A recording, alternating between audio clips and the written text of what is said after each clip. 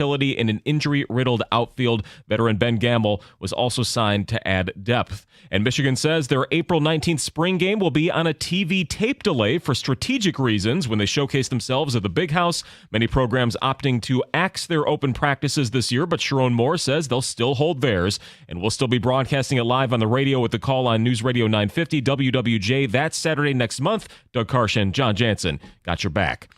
At the Cornwall Health Sports Desk, I'm Chris Villar. For more, go to 97.1 The Ticket and Odyssey.com.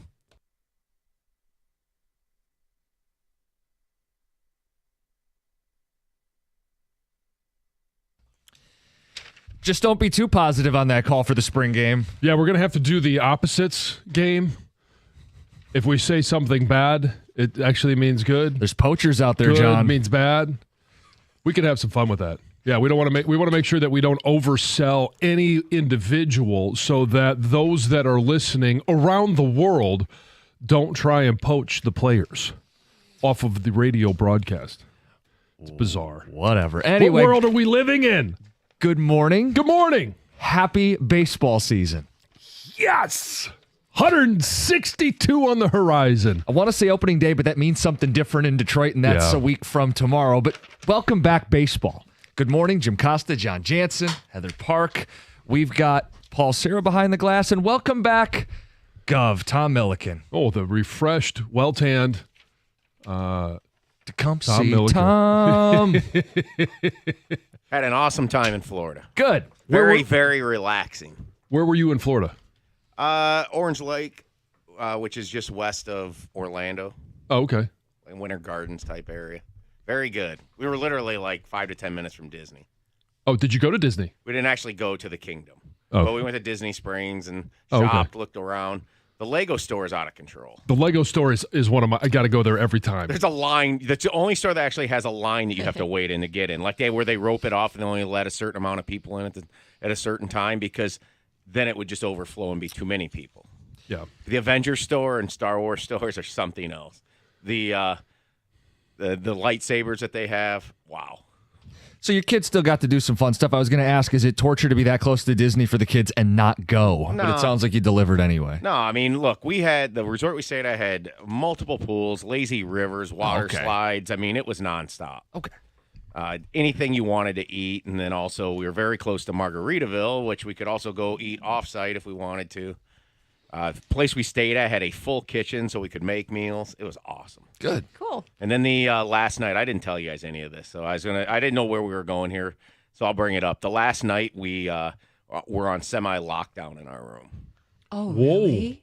So this resort we stayed in is at least probably a couple miles long. Okay, so we're at the back end, and we're right up against US 192. If people are familiar with it down there, very popular road. So. Yep. But there's a golf course hole in between us and the road. So me and Sam did the one last swim thing about 8 o'clock on Tuesday night. And we're there, and all of a sudden I heard a police siren go off, which was not that abnormal there because that road's nuts and the traffic is insane on that road. Okay. And so I hear it, and then it kind of came to an abrupt start. And I looked over towards the road, and there was a little hole in between the houses where we all stayed at, and I could see a van like just stopped in the middle of the road. And then all of a sudden it's starting to get dusk practically, and this helicopter starts circling our place literally like as quick as a helicopter can probably go in a circle with a spotlight on. So at that point when I saw the spotlight, I'm like, what's going on here? Kids out of the pool. And everybody started looking, and brave guy got out of the pool, brave dad, and went and started going over there to see what was going on. I was kind of like, well, this is pretty weird. I've never seen this in my life, actually, with a helicopter with a spotlight on looking for somebody, what it looked like.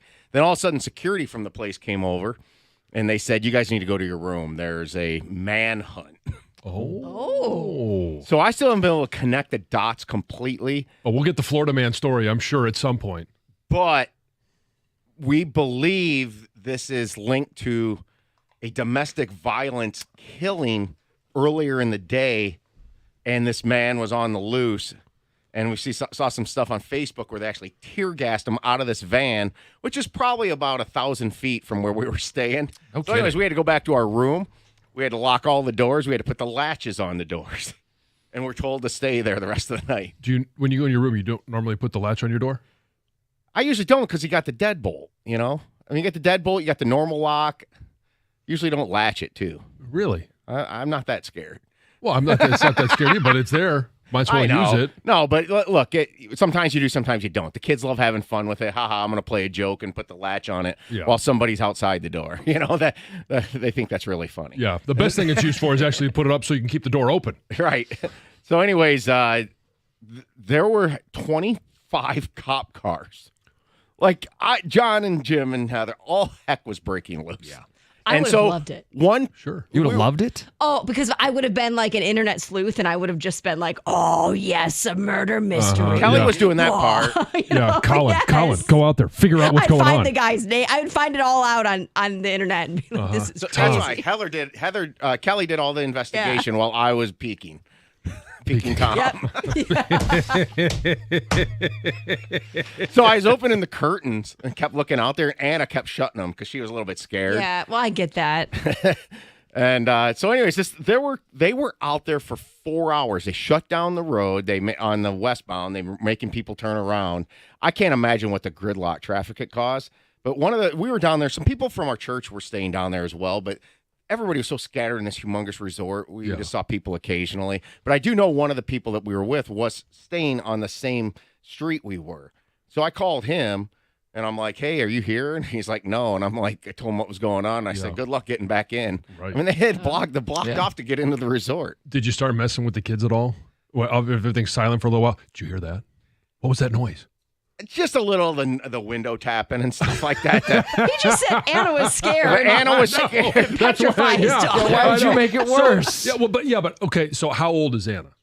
13. 13. Okay. She's 13 already? Yeah. Yes.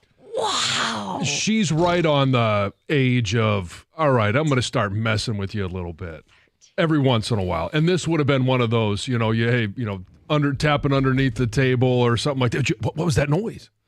Yeah, she was scared enough to where I didn't mess with her that much. Yeah. Connor was like oblivious almost to it. There's something about 15-year-olds and oblivious. It's boys. Yes. Boys have no concern unless it actually concerns them in the moment. And then Sam, because he was with me when we got told to go back to our room, he kind of like knew something was up and game on and trusting Dad. Yeah. I got that look from him very, very many times. Like just, okay, Dad knows what's going on. Yeah. Even if Dad doesn't fully know what's going on. Yeah. So a wild finish to a great relaxing vacation. So I don't know what the 2 Grand Slam's going to be like today, but I did it on the patio Tuesday morning while I was having my coffee. Nice. Go. So who knows? I don't know what that's done to the questioning. We'll find out. Yeah, we'll find out today. It's either very easy and soft and nice, or it's super hard and angry because it's my last day of vacation. Gotta come back to work. Overthought it, yeah. Well, you're back. We waited to do Fact or Fiction, and now baseball season's here. So it's 6:35, a Tigers and MLB season Fact or Fiction. We'll do that later this hour. We'll get to the Tigers, the season predictions. Do you expect this team to be in the playoffs? Throw out a win total, and of course the big questions about injuries and whether last year was a mirage or not. A lot of Tiger talk. We have 2 Grand Slam. We have Dear John. It's a busy Thursday. John, we have some audio. You heard some of it in the update from Chris Villar. Why don't we play it, Paul? We have it in its entirety. When baseball season returns, there's a romanticism, and everybody's excited for Skubal to take the mound tonight, and he addressed all of the Tigers fans reading this message.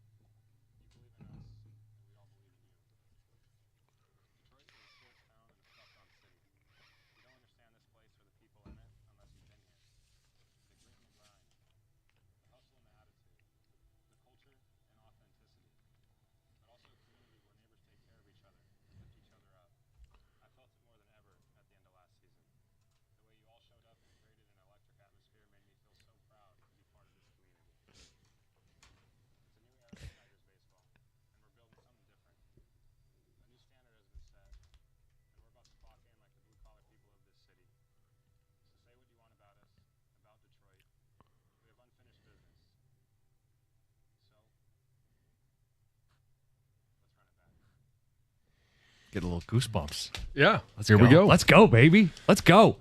We have our concerns, obviously, but baseball's here, and damn it, let's see what they got, right? Yeah. Let's Baseball's see. here. Roster's set. We know who obviously we know who the starting pitcher is tonight, and it's going to be the guy we just heard. And let's run it back. Let's see what happens. There was a surprising final roster move. We'll get to that coming up next. Plus, Scott Harris on all these injuries and a bit of a rallying cry. We'll get to it next. Welcome back, baseball. It's 97.1.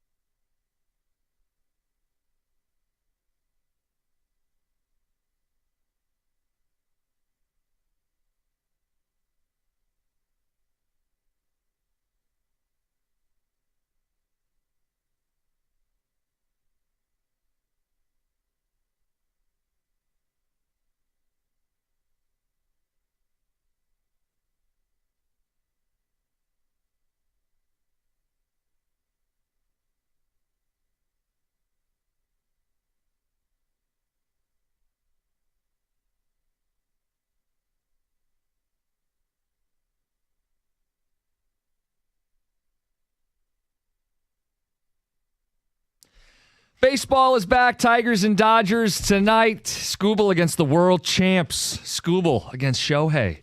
Bring it on.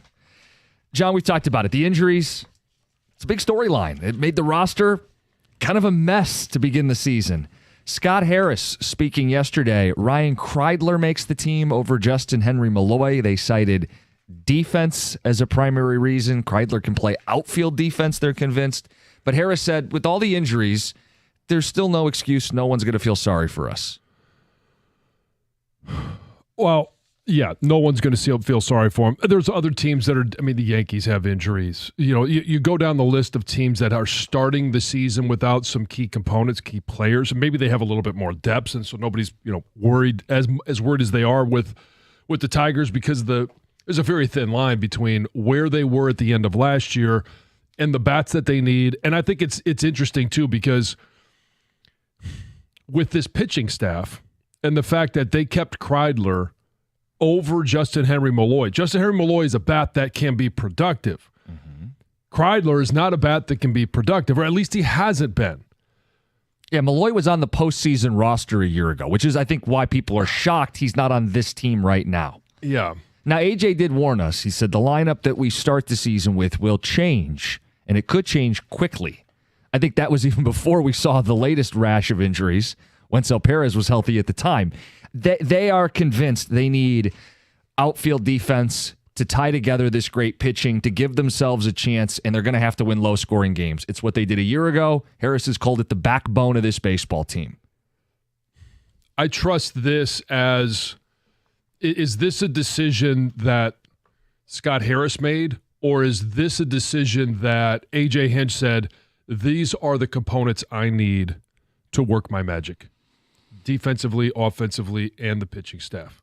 And I'm sure there's a combination of both, right? It's not just, hey, A.J. Hinch isn't making the roster. That's the Scott Harris's job. But who made the push for this? Right. Yeah. And I think there's got to be a lot of push, because I thought Justin Henry Malloy, now I know last year, right, he ended up batting, 200? Better spring. And with this pitching staff, and I know you want to be able to support him with defense, but you need to support him with some runs. There it is. You're right. And so we'll see. And I like AJ, I don't know if this is the roster for just the West Coast trip, and then as things open up for opening day, the real opening day next Friday, is it going to be different even by then? My immediate read on the decision, yeah, they chose defense over offense. But I also think it says a lot about Riley Green. We talked about him yesterday. If he plays center, there's a spot in the corner for Malloy. If he plays the corner, that's when you need Kreidler, they believe, to play center. I think it says a lot about what Riley Green's going to be doing this season, which is staying in left field while they play Margot, Kreidler, and Javi Baez in center field. We'll see how much we see Javi in center. But would you agree and the what it takeaway even is looks like? Green's not playing a lot of center field, which is I don't think he's playing any more than he probably did the percentages of last year. The injuries will change none of their plans to play him in the field, which to me is going to hurt this team, because you have a better lineup, swings at the plate, if Riley plays center for a month, 6 weeks. And instead, they'll tie an arm behind their back and go through a tough early schedule, and they got to survive. And there's another side. It's simply going to be, how good is this pitching staff? It's going to, if this team is going to weather the storm of these injuries until Parker Meadows, and if and when Matt Vierling returns, what do they do at third? What do they do in center? It's all going to be hinged on how good this pitching staff is. How good is Tarik Skubal? Can they start off 1-0 against the defending world champs simply because Tarik Skubal is just that damn good? I think the thing I would point out is, are starters going deep early in the season? Well, okay.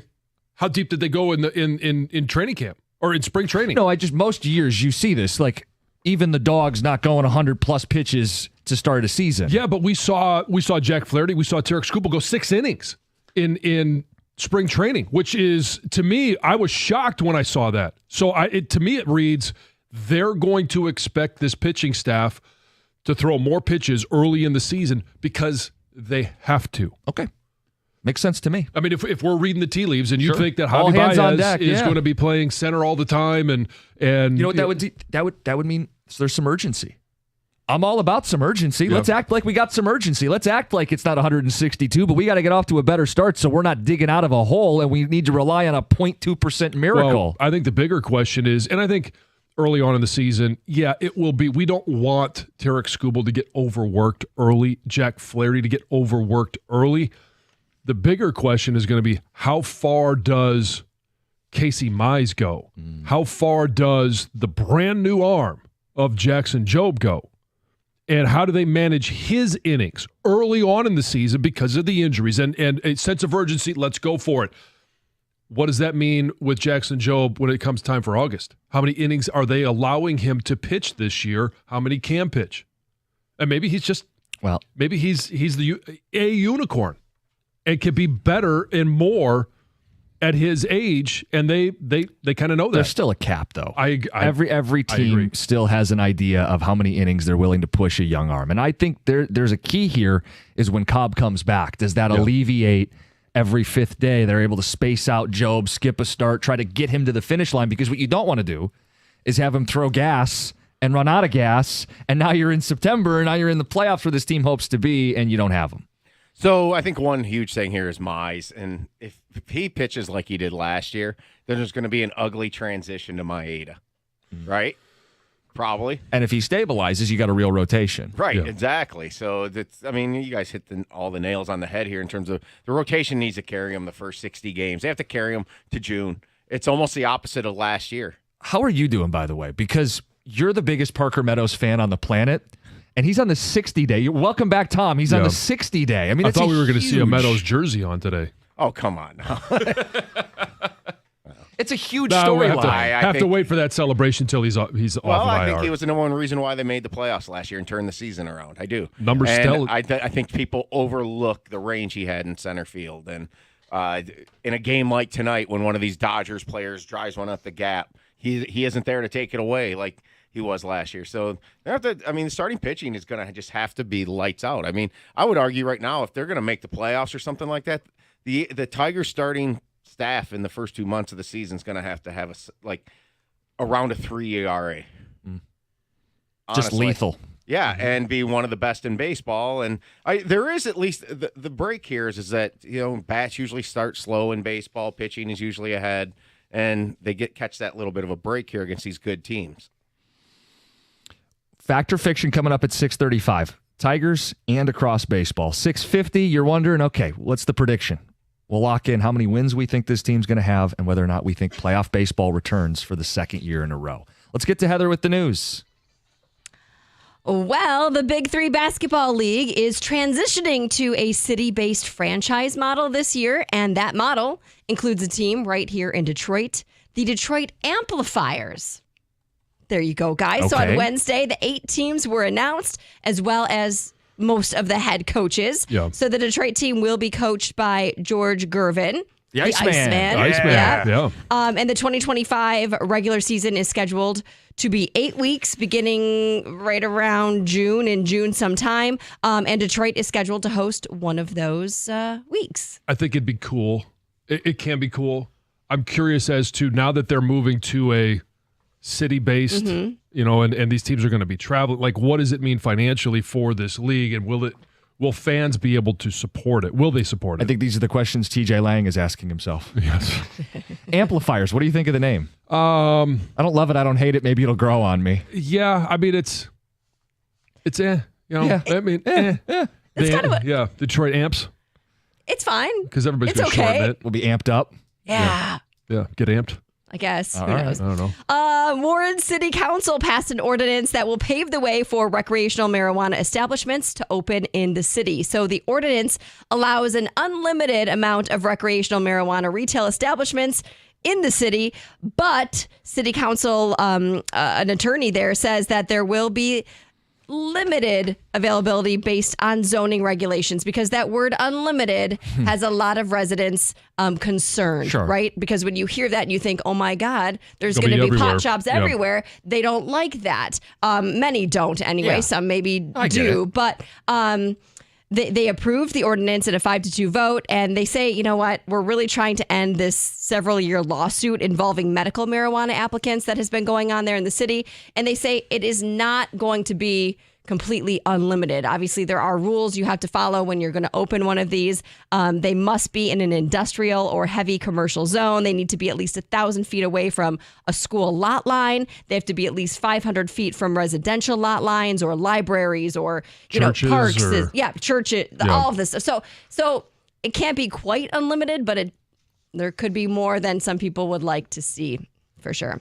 There's a new Meijer Marketplace opening just a few miles from my house in Clarkston. It will open next month. It's a new 50,000 square foot market. It's going to open on April 30th, and it will be the 5th Michigan location of its smaller footprint neighborhood market that's opening. The store director says that the Independence Market is committed to serving their new neighbors with value and convenience that makes it easy to get in and out quickly. My only thought is that he's never been to that intersection during a concert because there is nothing that happens quickly about that intersection. So is this it is slow just as molasses. Groceries? What no, is it? No, Like it's convenience not. store stuff? No, it's more. They'll have a lot of local products, but they're also going to have a cafe, a floral, a gift shop, bakery, a health and beauty products, things like that. Right, but no clothes. No clothes. Yeah, okay, so it eliminates that whole deal. I'm not thrilled about it. Really? Why? I haven't seen it yet, so I'm really hoping that when I go in, when it opens and I walk in, I'm like, yes, this is what I need. Clarkston does not have any, I guess you could call them like gourmet markets. Like I want a fresh fruit. I want like a Vincent Joe's, a Papa Joe's, a Westbourne. Randazzo's, what's that? Nino Salvaggio's. Like we don't have anything like that there. Yeah. We've got grocery stores, You already right? have them, you're saying. So yeah. to me, I'm really hoping that this Could be a little stands higher out end. different Yeah. than our other grocery stores. Okay. So I hope it does, and I hope that it. One of the great things Knocks my about some of socks those off. smaller markets, the boutique markets, however you Yeah. the word that you used, is this won't matter to you. Maybe it'll matter to Colin. The butcher. Oh, yeah. The meat counter, when they have whether and I don't get hung up too much on the grass-fed beef or whatever it is, but they have it's a little more personal. I hope. Westbourne is the one that I go to in Plymouth. They're in the old post office. Absolutely, the guys at the meat counter, they're my buddies. They take care of me, and they have great cuts of meat. They'll cut you something custom if you want it.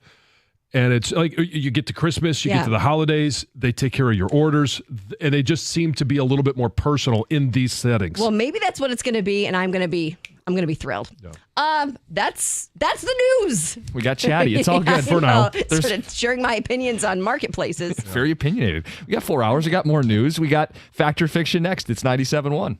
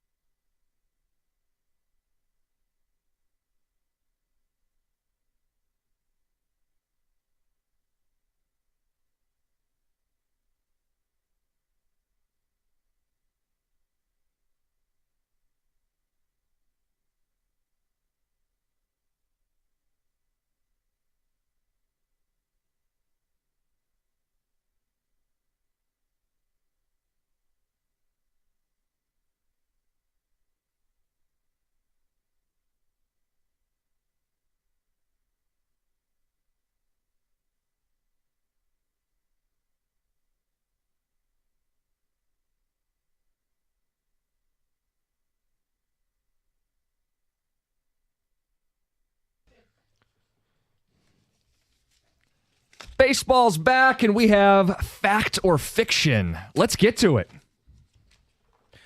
Yes, Tigers/MLB fact or fiction. There's many a storyline I find intriguing in baseball, not just the Tigers. Okay. But we will start with the Tigers. Tarik Skubal will win AL Cy Young again. Repeat. When's the last time we had a repeat, John? The last repeat, I believe, was DeGrom. 18-19. Okay. Scherzer was just before that, 16-17. I'm not going to go down the list of everybody that's done it, but it's an unbelievable list. I want him to be on that list, but I mean, Verlander hasn't even done back-to-backs. He's got 3 of them. And Scherzer, former Tiger, obviously has back-to-back. Randy Johnson's got 4 in a row. Okay, here we go. I don't think he does as much as I want him to. I think somebody else, I think he's in the running for it. Last year was unanimous. I think he hits the ground running. Here's the issue. We had just talked about the fact that he's going to probably pitch more innings early in the season. Is he built for this? Sure. But I think there might be a couple of moments where we have the what's going on with Tarik Skubal. I just don't see it going back to back. I think there's something that's going to happen. Workload's gone up and up and up and up and up, and you don't want any serious injury, but he may have a minor issue at some point. I'm going to say no. I'm going to go with the field fiction. Yeah. Is there a standout that would win it over him? No, I mean, I think the odds tell you Garrett Crochet's the second guy on most of these. Skubal's a better pitcher, but I'm taking the field. But it's almost like he's going to not win it because he's going to suffer some sort of setback or something. Not so somebody rare. coming and taking it from him. Yeah. All right. Bobby Witt Jr. will win American League MVP. Fiction. It's going to be this guy, Aaron Judge. You may have heard of him. He mashes, and I think specifically without Soto, his value is going to be more obvious in New York. I'm with you as well. I think this is another Aaron Judge here. I think he's just dominant. He does mash, and the Yankees are going to need him to mash. They've been banged up a little bit in spring training, so I think he's a guy that you just can't count out in the MVP race. I think Witt Jr. wins it, and I think there's a chance the Royals might win 100 games this year. Really? Shohei Ohtani will win 10-plus games as a starting pitcher. No, because I don't think he gets that many opportunities. I don't know when they actually take the reins off and allow him to pitch, but there'll be a ramp up. And I mean, it's been a long time since he's had his surgery. They're going to be very, very cautious with Shohei Ohtani.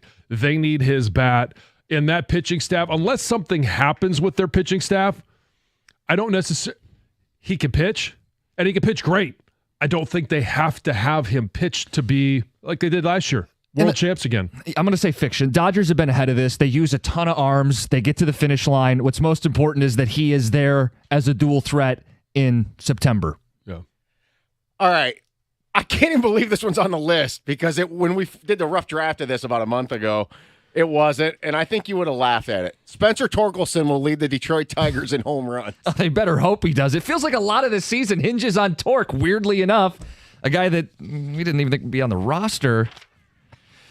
I'm going to say fiction. It's going to be Kerry Carpenter. Yeah, I'm going with Kerry Carpenter as well. Kerry Carpenter had 18 last year, and does the injury bug continue, or are they paying their dues, paying their prices right now, and they can't possibly have as many injuries as the Lions had, right?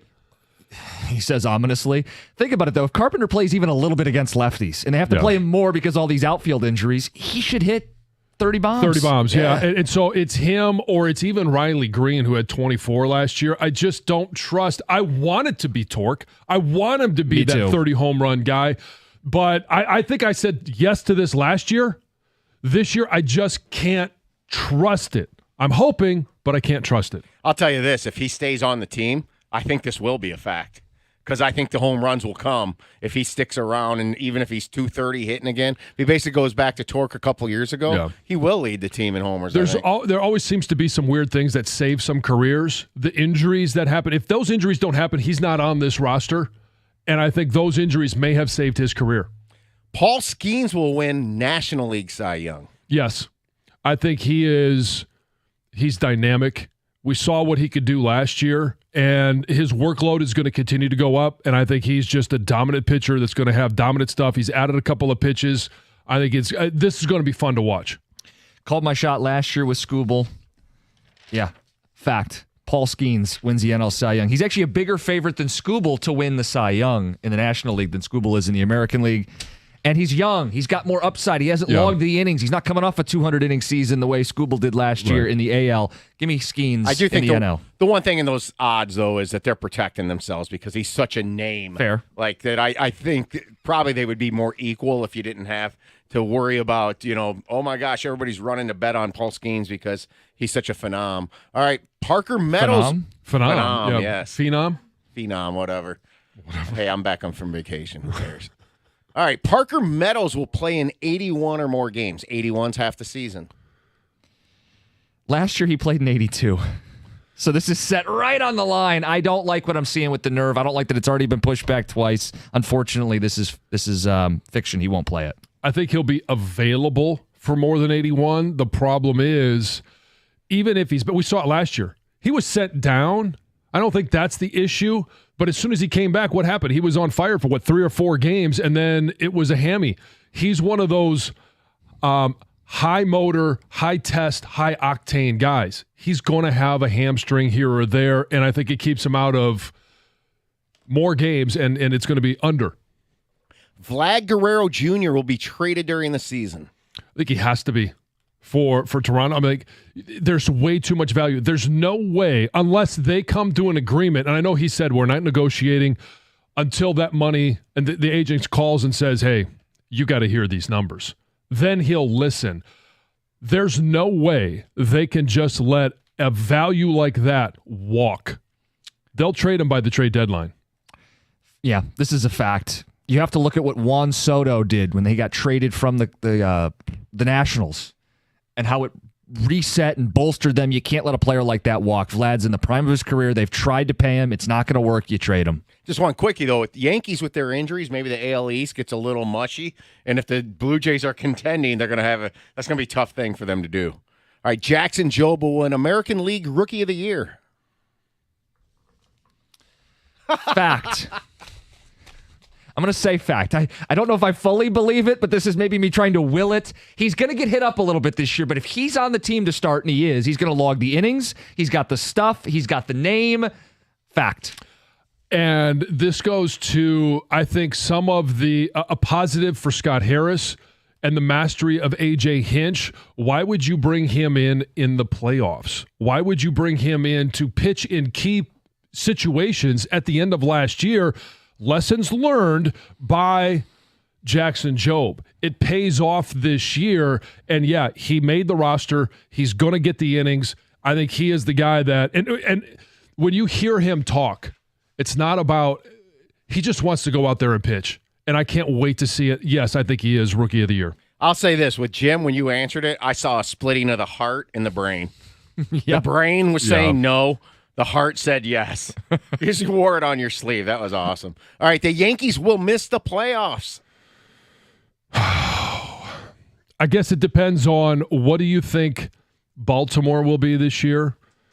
The Red Sox? Boston, too. Think about what they're lost, man. Soto and Cole. I got Cody Bellinger. Yeah, and they've got the MVP, as we both said, in Aaron Judge. I'm saying this is fiction. I think they make the playoffs this year. I don't know that they win the division. It's going to be a tough division, maybe the toughest division in baseball. I think Judge will mash and win the MVP. This is going to be weird, but they're not going to make the playoffs. This is a fact. I think Boston has a big year led by some guy, Alex Bregman. You may have heard of him. There it is, John. Yeah. We got the Smart 44 minutes on opening day to get there. The Tigers will make the playoffs as a wild card team. Fiction. Too many injuries early. They needed a hope, prayer, and a miracle last year. This is a step back. You want to talk about the tear between your heart and your head. This is the tear. I don't think they make the playoffs this year, and it's going to be a painful 162. We'll elaborate on this coming up, but I will say this. This is I don't think you're a hater if you say they won't make it. I think there's legitimate reasons why they won't. Finally, the L.A. Dodgers, the super team, will repeat as World Series champions. Yes. Fact. I think they're just, that's the best team money can buy. So I saw Jeff Passan, ESPN's baseball nerd. Great, though, on everything he writes. Yep. He said they're going to win and break the win total, go 117 plus. Wow. Which White means Sox are going to be on the opposite side of that. He said they could flirt with losing less than 40 games. Well, the White Sox win 40 games. 123-39, can you imagine? The extremes, man. All right, that's your Fact or Fiction. Baseball's back. It's 97.1. Hey, when it comes to managing your finances, you need a bank that gets you and is genuinely interested in your success. That's why I bank, and I think you should as well, with First Merchants Bank. Whether it's your business banking or day-to-day personal banking, First Merchants Bank is 100% interested in helping you prosper. First Merchants bankers are attentive. They're going to take the time to get to know you, ask you a bunch of questions, and then they're going to build a financial plan around you and your life and your situation. When you make the switch to First Merchants Bank, you're also going to get access to their highly rated mobile banking app with innovative personal finance tools. Plus, they're deeply connected to the community's needs because it's their community as well. And they volunteer or donate to local causes to ensure that we all prosper together. This is the difference of 100% interest in you. For a better banking experience, visit firstmerchants.com. That's firstmerchants.com. First Merchants Bank, helping you prosper. Member FDIC, equal housing lender.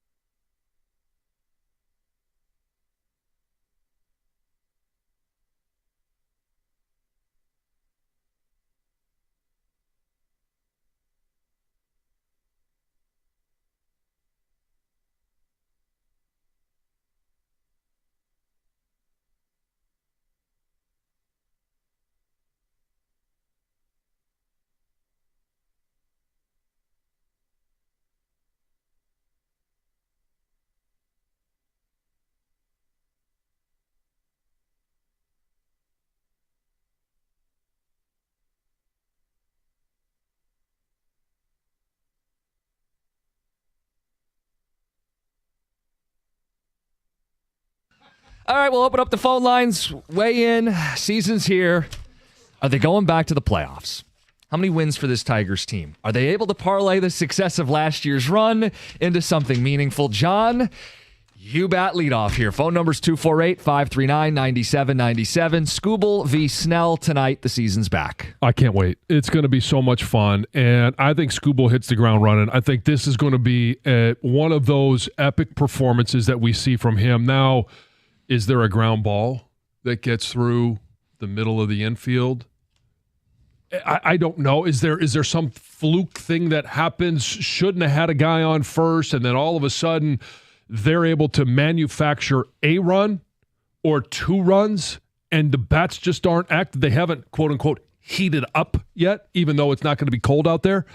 Mm-hmm. I am curious as to what the offense is going to be. Can they give him the support he needs? But I think Skubal is going to have an unbelievable start to the season tonight, and I do think they win tonight. You do? Yeah, 1-0, and give those Dodgers. What are they handing out the rings tonight? Are they doing the banner tonight?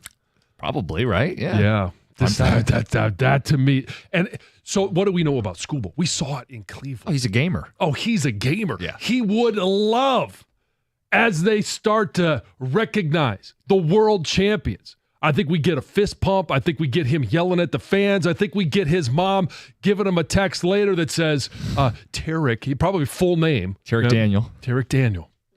What are you doing? But I think this is going to be an epic night for Scoops.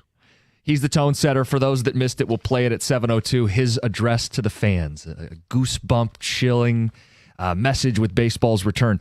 Okay, you have him winning tonight, but my question was for the season. How about tomorrow night? Stop this. Because we I'm got not doing Jack game by game. Let's schedule go game by game. We got 162. Because if they win tonight, stop. All right, they could win them all. This guy. All right, April 18th, I forecasted Job's on the bump. Yeah. Loss. 161-1. We're talking about the Dodgers setting this record. How about the Tigers? No, you're just trying to delay the uncomfortable conversation, which Yeah, is you don't think they're making the playoffs. Said they're not making the playoffs. So go ahead, stand on all 10 toes and tell people why this baseball season is going to lead to disappointment. Well, it's the injuries to start the season. And it's the fact, and I just don't trust the bats to be what they were in spring training. I think there's a happy medium in between what they were last year, what they are now, and they're just going to need more. They're going to need more consistency. And I think that they, at times, this could be one of those teams that all of a sudden, hey, in a 4 or 5 game stretch, we look at it and go, wow. I mean, 7 runs, 8 runs, 5 runs, and then there's going to be another 4 or 5 game stretch where we're talking about 0, 1, maybe 2 because another team makes an error. It's just going to be a roller coaster. The highs are going to be high, and they're going to be sweet. We're going to see the potential, but the lows they're going to be there as well, and I think there's just too many of them. Put a win total on it. We won't hold you to it 10 times over the course of the year or anything. Just throw out a number. So what was the we didn't have an actual win total. No, but I'll give you, if you want some help from a betting standpoint, I'll tell you where the line is. I don't want your help. Okay. I don't want any help. Stop this. I'm going to say... Get you a booster seat and it's ready to go. Out of 162, yes, they win 80. Okay. That's a losing record, John. You're the positive guy on the show. Thank you. I am the positive guy. It's all sunshine and rainbows sitting over here. You know what? I think they're going to win more than 80 games, John. Oh. I've got them at 82 wins. I have a slightly winning record. So that's over 500, Jim. Well, for anybody who thinks I'm doom and gloom, at least I think they're going to have a winning record. But I share the concerns that you share and that we've had echoed on the phones leading up to the season. I think the pitching will keep them stable. What are you going to say? When am I going to get on the 83-game train? That's right, John. I'll save a seat for you. The pitching should stabilize them, right? I don't think they should collapse. To your point, there will be some highs in this season. I think A.J. Hinch is also going to squeeze every drop out of the roster, and to start the season, there might not be very much there, but I think A.J. is going to give him a fighting chance. I just don't think he's working with enough. They don't have a third baseman. That's a critical defensive position. Shortstop, Sweeney for a full season is still a question mark. Mm-hmm. Center field is the biggest question mark. These are critical defensive positions. Right up the middle. That doesn't even then get into the fact that they are punting offense for defense on the opening day roster, and they don't have enough sticks. So I think we're going to end up in a spot where they waste what could be one of the 5 best rotations in all of baseball, which will make for certainly a competitive season, but not one that leads to the playoffs. I just hope that it's not like last year where they dig a giant hole and then at the end of the year, they're scrambling when guys are healthy to dig out of that hole. Because what are the conversations that we're going to be having when we're out at Lions training camp?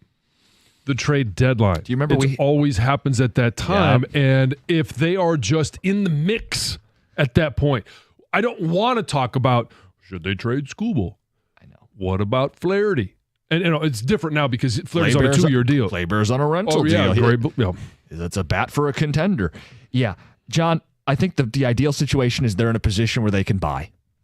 Because I remember we were at training camp last year. We had Scott Harris on one of the days. I think we had Leland on one of the days. And the tone was, boy, this team's in too big of a deficit. And they dug out of it. But I think we got to be very honest with people that was special because it doesn't happen often. And you can't bank on it again this year. If they're in a position to buy at the deadline, maybe your 80 wins or my 82 wins ends up around 86 and you got a shot. But the concern is a slow start takes that off the table. And they're just chasing their tail for the rest of the summer. 248-539-9797. We've got ticket texts. We've got open lines. First couple texts veer in complete different directions, John. The first, you want glass half full, you want glass half empty? Let's go glass half empty. I like positive. I like to finish with a positive. End with something positive. Yeah. Guys, this is a bad ball club. 95-win pitching staff with a 65-win hitting and fielding. They can't hit, they can't field. It's a 4th-place team finishing only ahead of the Chicago White Sox. So if you get a 95-win pitching staff, but a 65, so what's the difference there? Kind of right about where we are. Yeah, right about where we said. 80 games. The more positive perspective. You're welcome. Look at us. Mm-hmm. My prediction is the Tigers will win 90 games. Here's your glass half full. Win the American League Central Division and make it all the way to the American League Championship Series. After that, who knows? I'll accept any voodoo help I can get at that point. Stan and Shelby. He has them getting even further than last year. That would be awesome. And I'm here for all of that. Texter says the Tigers start 25-15. Finish 92-70. Playoffs, no doubt. Boy, that start with this team, you got to show your work. Yeah. So with this team, but also with this schedule, it is not an easy start to the season. Now, things will ease up later on, but this is a brutal start to the season with brutal injuries. Yeah, I was going to say, we were talking about it from a schedule standpoint, but then you throw in the injuries. It just feels like they'd be lucky to be 500 through 40 games, right? Yeah. Let alone 10 games over 500. I was one of the people last year when the Tigers had no chance of making the playoffs. I said they would still make it. I believed, and I'm more excited in this Tigers team. Cy Young, Scoob, back-to-back 90-win club.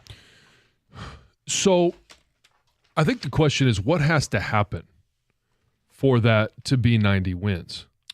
How do they get out of this first 40? Is it not? I think 25-15. But I think I hate to put it all on one player, but you know who I think it really rests on?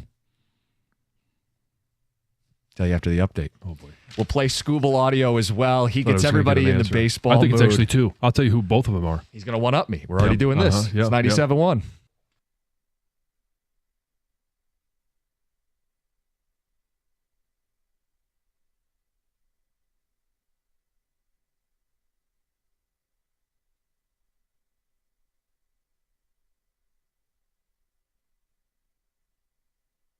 Brought to you by Moran Buick GMC. Game 1 of 162 ready to roll tonight in prime time for the Tigers. They'll be the brightest spotlight now as they take on the Dodgers for their opener at 7 o'clock. We'll have the action right here on 97.1. The team will have a bullpen shakeup with some of the biggest contributors from last year reportedly not making the initial 26-man roster. Jason Foley and Andrew Chafin sent down to AAA while Brant Herter and Brendan Hanafy took their spots. In the field, Justin Henry Malloy and Jahmai Jones were both optioned after solid preseasons. Bruins.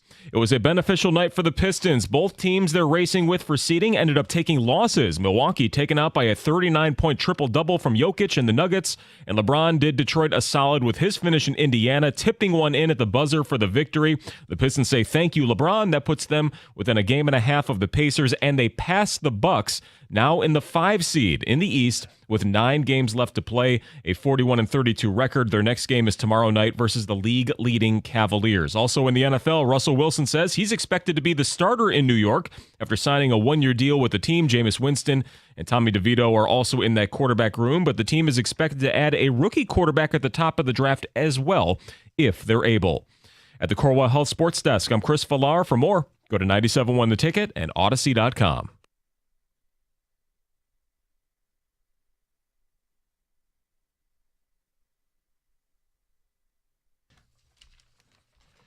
Tiger season begins tonight. Season predictions. Do you expect them to make the playoffs for the second year in a row? Did you just hear what I heard? What'd you hear? Pistons in the 5 spot. I saw that. Hey, look, the Bucks are banged up. So what's that give us? That gives us the Pacers? Will give us the Pacers. Oh, boy. 7-game theater, baby. Ooh, it's going to be contentious. Right around the corner, man. Let 9 more games in the regular season. It's flying by. It's great. We got 2 Grand Slam coming up at 7:25. Dear John at 7:35. This is a great window to talk baseball, and we've got some phone calls and ticket text to read. But I said it, so much of the season feels like it hinges on one player, and I hate saying that because baseball is really an ultimate team game. You only have your 1 at-bat, your 4 at-bats for a day. But, John, I think it's Spencer Torkelson. If Spencer Torkelson hits anywhere near the way he did 2 years ago, and if you look, his stance looks a little more like he did coming out of college. He had a really good spring. If he hits the way he did, they have right-handed power. They have that bat at the top half of the order that we were begging for. In a lot of ways, he makes you forget about Alex Bregman if he comes out and hits. A lot of it hinges on Torkelson. Then you're not wasting quality starting pitching. Yeah, so I wasn't trying to one-up you when I said it's 2. No, go ahead. But I think a lot of it is Spencer Torkelson. And it's not just, yes, you want to have the power from him, but he needs to be more than just a power hitter. He needs to, and he's never going to be a guy that I think hits for average. But last year, he hit 219. Can he be 250? I mean, dare I say 255? I know we're kind of splitting hairs. With power, that would be amazing. I think it needs to be paired with Kerry Carpenter, who had last year 18 home runs in basically half the season. He played 87 games. Yeah, he didn't play enough games. So if he can stay healthy, they keep him at DH. And every once in a while, maybe you see him in the field because they just need a glove. But he's your DH, and he is a guy that can be a 30 home run guy. He can, and not only a 30 home run guy, but last year he was 18 home runs and he batted 284. So he's a guy that you can rely upon for power and just a reliable bat. When the year ended, and they were in the playoffs, and we had so much fun, and we were excited, and we said, okay, here's the key to next season. You get a full year out of Parker Meadows, and you add a power bat in the infield. Well, 0 for 1 on the Parker Meadows thing, and maybe 1 for 2 if Torkelson delivers. It would be a roundabout way. I certainly don't expect it, but I'm hopeful.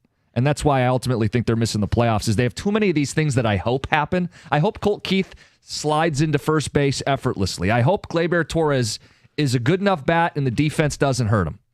I guess I hope Javi Baez is a major league player. I certainly don't expect it. I hope they can stabilize center field. I hope Riley Green and Kerry Carpenter stay healthy. I hope Parker Meadows comes back at some point this season. Like, too many things that I hope. And it's why I have them winning more than they lose, but it's solely based on pitching and A.J. Hinch. I don't think they have enough juice to make the playoffs this year. And some of it's just going to be opportunity. This is going to have to be an opportunistic team. And I talk about Kerry Carpenter and Spencer Torkelson.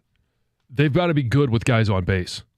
If there's just a bunch of one-shot single home runs, I don't think they get it done. But if they can be good with runners in scoring position, and it's the same thing with Riley Green. Riley Green's never going to be a guy. I don't think he's a 30 home run guy. I think he tops out right around 24, 25, which is where he was last year. Mm-hmm.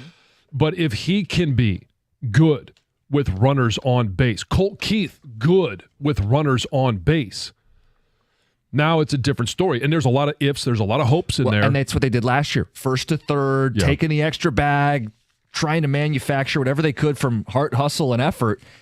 But to recap and recapture that miracle run again, like, guys, it almost cheapens what they did last year if you think they can just do it again and again and again on miracles. But that's why they need to be better at the start of the season. They're going to have to get out of those first 40 games. Either it's 19-21, 21-19, somewhere in that range, so they don't dig a hole that they eventually have to climb out of. I agree with John. Opportunistic, they're going to have to be, because if you look at the entire career of this lineup, there's a chance this thing could be anemic. Yeah. Like I was telling Paul off the air here, I if you could take odds on teams that will most likely to be no hit this year, I would take the Tigers. Really? Because I think they'll have those games where it's just going to be ugly. You talked about the first to third. Well, two of the guys that do that are Meadows easily. Yeah. And Vierling. Yes. I mean, people need to realize Meadows is over a one WAR player last year. I think it was a 2 actually in half a season, and Vierling was a 3. You can make fun of them all you want. And think they're not great players, but they were key cogs in winning. They were difference makers. So that's why your Torkelson's not crazy. crazy. Yeah. He's going to. We had the factor fiction. I think he has to lead the team in homers. He's a home run hitter. Could Riley Green or Carpenter? Yeah, but I would say if that happens, they're going to fall short. That Torkelson will not be doing what they need him to do. Yeah. They need him to provide power. I think there's a chance he could be a 25 home run type player with a 230 average, and you're going to have to take it. Before we get calls and play a little bit of Skubal to set the tone for today, Tom, wins. How many wins? I'm going 86 for now. Whoa, I think they survive the storm. I believe pitching will carry them early. I think Torkelson is going to contribute. Okay, that's vacation time. That's right there. I'm laid back. Yeah, it's all going to be all right. And I think they get one of the two outfielders back, and that'll be crucial. If they don't, let me tell you what you're missing here. You're missing probably minimum 225 starts in the outfield if Vierling or Meadows do not play on this team this year. You're probably missing. You know what you're missing? You're missing like 5 wins, which is kind of the gap between where we are and where you are. Right. So I think one of them returns. I think it'll be Meadows. And if they get them both back and they can survive, I think this team could do maybe more special things. The formula is Torque starts hot, pitching holds them in. They get healthy. They add at the deadline. They add 3 or 4 wins doing that, and they find themselves in a wild card race. That's the best case scenario. But what's more likely is the offense is anemic. They waste starting pitching. They dig themselves a hole. They're not in a position to be aggressive buyers. They get better when they get healthier, but there's too little, too late. They went with their best starting 5 in terms of potential. Yeah, they're hoping to get 5 innings, 6 innings, 6 1/3. And then they've got Herder and Hannafy in the pen, and they're going to do what they did last year. If they can get to the pen and it's a 1-run game, you take their chances late.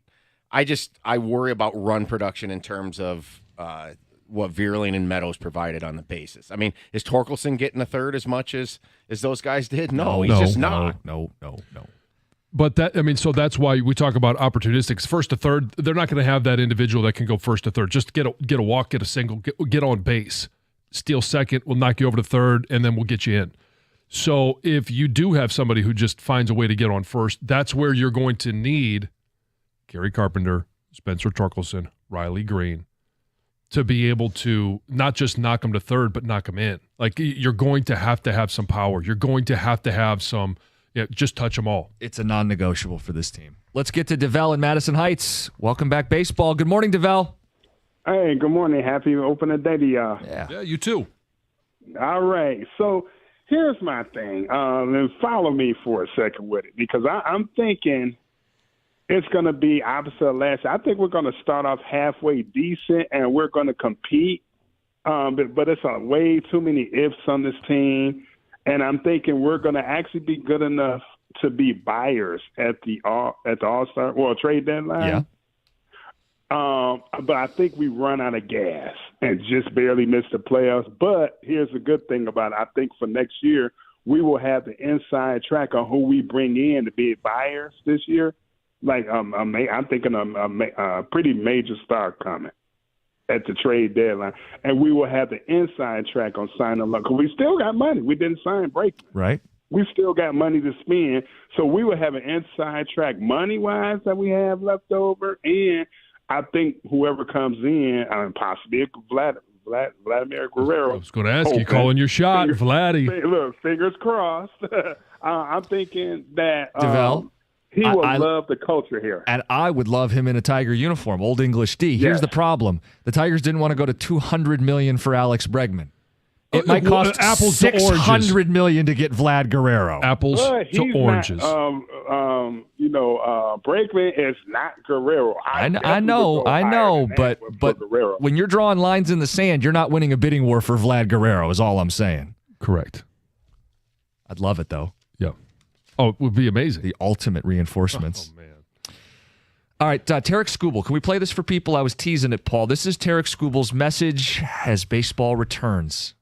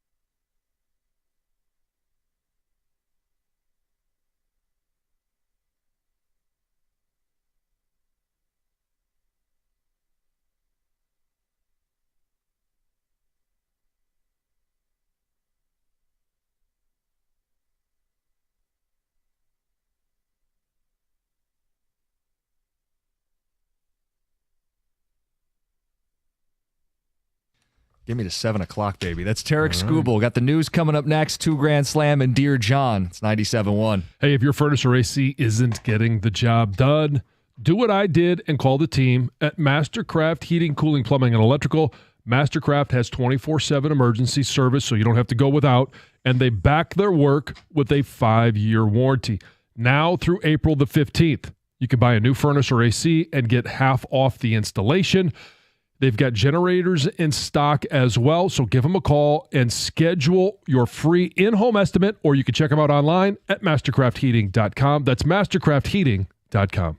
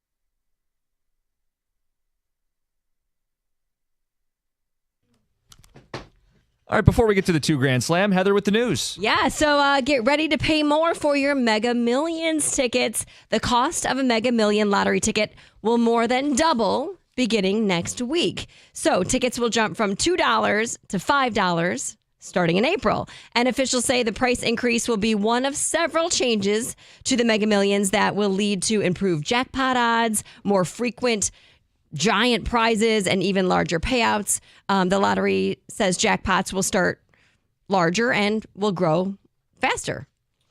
And they also do say that there will be a built-in multiplier before you had to pay $1 to add on those multipliers. So that will be built in. So you get that along with your ticket. And this is the game's second adjustment since it was launched more than 20 years ago. So they haven't made a huge price adjustment. The last price change was in 2017. So it's been a while. People are still going to buy them. It maybe not as many. I don't know. I think people are still going to buy them. I don't think it's going to change. Maybe you don't get as many plays. Yeah. You keep playing, whether it's $10, $20, you keep playing the same amount. You just don't get as many plays. Again, I only play when it gets big enough that it's in Heather's news. When it's like one of these like $500 million, $1 billion payouts. I'm with you too. Powerball is $515, I believe. Oh, is it? Yeah, let's go. Not big enough for the news, I guess, though. I say Heather makes the I just put it determination in the for me. news. All right, fine. A Michigan resident has died of rabies after receiving an organ transplant in Ohio. Oh. Yeah, officials say the patient received the transplant in December, died the next month. The patient was receiving care in Ohio when they passed away, but because they were a Michigan resident, it will be counted as a Michigan human rabies case rather than an Ohio case. And according to the CDC, it is Michigan's first human case of rabies since 2009. So. Sounds like it's Ohio's fault, but okay. Well, exactly, doesn't it? I mean, he was there, but they say the organ donor was not a resident of Michigan or Ohio. I mean, if you want to go. Yeah, I mean, it could be anywhere. Does it really? Yeah. That's too bad. Yeah. Yes, for sure. The Big Three Basketball League is transitioning to a city-based franchise model for this year, and that model will include a team here in Detroit. All right. Cool. Yeah, it's going to be the Detroit Amplifiers. Hey, we know one of the minority owners. I wonder if we can get tickets. TJ, hook us up. Yeah, come on, bud. A couple tickets, please. Yeah. He's involved with that, right? Yeah. Yeah, I think so. Yeah. That's his deal. Yep. So on Wednesday, the 8 teams were announced as well as who their head coaches would be. The Detroit team will be coached by the Iceman, George Gervin. Yeah, Eastern Michigan zone. Yep. The season will be 8 weeks long. Kick off in June, possibly. And Detroit is scheduled to host one of those weeks. We don't know which week where they'll play. Yeah. Probably the LCA. But who knows? time will tell, I guess. I don't have all those details yet. Pretty cool, though, I think. Should be fun. Let's see. A teacher in Ohio has been placed on administrative leave after showing up at a student's home unannounced to collect a missing homework assignment. Really? Yeah. So according to the family, the teacher showed up on Wednesday, requested the student go and grab the homework. They, I'm guessing, failed to turn in. And during that interaction, a parent arrived home, saw the teacher on the porch, confronted them, and then wrote an email to the school later and just said this is what went down. Said that the teacher followed the school bus to get to the student's home, which is strange as well. Yeah. But anyway, the school said, you know what? We got to do a little further investigating. So until that investigation is over, you're on leave. Seems odd. Never had that happen. Never. No. What, turning No, a an teacher assignment showing late? up Showed up at my door. doorstep. Heather, you're late on this homework assignment. Yeah. It sounds like I read one article that said he or she, the teacher, wanted to make sure all the assignments were turned in because if they were going to have a pizza party. Oh, so yeah, he was. They're just. It seems like there must have been some type of confrontation between teacher and parent. For sure. But you'd be thrown off, though. You'd be like, what are you doing at my I don't know how house? old the student was, but when I heard pizza party, that rings Younger. middle school, elementary. It would be weird to see my child's teacher standing on our porch, unannounced, following home, right? Like the no bus. communication. It is a little strange. Okay, so this is dumb, but I thought you guys might enjoy this. There's a thread right now on Reddit where people are describing their last fart using a movie title. So I just thought I'd run a couple by you, and then we'll get to the 2 grand slam. Okay. So Perfect Pitch, or Pitch Perfect. I'm sorry. Perfect pitch either way. Either way, Pitch Perfect. Don't Breathe, Fast and Furious, Days of Thunder, A Mighty Wind, Wicked, and Big. Sure. Yeah. There's others. Gone with the Wind. Yeah. How to Lose a Guy in 10 Days. Oh, there you go. Blazing Saddles. Yeah. How to Lose a Guy in 10 seconds. Yeah, anyway. I thought you might like that. That's Heather with the news. All right. The drops aren't working. Are they out back there?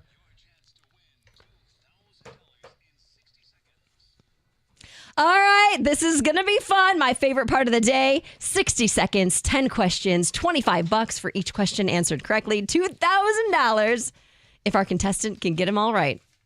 All right. Simple here we as go. that. Another shot. Not John's fault this time. Oh, no. And we'll see if this is relaxed, Tom. Putting this one together and hey, maybe Easy they're breezy. easy. Or it's, I can't believe it's the last day of vacation, Tom. Grumpy Tom. Mike in Sterling Heights, it's your chance. You're on 97.1. Morning, good morning. Good morning. You're fired up. I like it. Yeah. Hey, Mike, have you played before? I have a couple years ago. All right. Okay. So you're familiar with the rules, right? I sure am. All right. If I Ready to don't know. jump back in the deep Okay, end. Mike, let's Here we get go. going. Your time is going to start as soon as I start. Here we go.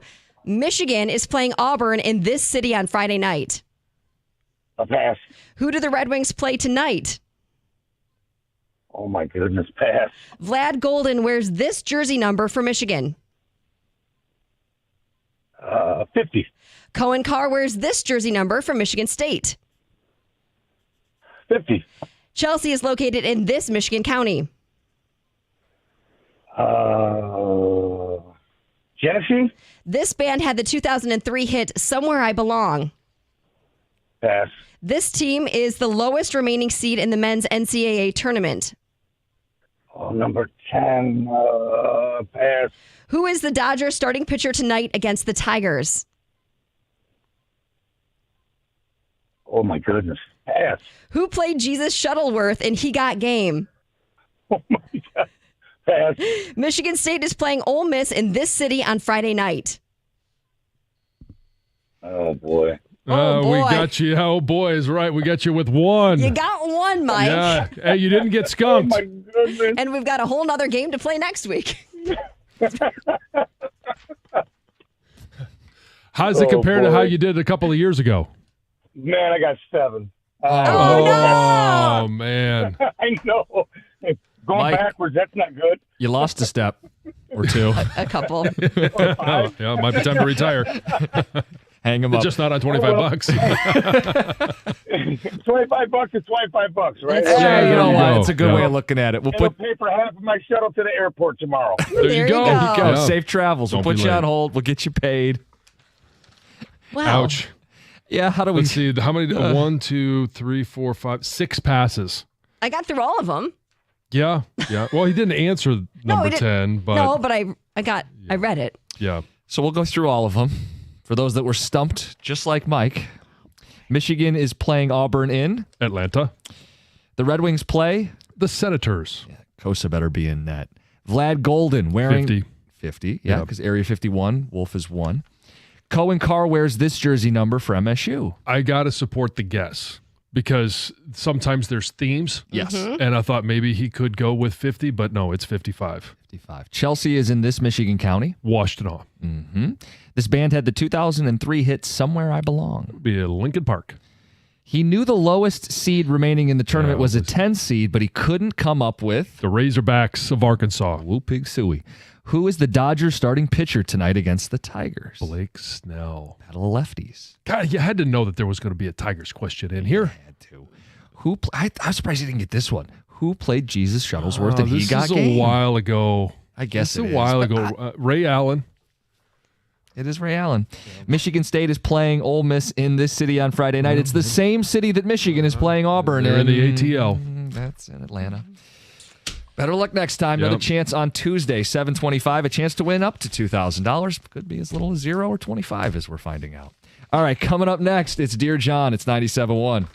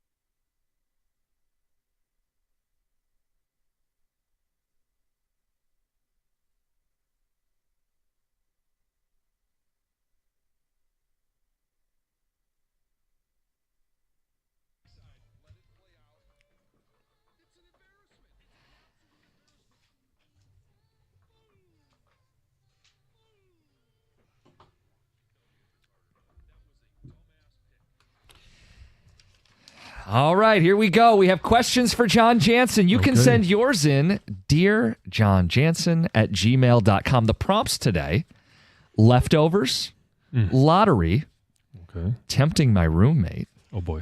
Parking in front of the house. Let's begin. All right, so we're going to start with leftovers. I love leftovers. Dear John, I throw a lot of parties at my house and I love to cook and I think I'm pretty good at it. Maybe too good. One of the friends that always comes to all of them and leaves with leftovers. Sometimes takes all that's left at the end. Right? Okay. So every last scrap. And I appreciate that he doesn't want to waste food, but I want some of my leftovers.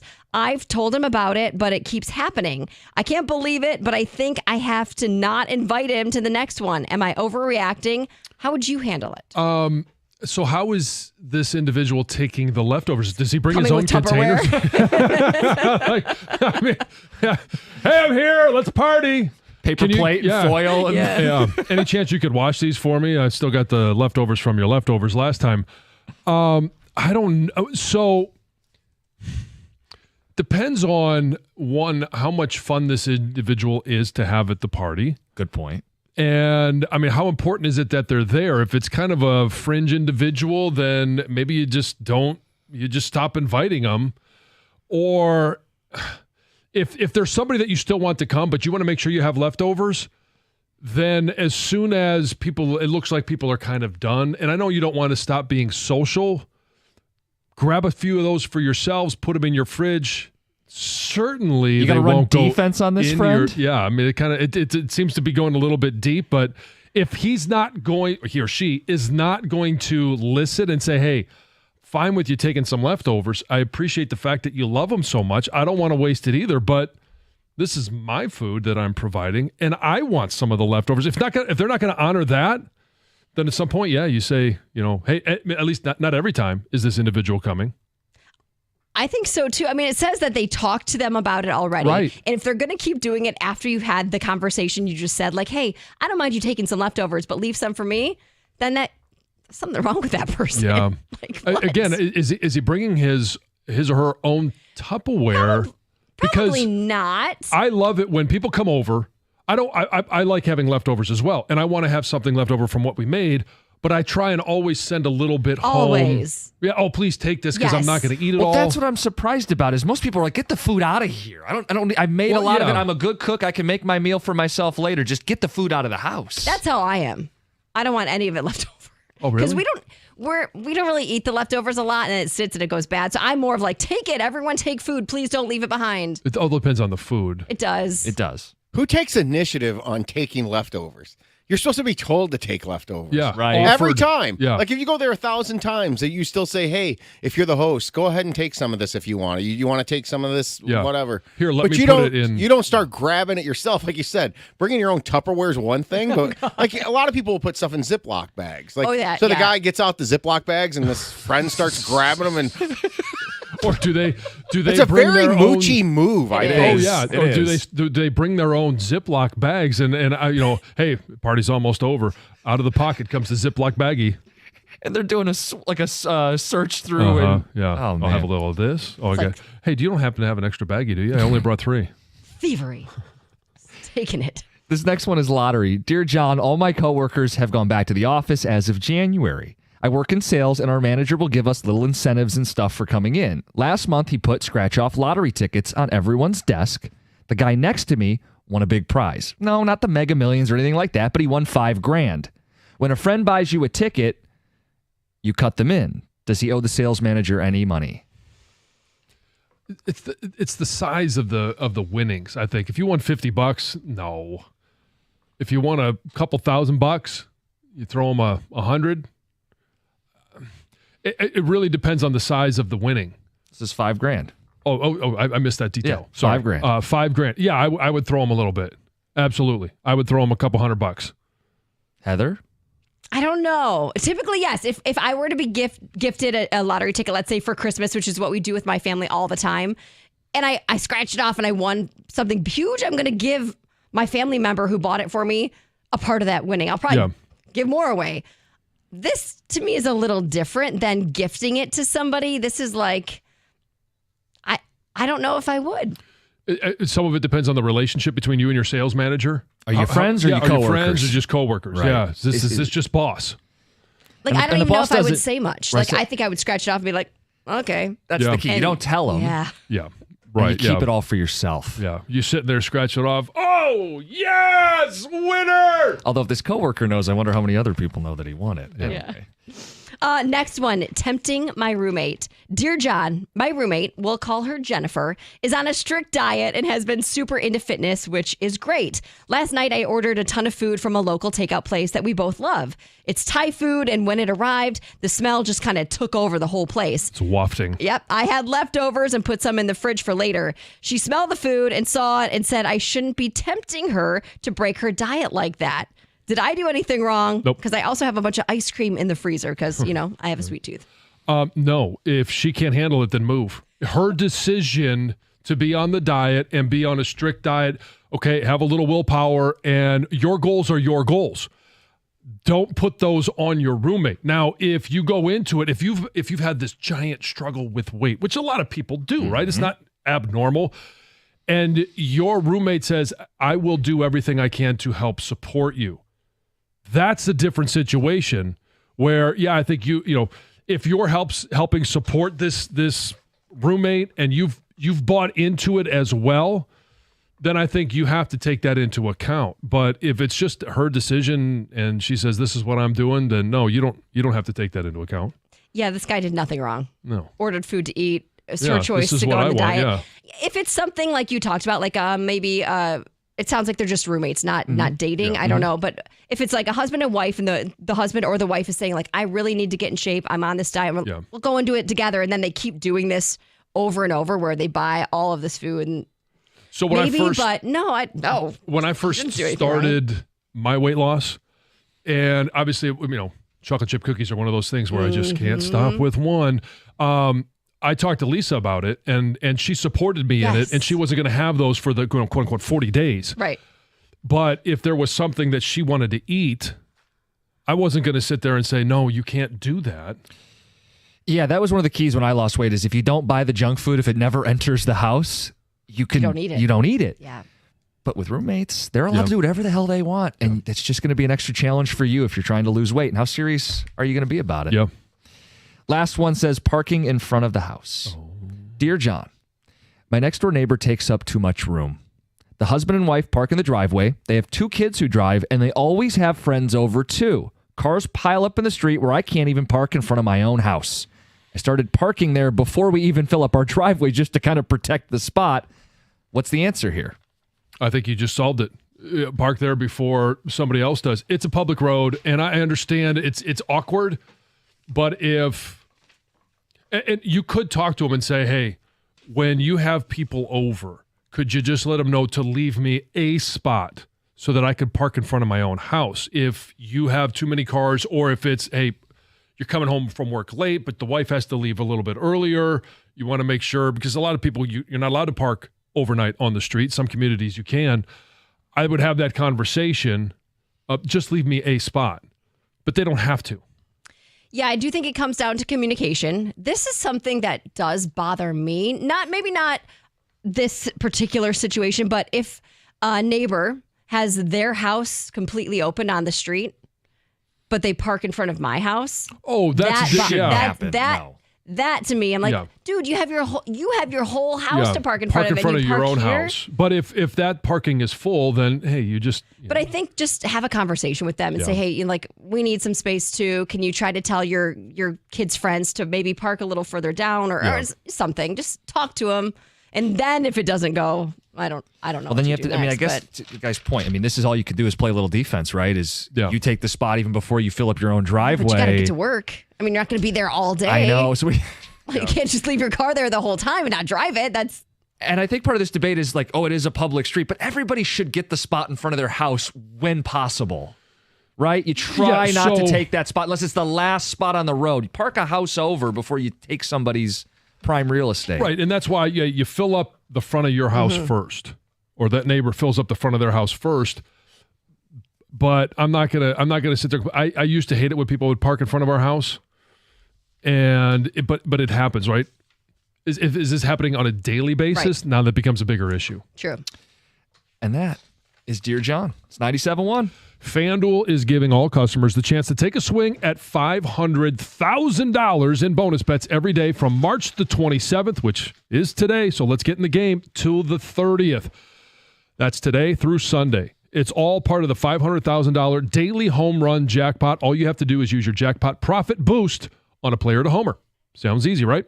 And if they go yard, not only are you going to get the bigger winnings on that home run bet, but you're also going to get a share of that day's $500,000 jackpot. This season on FanDuel, big wins are certainly on deck. So so hop in and go to FanDuel.com/971 Detroit. That's FanDuel.com/971 Detroit and look for the daily home run jackpot. Make every moment more with FanDuel, your home for betting home runs. Must be 21 or over and present in Michigan. Opt-in required. Must apply profit boost token on the select market. Prize pool to be split equally among all eligible participants who made the correct pick. Bonus issued as non-withdrawable bonus bets that expire 7 days after receipt. Restrictions apply. See terms at sportsbook.fanduel.com. If you have a gambling problem, call 1-800-GAMBLER.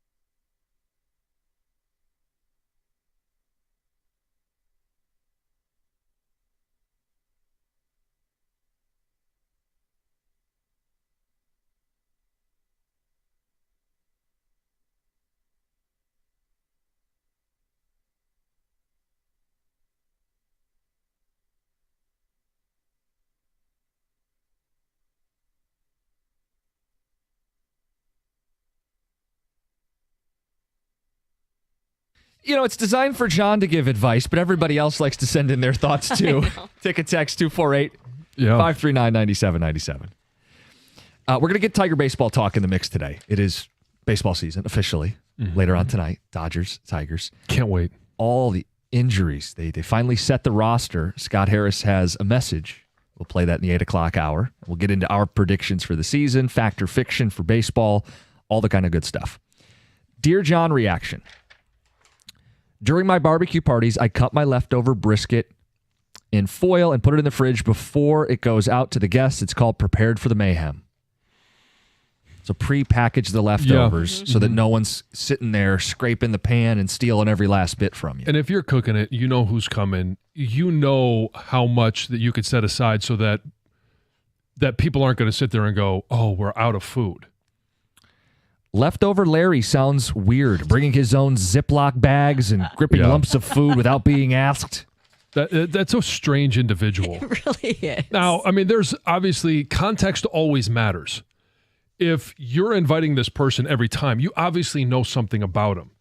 And so if maybe they're going through a tough stretch, right? And it's, hey, I could really use this as a meal. Mm-hmm. Okay, that in and of itself is, you can understand a little bit more, but still, if they're taking the leftovers, they're taking the initiative to take the food. They have to be bringing their own leftover containers. And they said that they would take the last of it. You can't take the last of somebody else's food. John, I'm sensing on this that you're trying to be nice and not get riled up about this leftover thing. Like to try to justify that the one out of 1,000 is that the person's struggling in life and might need help with the food. This is absurd. You don't take food unless you're told to.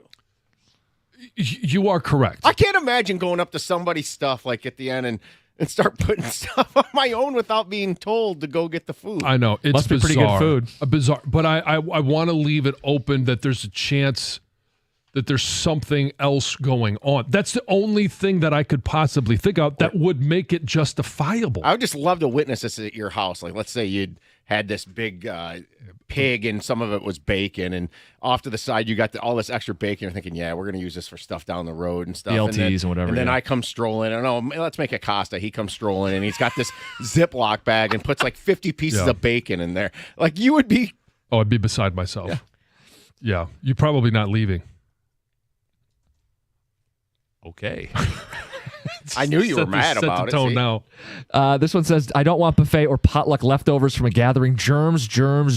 Food that's been sitting out too long. Well, that's the other side of it. Whenever I go to gatherings, typically with family, they're always like, here, take a bunch of leftovers. And I'm like, I don't really want them. And I'll typically say, no, that's okay. But no, take them, because they want to get the food out of the house. And then I'm stuck with leftovers that you're not going to eat. I'm not going to eat. And then and I tried to say, I don't want any. We're good. See, the opposite is normally true. Yeah. You got to get rid of the food. I'm not worried about the germs. Certainly not worried about the germs. I'm not worried about germs. I don't want to be stuck with food I'm not going to eat, and then I'm throwing it away, which is such a waste. Yeah. Okay, on the lottery ticket. Your boss gives you a lottery ticket, you win $5,000. Do you give him anything? So these are ones that I don't know about until you guys ask me. Yeah, that's part of the fun. Yeah, and so having thought about it a little bit, and I'm almost positive there's going to be somebody on the text that would say this. If it's $5,000, yes, it's awkward to be handing your boss money. That's what someone thank says. You. Yep. Why not just buy something for the office? So someone does say coworker winner should buy the office lunch. Nothing directly to the boss, nothing awkward or uncomfortable. Right. Now, lunch can be a little bit expensive. So you're thinking like bagels in the morning or bagels, donuts or donuts, something? Yeah, something that, one, you want to eat. Yeah. But also that could be shared. Yeah, that's nice. I like that. Yeah, this one says buy breakfast for the team. So other people said that might be the way around it. But I will go back to one that says you're not obligated to give any of this money up. I mean, you want it. No, you're not obligated at all. Especially not directly to your boss. No, but you don't want to make it awkward. And giving money to your boss probably makes it more awkward than not. I agree. This one says, I think the person who submitted the email was actually the one who won, looking for help for a friend. Yeah. Chris in Howell. On the parking. Oh, people got fired up about the parking. You guys are narcissists. Ooh. All of us, apparently. The parking topic is ridiculous. So I don't park in front of your house, but I go park in front of someone else's, as long as it's not your house that's inconvenienced. I'm disappointed in you guys. You park in front of your own. Or you park in front of the house you're visiting. But the overflow, there's only so much in front of the house. You have the driveway, then you have each side of the driveway, and then everything else is someone else's house. I think it's when it's happening like this particular case was happening over and over and it's frequency. over. Frequency when you're matters. doing it once in a while, fine, I don't care. But if it's going to be the same family continuously doing it. Well, the guy said it's husband, wife, 2 kids, and then the kids' friends. Well, where are they going to park? Somebody else's parking spot. But if you need that spot. That's the thing. And that says, it's a public I know. road. Texter says, got to be resilient. Put lawn chairs in your spot. I've done it, and I'll do it again. Eladio and Wyandotte. Yeah. I've done the traffic cone before. You've done a traffic cone. Yeah. You own one? You have a traffic cone? Oh. I'm sure. Why do you have one? You doing some construction projects on the side? No. It's a lot of time. I mean, the cones, like I have them for, putting the kids through drills. Like the little soccer cones. Yeah. You got a bunch of little ones, and we got one big one. But it's one of those things where, okay, my parents, they're very mobile, but they're older. And I don't want them to have to, if they're going to be over for dinner, I don't want them to have to park, halfway down the street and then walk down, because it's also, after it's all said and done, it's dark. I don't want them to have to walk all the way back to their car. So it could be a unique situation. Circumstances, context. But there's a lot of people in their feelings about this. Until your property extends to the street, you don't get to control who parks there. If you have parking grievances on your public road, move. Yeah, hey, I got defenders on Twitch too. They've got cones. Don't let them judge me. Yeah. Jason in Royal Oak, you're on 97.1. Hey guys, thanks for taking my call. I was just listening this morning, and I didn't have a great childhood. My parents weren't the best people. So us kids, me and my siblings, we were deprived of food a lot of the time. So, as an adult now, I'm like, 53 or something? I would when I go to like people's places, even my in-laws, I would, if there was food left over, I would always ask to take the food home. And I didn't realize how rude that was. No, that's not rude to ask. It's not rude to ask. No. It's wrong to not ask and just start anyway. taking for yourself. No, that's the issue here. There's nothing wrong with, and in many instances, the host wants you to take leftovers. But the guy who wrote in was talking about someone who shows up all the time and just takes and takes and takes without asking. Yeah. That was the issue. Yeah, because then it's on the individual who's hosting it to say, let me take a little bit for myself. But yeah, there's plenty here for you. Oh boy. Oh, that was hot mic. Hot mic.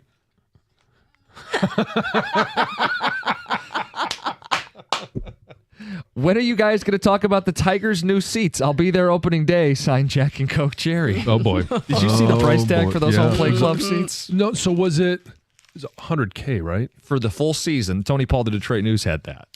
That's not for regular people. That's for your corporate. Oh, no. Is that for one seat or for a pair? A pair. Okay. I know that it makes it much better, but yes, it's sure it does. It's $100,000 for one, or $50K for one. But that's only. There's no way an individual is purchasing season long. It's a corporate seating in the Marie Antoinette section. Let them eat cake. Mm-hmm. Yeah, well, we'll see how they look. How many people end up sitting in those seats when the season drags on? 248-539-9797. We are going to talk Tiger baseball in the 8 o'clock hour. Fact or fiction, season predictions, and more. It's 97.1.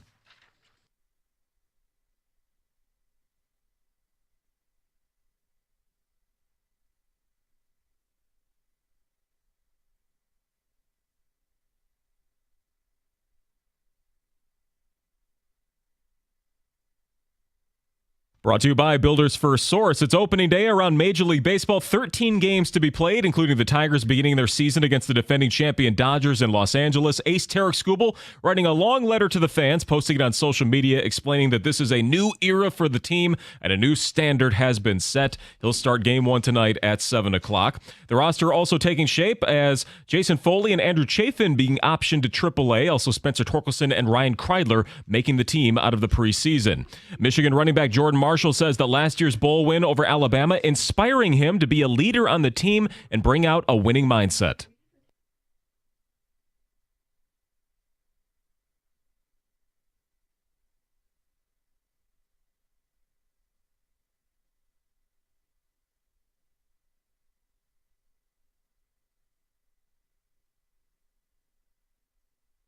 A U of M also says that the April 19th spring game will not be broadcast live on TV for strategic reasons. It will be on tape delay to the next weekend. When shown on Big Ten Network, it will be broadcasted live on WWJ at noon on the 19th. John Jansen can attest to that. And also, Grand Valley State women's basketball will play for a Division II national championship tomorrow. They defeated Pittsburgh State 68-61 in the Final Four, last winning a title back in 2006.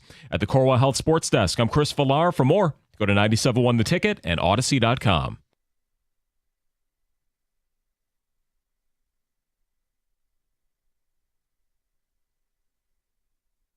Were you looking more at those seats? Yeah, I'm going to talk a little bit about them in my news, but Okay. yes, I am looking more into them. So I have like looking into them as, Heck please no! send me more information. No. This is the only way I'm going to the game. I must have heated seats or I won't Yes. watch. Well, they're An not just elbow heated room. seats. Oh, they're cooled seats too. Yeah, ass cooling technology. Oh, yeah. Makes Oh. you feel like you wet your pants. I don't know. Is that true? the cooling technology? No. in a car? got It does. Do you have cooled seats in your car? No, I'm not that fancy, Heather. I used to, and I would feel like I peed my pants. The cooling? Yes. Really? Yeah. Really? See, I would think it would be more the heated suites and the swampy feeling you get No, with it that. was an odd sensation, and that's what it felt like to me. Anyway, Sit on a bag maybe not of to ice. you. Sit on a bag of ice. See what happens. Pay a premium for it. So I'm trying to understand this, and we can go into it more, I guess, in the news. Detroit News has the breakdown. 350 high-end seats that are equipped with this heating and cooling capability, a first for a Major League Baseball team. So these are premium seats. They are being sold as in-season ticket packages, either a quarter, half, or full. You can't buy them per game. Right.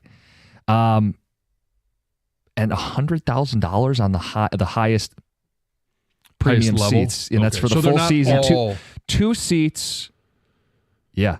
It says the team wouldn't say where the price maxes out for the best seats, but it is more than $100,000 a year for two seats on a full season ticket package. That makes the Home Plate Club the most expensive tickets in the ballpark, surpassing even the suites, which can range from $2,000 to $5,000 a game. But of course, you can put in a dozen or more fans. Right. Now, these are for your office or something, like a corporate sponsor, corporate buy. I mean, Right. If you your need to have clients- somebody feeding me grapes and fanning me off as well. Like that. That's just Oh, wow. that. Well, for that much Yeah. money, they're not that special. Well, I mean, the picture I'm looking well, at anyway. You eventually- don't think they are? You get your own private parking, your own private entrance. No word yet Okay. on fanning Well, or that's grapes. cool. Yeah, Yes. But you'll get your own bar apparently and Okay. food. And All right. Well, that's cool. I guess. it's still $100,000 for the year. That's not for anybody. That's not Right. for regular people. So that's $617 per seat per game. I don't care how much you love baseball. Yeah. I mean, so to even buy two seats for 81 games, that's a huge commitment. Mm-hmm. And because a lot of people, like even for the hockey season, right? You bought a half a season as season tickets. Yeah. Like that's still a lot of games. It's a bunch of games. Yeah. So that's a hell of a commitment both in time and money. That's why these are corporate seating. Tickets for the Home Plate Club are not yet sold out. No. Gee, wonder why. Tigers officials say it's because up until recently they had to show renderings. Now they have the real deal. Quote, people want to see it first. It's the first time we've done it, and we did it all in one offseason. The interest is surpassing expectations. That's from Ryan Gustafson, president and CEO of Illich Sports Entertainment. Hey, I mean, we'll see what happens. You know what will actually help sell some of those? Winning. Oh, there you go. So the roster set, you saw this, yes? Yes. Surprised that Justin Henry Malloy did not make the team. I am, because one of the things that they lacked last year was offense. One of the things that he can provide is offense. He was on the playoff roster, but not on the opening day roster. But on the flip side, and he hit in the spring too. Right, injuries do matter. So that's what they'll tell you. Yeah, and Kreidler made it because he could play center field, where Vierling won't be, Parker Meadows won't be. We don't want to see Javi Baez. We'd like to see Riley Green, but I think this is a move where we'll still see Riley Green about as much as we did last year in center field, and we'll obviously see more of Ryan Kreidler. We don't want to see him at the plate, but we'll see him on defense. We have some audio from Scott Harris. He did a Zoom last night on the eve of the season. Let's start with the center field because that's what everybody's fixated on. Here's Harris.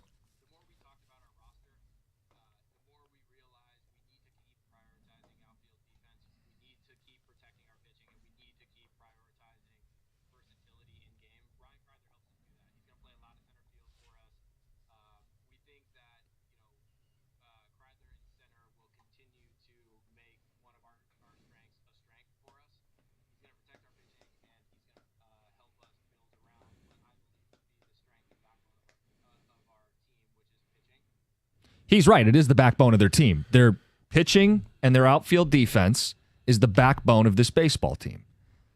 Kreidler hasn't played much center field. He's played a little bit in the minors. He's played, I think, 3 or 4 innings career at the big league level. He also is not a big league bat. To me, they're doing this because they're uncomfortable putting Riley Green in center field. If they were playing Riley in center, then they could keep Malloy as a corner outfielder. But because Riley's probably primarily playing the corner, they need someone who can play more center. They go defense Kreidler over Justin Henry Malloy. Mm-hmm. I can hear Hinch in the background because we had him on saying the roster is going to change from the opening day very quickly as the season gets going here. So this isn't set in stone, but I was surprised that they left a bat at home for a guy who's hardly ever played Major League center field. So tonight, yes, before tonight, when they release the lineup, let me ask you this question. Mm-hmm.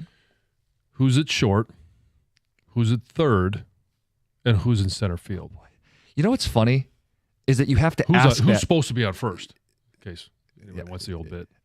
What's on second? I don't know who's on third. But we're not 100% sure, and the season starts tonight. So my guess is lefty on the mound for the Dodgers, Margot in center. Javi's going to play against the lefty. I don't know if it's at short or third. Probably Ibanez at third and Javi at short. Okay. That's my guess. I don't know. Yeah, I mean, it could be Sweeney yes. at short, and they could put Javi in center. What do you think? Well, I'm just curious because it could be Sweeney at short. It could be McKinstry at third. No, with a lefty, it's got to be Ibanez. Ibanez at third, I feel very good about. Ibanez at third. Yeah. And then Margot in center, and Javi's not in the lineup? I'm not seeing an issue. Margot can hit lefties. That's part of the appeal. Yeah. But they said they like him in the corners. Well, okay, then maybe Margot's in right, and Riley's in left, and Javi's in center. You told me not to pre-bitch, so I'm not going to say anything. Yeah. I want to see what the lineup is, see where these guys are, where they're in the order. And you got them winning tonight, so all is good. Yeah. But it's not going to... it's not going to be because of an explosion of offense. You don't know that. Javi, grand slam, opening day. I hope we walk in here tomorrow and that's the case. That is the beauty of like baseball. Hope springs eternal. You start the season, anything's possible. We'll give our actual predictions as the show rolls on here. 8:50 is the plan. Scott Harris also talked about the injuries and how, look, no one has any sympathy for them.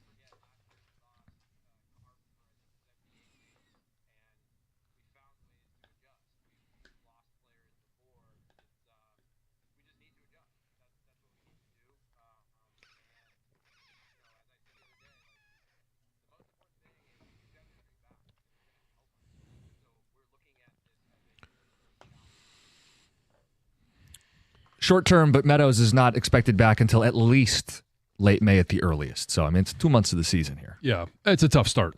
There's no question about it. There's no way around it. But they are going to have to adjust. They're going to have to adjust on a daily basis. And I think we'll see this roster adjust, not necessarily on a daily basis, but week to week. I think we see guys, there's going to be a shuttle from Toledo to Detroit, a nonstop shuttle that it will be very active as this season begins. The opening day roster features McKinstry, Kreidler, Baez, Margot, Sweeney, and Ibanez. A lot of mixing and matching. Not a lot of proven answers. And a lot of games still coming up. A lot of lineups written in pencil. And it all starts with, like, leading off. I mean, Torres probably today. I mean, Paul laughed and said Kreidler.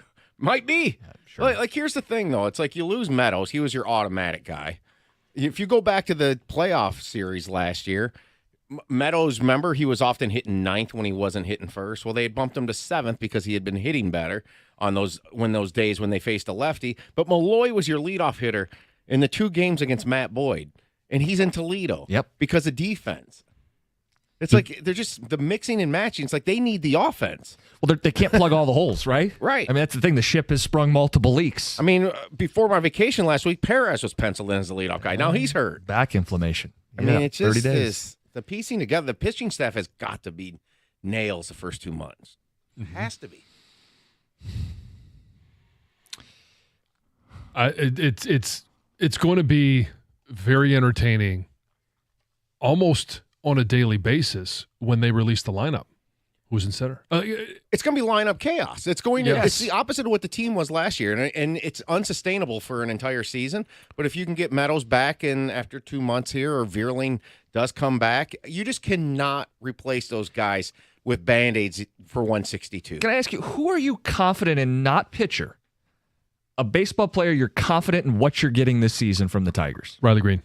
I don't know. He's missed time, right? That's why they're not putting him center. Right. So Jinx. Okay. But then there's some real concern with him being healthy for 162. So who are we counting on? Kerry Carpenter missed a bunch of time last year.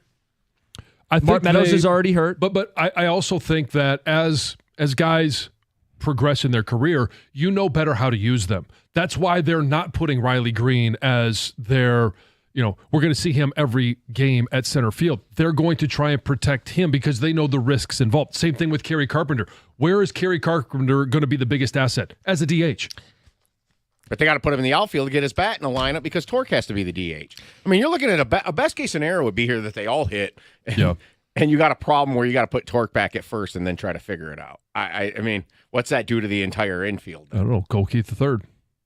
They won't do it because of the arm. He can't throw from second.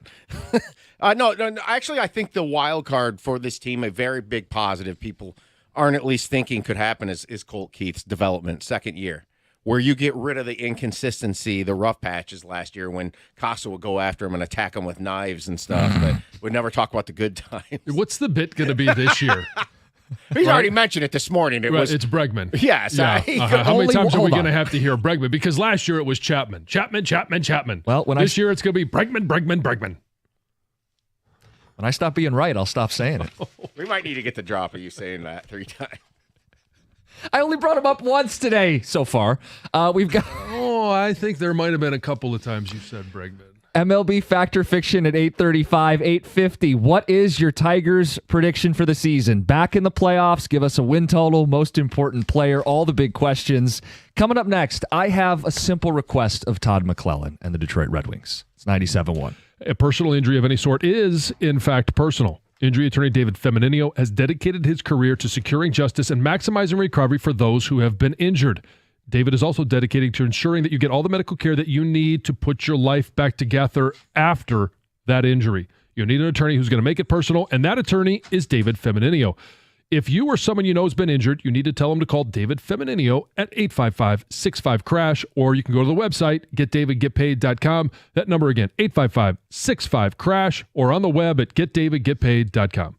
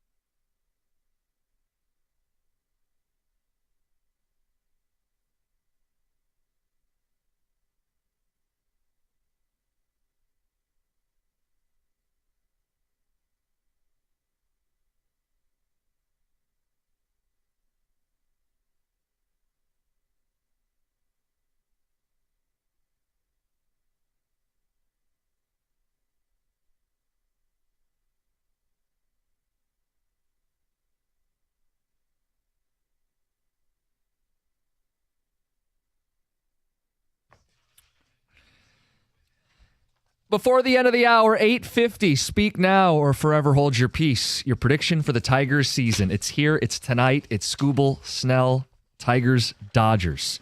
Will they make the playoffs? How many wins do they have? How do the injuries factor in? 8:50, we get into it. 8:35, it's Fact or Fiction, MLB edition. John, some ticket text. Okay. The thing about Cookies is he'll make fun of the Tigers for not signing Bregman, but if they signed him to an outrageous contract, he'd make fun of that too.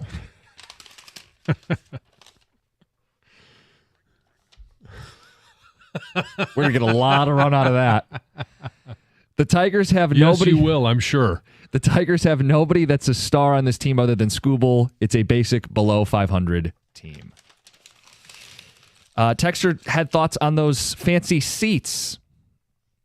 Oh, where is it? Because they made fun of me, and I'll live with it. This one says, I can see it now. Cookies in a tux with a monocle sitting in the 1751 club seats. Smarmy eating Comerica Bolognese and scoffing at the peasants. Scott in Carlton. No, those seats are out of my price range, or out of everybody listening's price range. The 1901 Marie Antoinette Society, let them eat cake seats. That's got to be corporate only. Well, it's not just it's not small corporate. This is it's big corporate, because you've got $100,000 for the season. You got to have enough employees or sales department that wants to be able or can give away 2 to every game. It's over $1,200 per game. And they can't buy them per game. You have to buy them in quarter, half, or full. Right. Yeah, that's the thing, though. Like, to me, if you're going top line to a sporting event, $620 for one ticket to a game is par for the course, isn't it, right now? For top-tier tickets. Think about courtside, up on the glass. Well, that's how they envision this. They said that we have something like this for hockey. We didn't have it for baseball. We wanted a high-end luxury for our, the upper crust clientele. The problem is if your team bombs and goes south, it's going to be and empty. You haven't sold them out. And where are they located again? Right behind home plate. Where is televised, right? Yeah, so cosmetically it'll look awful on TV, even though you might have a crowd of 15,000 at a game. It could be bare bones down there, and that doesn't look good. Remember what they did during COVID? I was going to say that, yeah. Put the posters of people up. Yeah. You could have Doug Cars sitting next to Rico. They cut out a Jack and Coke cherry. There he would be. And that's the only way I'll be in there, is if you have a cutout of me with the monocle and the bolognese. Yeah, there you go. My request of the Red Wings tonight. I'm but a simple man with one simple request. I don't believe they've announced who the goalie is for tonight. Sebastian Cossa should start. Oh, is he your savior? I don't know about all that. Look, they're probably, definitely, maybe missing the playoffs for sure. But could a hot goalie steal 4 or 5 points in a playoff race of mediocre bubble teams? Let's start Cossa and find out. What do you got to lose? A game. Another game. The alternative is you play Alex Lyon 3rd game in a row. I mean, come on. You crush a young man's confidence. But, I mean, so is Cossa their version of what they would do with, or what the Tigers did with Jackson Jobe last year? Bring him up, see what he could do? Now, obviously, it's not playoff situation. It's not playoff pressure. Yeah, I look at it like this. He already won them one game this year in a shootout, high-pressured spot. He gave the team kind of a boost, and you notice this.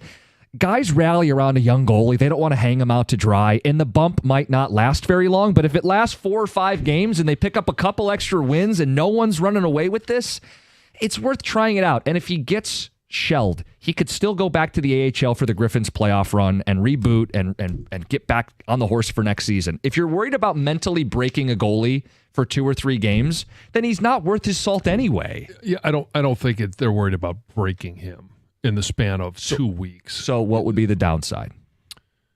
They would lose. They're already out. They're already trailing. 3 points back. Yeah. Is it likely? Is it probable? Do we believe that they'll be in the playoffs? No. But they're not out of it. It's a long shot, especially with the teams that they play. And I know that but the thing is, Montreal, both New York teams, Columbus, no one is running away with this. No one is taking the opportunity because the other 4 teams blow. Mm-hmm. They kind of all do. So you're right there. And now I haven't looked in depth as to who the Canadians play, the Islanders, Rangers, Jackets, whatever. But we got to take care of our business. Yeah, you got to take care of your business. And the schedule is tough. So, I mean, I don't know that there's a downside. The upside is maybe he does stand on his head for a couple of games and get you a couple of wins. The classic hockey goalie stands on his head. Penalty kill. What's the cliche? Your best penalty killer has to be your goaltender. This team's got one of the worst penalty kills in the history of hockey, one of the worst in the sport. I just don't know why not. Tonight makes all the sense in the world. Lyon came in and played Monday. He played Tuesday. Forgive me if I've missed the update. Talbot was a scratch because of injury. Mrazek is injured. If Kosa's here, if he's one of two goalies, it's either Lyon for the third straight day or it's giving Sebastian Kosa a chance to step in, get hot, and give you something. Maybe they're listening and they know that you're going to be there. I'm not there tonight. On Saturday. Yeah, so they're putting them off. Hey, we want to show this one off. Kosa for Costa. 8 o'clock, prime time, original 6. Bruins in town, and the debut of Sebastian Kosa. Simple man with a simple request. Mm-hmm. Let's get to Heather with the news. Well, longtime CBS college sports analyst Gary Danielson will be retiring at the end of the 2025 college football season. He's such a good dude. Yeah. And I know he's joined us, here for some segments in the past.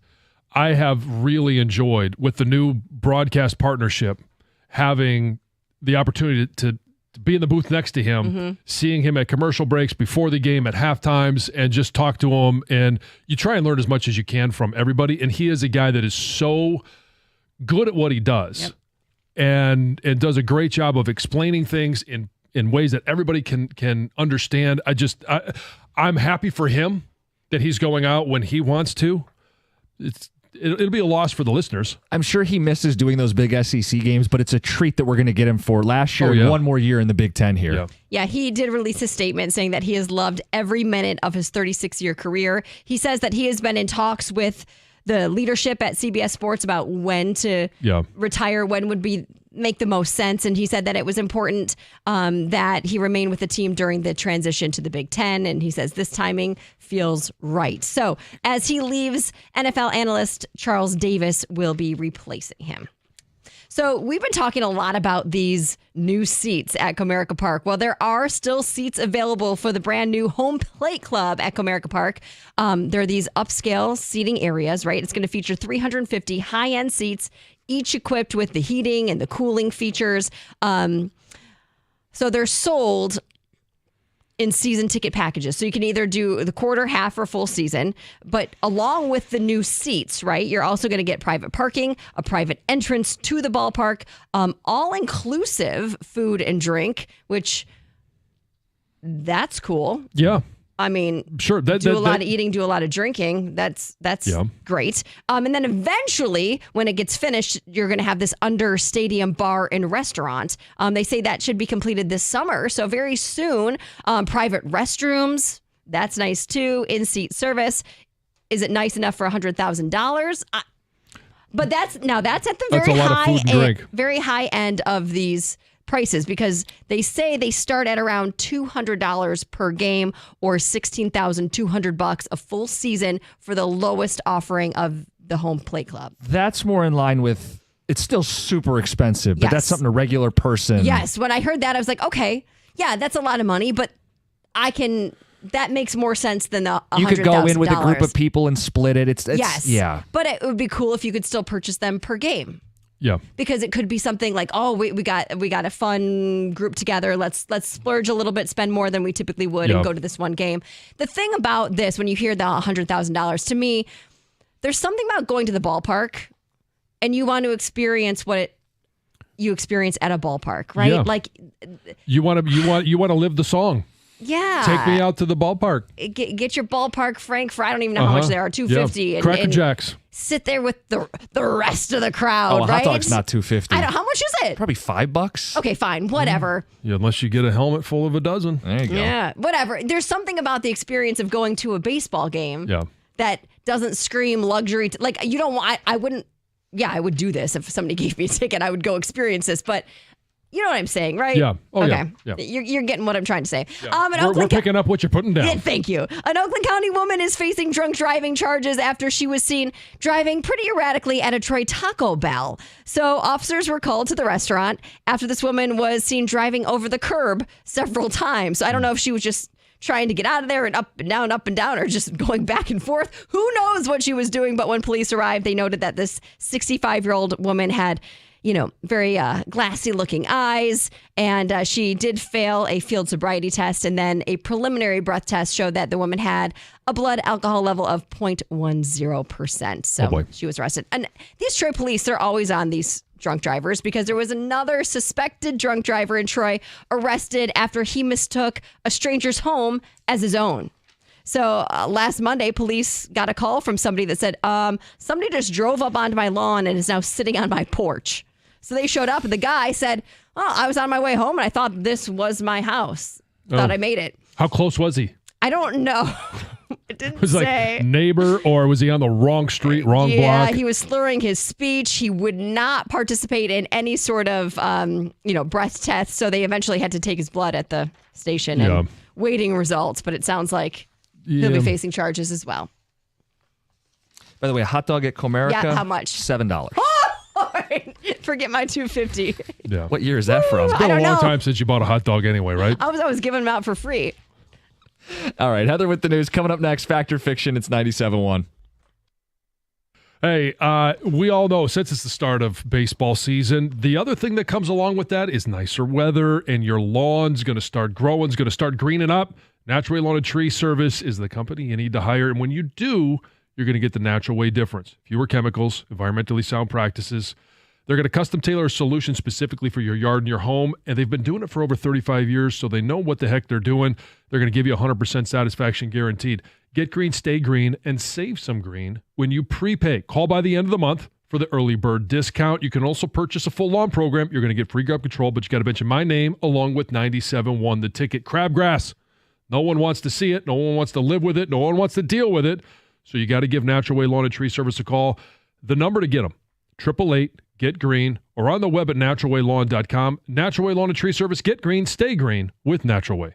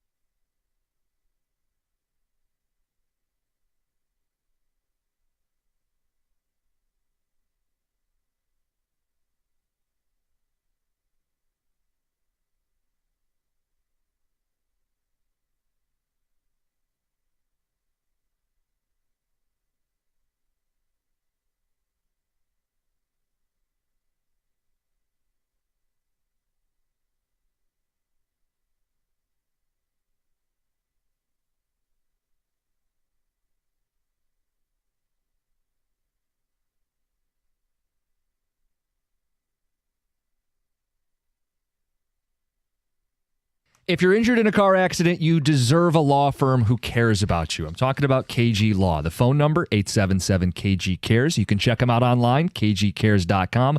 Lawrence KG is a Detroiter. He built his business on the idea of going above and beyond for you. He's won millions because he fights and he wins big. You need someone who sees you as more than a number. If you or a loved one has been injured in a car accident, you need to call KG Law now. Visit kgcares.com. That's KAJY, kgcares.com.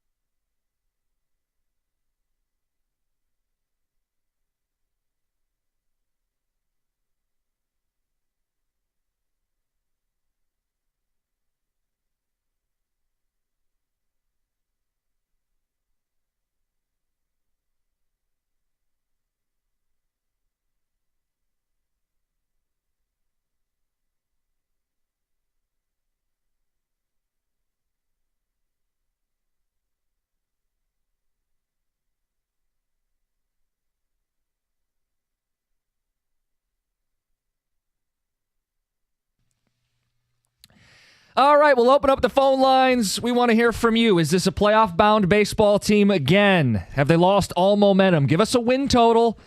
And if you got a player that this season hinges on, open lines 248-539-9797. John, you want to tee us up? I will. And I think this is a team that's going to hover right around 500. I think we're going to be playing the same song and dance as we did last year. Maybe they don't get as far under 500 as they did last year, but it's always going to be 2 or 3 games under 500. And then they're at 500 and we're celebrating. And then they're a game or 2 over. And then they've got a 7-game series, road trip in the West Coast, and they come back and they're down to under 500. So I think they end up with 80 wins. Just under 500. Losing record. Yeah. And I'm the negative one on the show. Yes, you are. I'm maybe just more realistic at this point. Okay. So 80 wins. That means they're not winning the division, clearly. They're not making the playoffs either.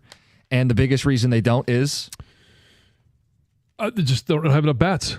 Not enough hitting. Is that, it's injuries and offseason? And it's the fact that we believe, even if there's no hitting and there's poor defense, I still think you look at this pitching staff and it's a top 5 staff, which they will waste away. And is there a kicked ball at second base? Is there a misplay in center field? And how many games does that cost them? And what was 86 last year? I think it costs them 4 or 5 games. Parker Meadows isn't going to be back until late May at the earliest. What if it's later? You know what I mean? And here's the other thing, guys. While we talk about injuries, what happens when they actually start playing baseball games? Is it possible that players get hurt playing actual baseball games in the first 60 days of the season? I'm going to venture out and say yes. Riley Green has missed, on average, 50 games a year for the first 3 years of his career. Last year, he was remarkably healthy, but still missed 30-plus baseball games. Well, remarkably healthy, and where did he play? In the corner. And they are hesitant to put him in center. They want him to play as many games as he can all season. But the trade-off is Kreidler, who has no track record at the plate at the major league level, is going to play more. And McKinstry is going to play more. And Javi Baez, who can't hit, is going to play more. That's before anybody gets hurt, right? So I'm forced to look at this and say they're not a playoff team. If you want the rosiest outlook, again, the season begins today. Hope springs eternal. Everybody's excited. Romantic baseball. The most optimistic would be the pitching keeps them from collapsing. They do get healthy. AJ works his wizardry, keeps them in the hunt at about 500, and they buy at the trade deadline. So you're saying AJ has to do a good job. AJ has to do a good job. And John, I think he will do a good job, but I have him falling just short. I have him at 82 wins, much more optimistic than you are. All of 2 wins better, 82 and 80. They fall short. They miss the playoffs. But I think we're both kind of feel the same thing in how I described it. They're going to be a team that is just hovering right around 500. And honestly, if they can hover around 500 through the first 40 games of the season, I may actually change my win total for the end of the year.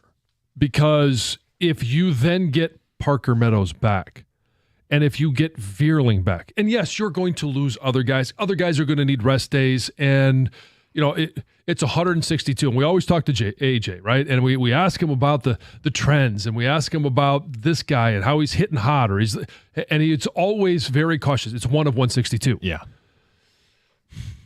It's just that they are starting off behind the 8 ball. They have no advantage. I don't want to say they have no advantages.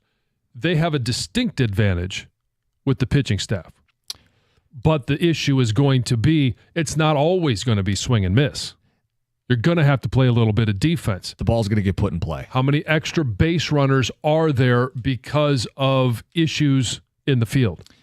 What happens with those base runners? And then on the flip side, are the Tigers going to be opportunistic enough that when a mistake does happen, you get a guy on first? How do you move him to second to third and then ultimately get across the plate? You're going to have to be very opportunistic when guys are on base, not just in scoring position, but on base, whether it's Spencer Torkelson Kerry Carpenter, Riley Green, Colt Keith.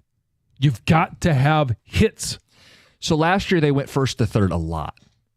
Arguably the best team in baseball. That was part of their formula late in the season, was going first to third. But it was guys like Vierling and Meadows going first to third. If you're at first and you got to drive them in, you're going to need power, which is what puts the shift of the pressure on someone like Torkelson. I mean, Torkelson really, it's unfortunate we're in this spot because at the end of last season, nobody thought he had much left. And now a lot hinges on whether or not this guy shows up and is the proven right-handed power bat in the top of the order that they drafted him to be. And I just don't think he's that player. I'm hopeful, but I don't think it's a given. I think there's too many questions with this team. Torque is a question, even with a hot spring and a new stance, a new approach. Torque is a question mark. Colt Keith is a question mark. He's playing a new position. He had an OPS sub 700 last year. Now, we project he's going to have a better year too. It's not a given. These are questions. Gleyber Torres, I think he'll hit. He was the worst defensive second baseman in baseball. Who's the everyday shortstop? Who's playing third base primarily when they have right-handed pitching on the mound? Who's playing center field? Is Kerry Carpenter built to play the outfield for the bulk of the season? Right? I mean, there are too many questions on this baseball team for us to confidently say, yep, it's going to be another miracle. I'm going to bank on another miracle. They're going to find their way in the playoffs. What you want to hope for, again, I emphasize hope, is that you don't need another miracle. You need to finish strong, but you don't need another miracle. And to not need another miracle, you can't bury yourself early in the season. And I know the old saying is, well, you're not going to win a division in March or April, but you could certainly bury yourself at that position.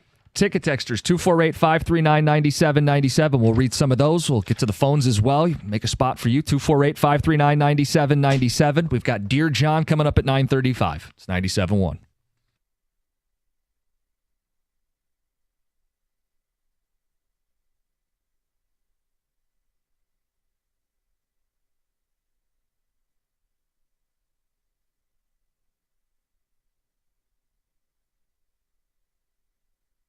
Brought to you by Precision Garage Door Service of Southeast Michigan. It is MLB opening day. The Tigers game will be the first in prime time on national TV this season. They'll be underdogs against the elite lineup of the Dodgers, who are already 2-0 after their Tokyo series. But Tarik Skubal will follow up his Cy Young season with a start tonight, and he says their team knows how to overcome the odds.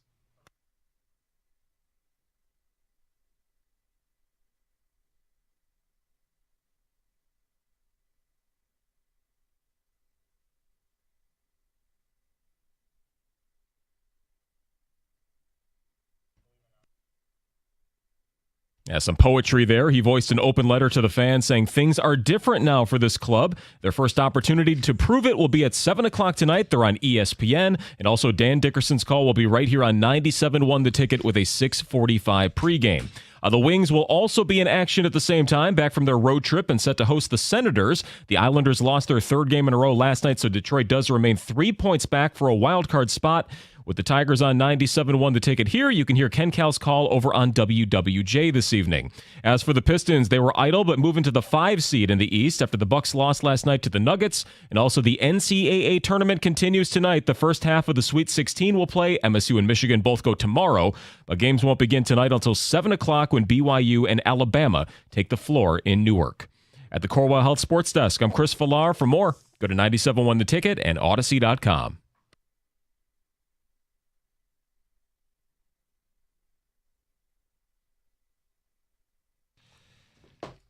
Baseball back tonight. People want to be optimistic. People want to believe. You got Skubal on the mound, chance to start 1-0. But as we peel this back and we ask you your expectations, do you think they're making the playoffs? Given the injuries, given the offseason, you tell us. And is there one Tiger that you're putting a lot of emphasis on? Because to me, it's Torkelson. Right or wrong, he's got to deliver if they're going to be in this thing. I don't think they get buried, but I don't think they make the playoffs. Yeah, I just don't see enough defense outside of the pitching. I don't see enough run support that I can sit there and say, I this is what I believe. And hopefully guys like Spencer Torkelson and Kerry Carpenter's healthy for a whole season, majority of the 162. That'll be a big difference. Ticket text 248-539-9797. Starting today, I don't think they will be over 500 all season. Tigers win 78 games. Bad defense, not enough bats. Javi in the outfield simply because ownership won't cut his atrocious contract.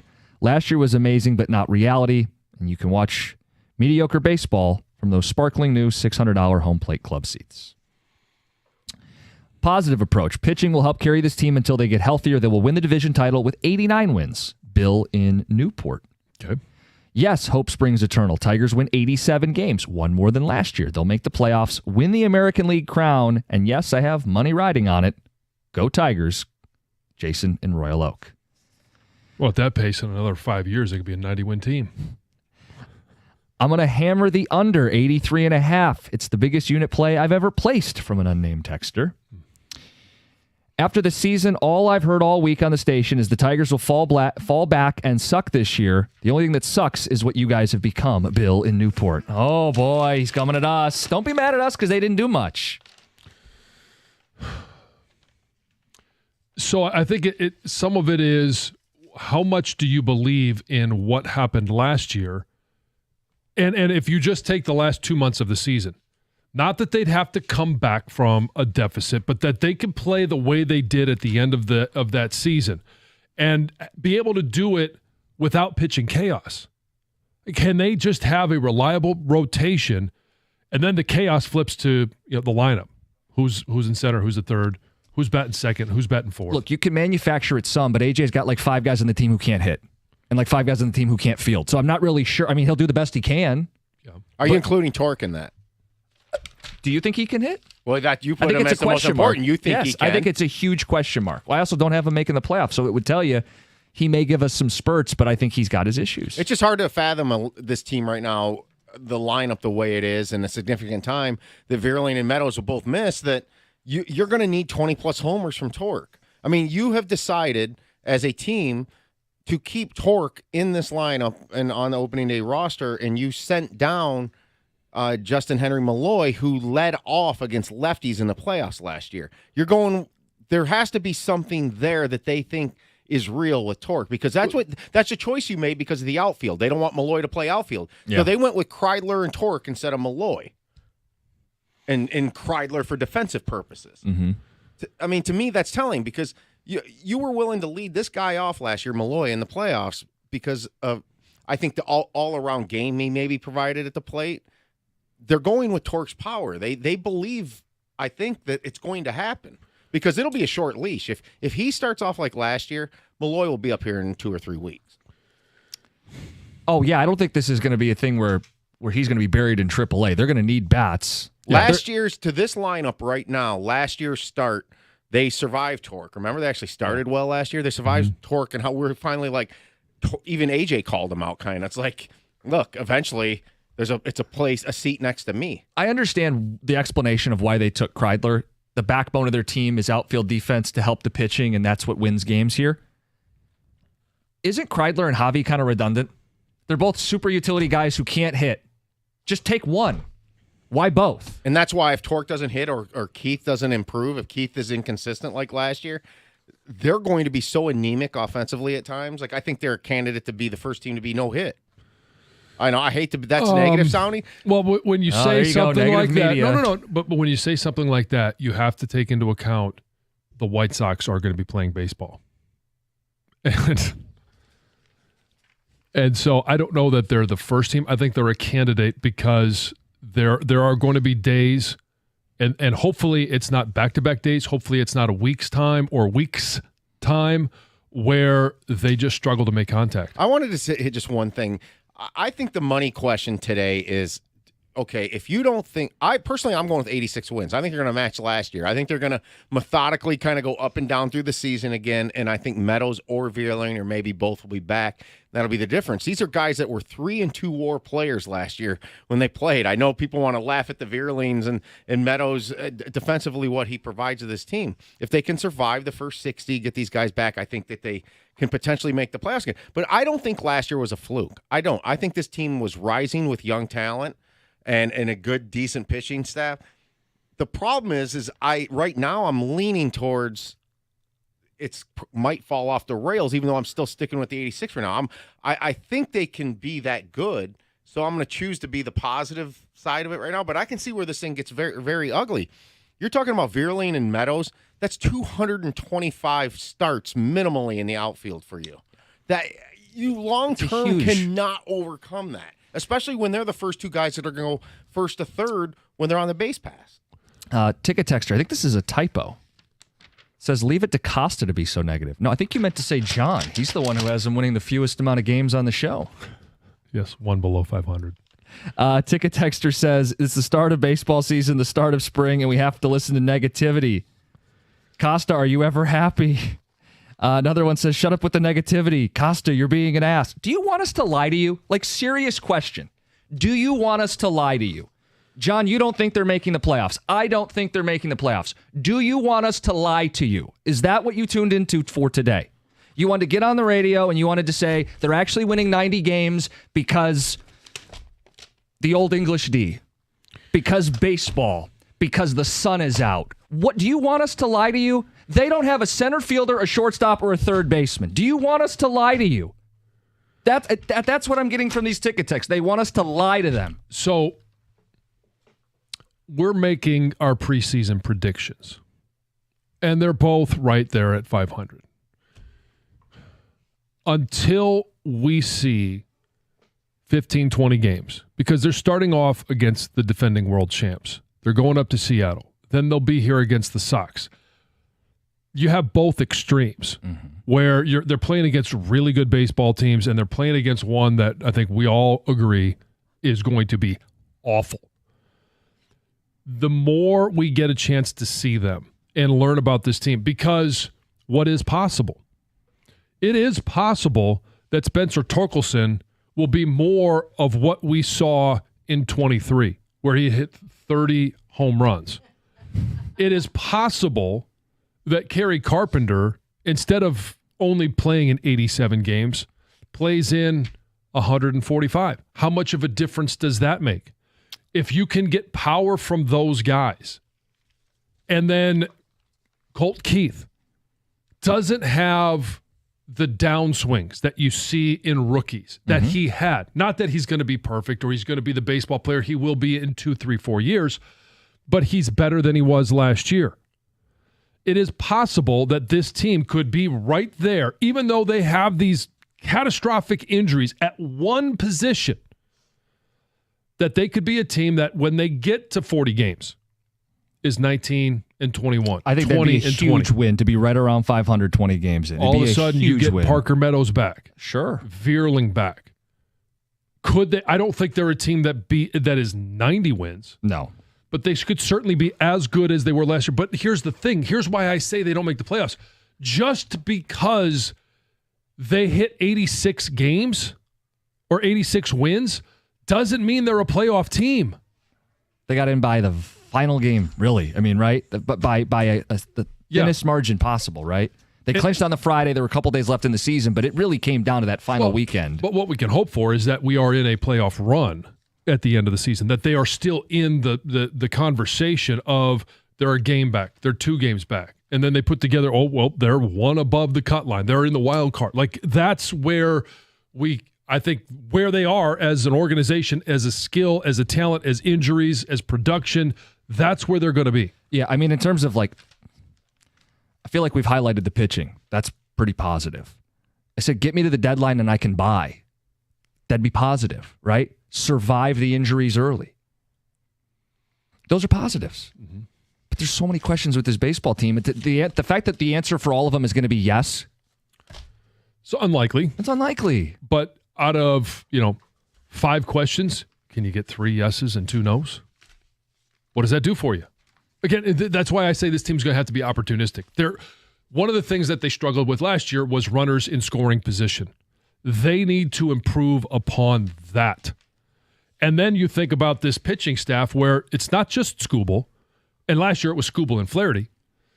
Now you have Skubal, Flaherty, Olsen, Mize, Job. And then when Cobb comes back, what does it mean moving forward? This is a pitching staff that can be dominant. No question about it. 248-539-9797. You let us know your thoughts because we're too negative. Sell us the positive. Tell us what we're missing because I don't see this as a playoff baseball team. It's 97-1. Spring into savings. We got unbeatable deals at Moran Chevrolet, Michigan's #1 Chevy dealer in 2024.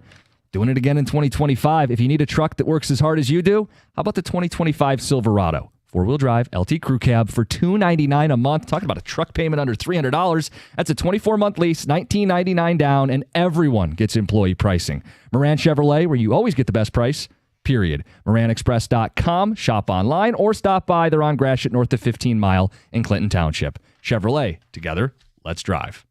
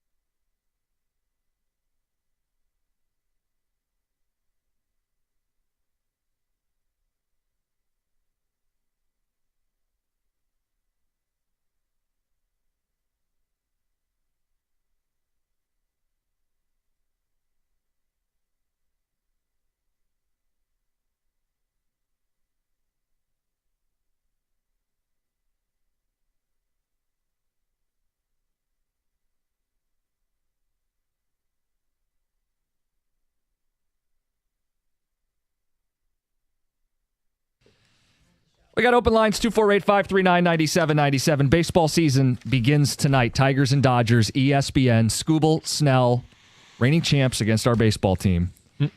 Be a busy night for the remote, too. Yeah. I mean, the first pitch for Skubal, it's one you don't want to miss, right? You can't miss that one. And or it's first at bat. Like Tigers are going to lead off. Mm-hmm. Who's going to be that leadoff hitter? Who's 2? Who's 3? What do they do in the first inning? And not that we think fireworks are going to happen, but that's one you can't miss, right? Right. Especially because it's not on an app, unless you're using YouTube TV or something like that. But it's going to be on ESPN, so everyone can see it as long as you have cable or streaming. And then you have basketball. Sweet 16. BYU, Alabama at 7:09. 7:39, Maryland and Florida. Also at the same time. Those are both supposed to be close games. Mm-hmm. Well, it's Sweet 16, right? I mean, they should spreads be are like 5-6 points, And also at 7 o'clock, you have the Wings. Which to me are a distant third. Distant third or fourth, because you got 2 basketball games. Oh, sure, yeah. I mean, I'm thinking baseball, basketball, hockey. They're a distant third. Baseball, basketball, hockey. It's and not only that, but it's an easy change of channel from ESPN to CBS or TBS and back and forth. Now all of a sudden you're going to be forced with, wow, the Wings are only 3 back. They're still in it. So I heard in the morning, Mr. Sunshine and Rainbows. And am I going to flip over to FanDuel to watch the Wings? You're going to have to probably do a second device because you got to stream. Are you doing a second device? Tell me Costa's starting and I'll put a second device. Oh, come on, man. What are we going to do? Run Lyon out there for the third game in a row? Oh, if he doesn't start, I'll get the updates on my phone. You're really not going to watch just because of the goalie. I think it would be sending a message to the team that we just aren't going to try anything new. Oh, I thought you were going to say it's sending a message to the team that Jim Costa's not tuning in. I'm not sending a message. You're not even on my Surface tablet. How's that, Steve? No, I'm not sending a message. I'm saying if they aren't going to play Costa tonight, and I talked about it earlier, they're probably definitely maybe not going to make the playoffs. Roll the dice, throw a hot goalie in there, a chance for a goalie to get hot. We've seen crazier things happen. You can cover up a lot of mistakes. If they're just going to run Lyon out there tonight against a hot Senators team, I think we know where this is headed. I'll be curious. It's going to be third in the rotation, but the Tigers are the priority tonight. Yeah, it has to be. And so we want to know as well, those of you that are listening right now, what's the priority for the remote? Texter points out you got another consideration. MSU hockey starting their push to win the national title as well today. What channel are they going to be on? Probably ESPN Plus. Stream it. Maybe that's the hockey I'll have on tonight. It could be. But yeah, it's Tigers. And I think most people, whether you believe or not, if you're on the 80 wins, the 82 wins, it's below 500, it's over 500, they're in the playoffs, they're out of the playoffs, we have no idea. It's going to be the first of 162. Coming off the season that they had, the excitement of baseball back, it's starting up, it's on national TV, it's Tarik Skubal. This is a must-watch game for Tigers fans. Yeah, I mean, it starts with the Tigers. I don't know how it doesn't with anybody tonight because I know Skubal's obviously must see, but I really want to see Torque's first couple at bats and Keith. Yeah, I didn't include Javi.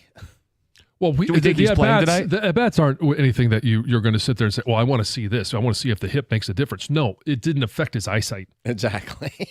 No, though, he should be, though, right? They're going against Snell, right? Yeah. So, well, Ibanez should play third, right? And then Sweeney's a lefty, so you would think Javi would be playing. So Javi will play shortstop tonight? Yeah. Okay. No, but I got to tell you, though, the NCAA, the Wings are third for me. I'm with you guys right now. I mean, this is almost a last stand type game tonight. You've got to get a point. And it's the latest last stand? I mean, I said to you guys while I was out of town, I come back this morning, let me get this straight. They lost 2 games by 3 goals each, and then they won one where they had 14 shots. Okay. That's not going to get me to invest anymore. It's the narrative that they've had for so long. Exactly. But I do think the NCAA games are intriguing. Did you guys watch any of BYU, Wisconsin? Sure. Yeah, sure. That game was outstanding. BYU is so much fun to watch, and they're playing Alabama, Who right? runs, and that totals one of the highest totals in the history of college hoops. I mean, that is an electric type game. Yeah. And I do think the 1 seeds tonight, just to see, hey, Duke and Florida, that this is the projected championship game by most, is this thing going to materialize? Because the one thing that happened with the chalk is it's going to make a harder ride for the ones to get there. So just see if something maybe happens there in one of those games. Be interesting. And how long can Maryland hang with Florida? With the fact that they basically have no rotation. Yeah, it's 5 guys. Yeah. And can Queen, who's a freshman, who's played well, can he put the Terrapins on his back and carry him to another last-second victory? Well, the question would be, did Florida, was that a sign that they came down to the wire with UConn, or do you feel like, oh, they got battle-tested and they'll be better for it and they'll handle their business here? Because I tend to think it's more of that. I would err on that side. Yeah. Sure. And the champs were defending the belt, too. UConn in that game, they clearly came out. Yeah. Were like, it was going to be hard for them to get that taken away from them. This will be a 2-device night. I'll have the Tigers on the big screen, and I'll have basketball streaming on probably the iPad. No wings? No. You're sending a message too? Yeah, yes. I'm sending a message. No, I'll get updates. I always get the updates, especially if I'm watching on the iPad. They instantly come up on the top, and I'll see, goal. And get the grill going? Goal. The grill. Nice spring afternoon to get the grill going. Hot dogs. Oh, does today end in Y? Grill will be going. Absolutely. Costa, you can get the foreman going. I have a grill. R.I.P. Yeah, too soon, Tom. Yeah, come on. Guy just passed away. Yeah.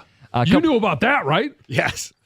First day I was back. honoring him. Oh, yeah, right. His great legacy he passed on beyond the boxing community. Mm-hmm. Yep. Texter says, anyone watching the Wings tonight with every other option has serious problems. Tell Costa his priority should be Western Michigan hockey as they make their run to the national championship tonight. Shots fired. Definitely. Do you guys have a hockey program? We don't. We have like a club team, like a D3. I didn't mean that in a snarky. I was asking. We don't. Definitely Tigers are the number one option. Can't wait to watch Skubal carve up these Dodgers. Oh, the potential is great. Here's what I think happens. Skubal, he's going to pitch a gem, but what I want to see is that third out of the inning, a swing and a miss. It's the fist pump. It's shouting at the crowd. That's what we saw him do at the end of the season, and I want to see him start the season the same way with the same fire, the same emotion, and let's go get it. He's a bulldog. Yeah. And then I want to hear about how his mom was giving him the full name. Tarik Daniel on national television. Yeah. How could you do that? A couple more texts. 248-539-9797. Tigers almost the same situation as last year, but the pitching is stronger at the start of the season. Another one echoes, we have the best rotation in the AL. I hate what Scott Harris did, but I still think this team will be very good. While the team is going to be bad defensively, they'll hit better than you guys realize. Green, Torres, Carpenter, and Keith should all be solid in the lineup most days. Dingler could actually help the offense as well behind the plate. 85 wins, but they missed the playoffs. Why so negative on opening day? Hope springs eternal. This one says, Costa's getting touchy. Another one says, don't back down. It's just this thing. I love the Tigers. I want the Tigers to win. We had so much fun last fall, and I think we were pretty fair in the offseason saying, add a real bat, like a right-handed bat, get a full season out of Parker Meadows. Like, neither of these things are happening, and then the injuries have only piled on. So I could blow smoke, or I could try to be upfront and real about it. I've and told you are this too. Before. It's not necessarily what you say. It's how you say it. I'm going to have to change my voice or something. Heather with the news. It's Heather with the news. Well, when you head down to Comerica Park, you can expect more than just hot dogs. The ballpark will be serving up some new local fare and expanded offerings for the 2025 season, plus, of course, a lot of returning favorites. It would take me a long time to go through every single item that will be there, but you're going to see Slo's Barbecue. They'll be returning. Breadless will be returning. We're also going to get smash burgers from Fairway Packing and Fraser. That's going to be new. And I've got I can give you a couple things. Also, the Home Plate Club. We've been talking a lot about those seats. There's going to be a scratch kitchen where there's going to be new items created every single day. So there's more things there. Yeah. And Fairway Packing will also not only be doing smash burgers, which you can get in the Big Cat Court, but for this Home Plate Club, they're going to be doing dry aged tomahawk steaks and wow, now porterhouses we're talking as well. So the tomahawk lots steak. of meats there for sure. At Slo's, one of the like special offerings is going to be the Put Me in Coach. It's a shredded brisket cooked with their special rub containing jalapenos, hot sauce, and onions, served on a bun with Kansas City style barbecue sauce, dill pickles, and sliced raw white onions. That sounds awesome. There's also going to be a jerk chicken and mango wrap from Breadless available. But there are some, this was more intriguing to me, the value meals, right? Like things you can get. So you can get a hot dog, a bag of chips, and a 16-ounce fountain drink for under $10. That's good. Big League Grills, yep, in several locations. You can get, let's see, a Little Caesars Pizza will have value meals with a super slice and a 16-ounce fountain drink for $11.99. Then Tuesdays are great days for saving. So $3 hot dogs, there you go. $1 bag of chips, $3 water, and 16-ounce fountain drinks will be available at the Big League Grill locations. So there you go. Tuesdays, get your hands on those $3 hot dogs. $3 dogs. Yeah, yep, for sure. Let's see what else is going on. Oh, be prepared for this. I-94 in Detroit will be closed this weekend while a bridge is demolished. Yes, more orange barrels. Crews will be removing the McLaren Avenue overpass, and work will require the closure of I-94 between I-75 and Gratiot Avenue. So it will start at 8 p.m. on Friday and will be open by 5 a.m. on Monday. Okay. So just for the weekend. Of course, there's going to be detours there for you to Demolition get can around. be so much fun to watch sometimes. Not that you're going to just sew up and pull up the I was lawn going to chair. ask, are you Sit there and watch when you could be demolition can be fun to watch. for sure. like when they take down like buildings, you're saying? Oh yeah, those are awesome. Yep. I've never been in person to see one of those, but You've seen like the online. oh yeah. Oh yeah, you can watch them all online. Yeah. This is a little reminder for the parents out there. Starting next week, Michigan's new car seat laws go into effect. So just that's be right, aware. I April. know we talked about it before, but beginning on April 2nd, all infants under 2 must remain in rear-facing car seats. For children ages 2 to 5, a child must be harnessed in a rear or forward-facing seat until they are at least 5 years old. And then for older kids, there are no changes to booster seat requirements. Children under the age of 8 or 4'9" tall are still required to use a booster seat. Then after that, it is just recommended that all children age 12 and under sit in the back seat. So 2 to 5 have to be in a car seat. Yes, rear or forward facing until at least 5. Yeah. What if your 3-year-old is the size of a 7-year-old? Are you asking for a specific reason, John? I would still go Asking with for a the friend. Yeah, I know. But so the issue that I we're would running into is car that seats he don't fit doesn't him. fit in the car seat anymore. He does for now, but we're a mere few months away. Yeah, no, It's a big from, boy. Yeah. From the straps, the shoulder straps not being able Like to. not being able to go high enough to like reach over him or or like just, just to fitting. fit underneath the car straps. How many scholarship offers do you have yet? Ha! Goodness gracious. We're holding out. Okay. It's not big the scholarship boy. offer anymore. We're waiting for the NIL deal. Oh, there it is. All right. Heather with the news. Coming up next, Dear John. And before the show ends, we'll play Tarik Skubal, his letter to Detroit, as baseball returns. It's 97.1.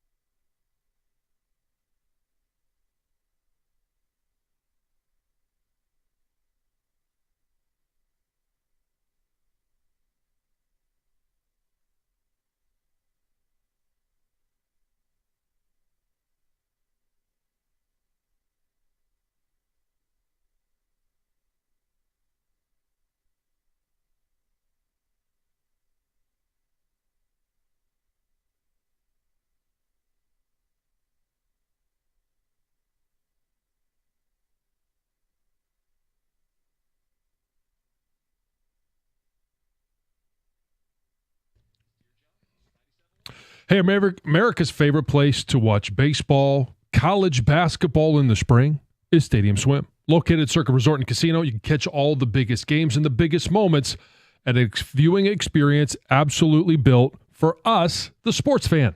Chill in one of the 6 pools on 3 different levels for a perfect view of the massive 40-foot tall high-definition screen located at Circa Resort and Casino in downtown Las Vegas, and it's right there on Fremont Street. Stadium Swim. Book your spot today at circalasvegas.com.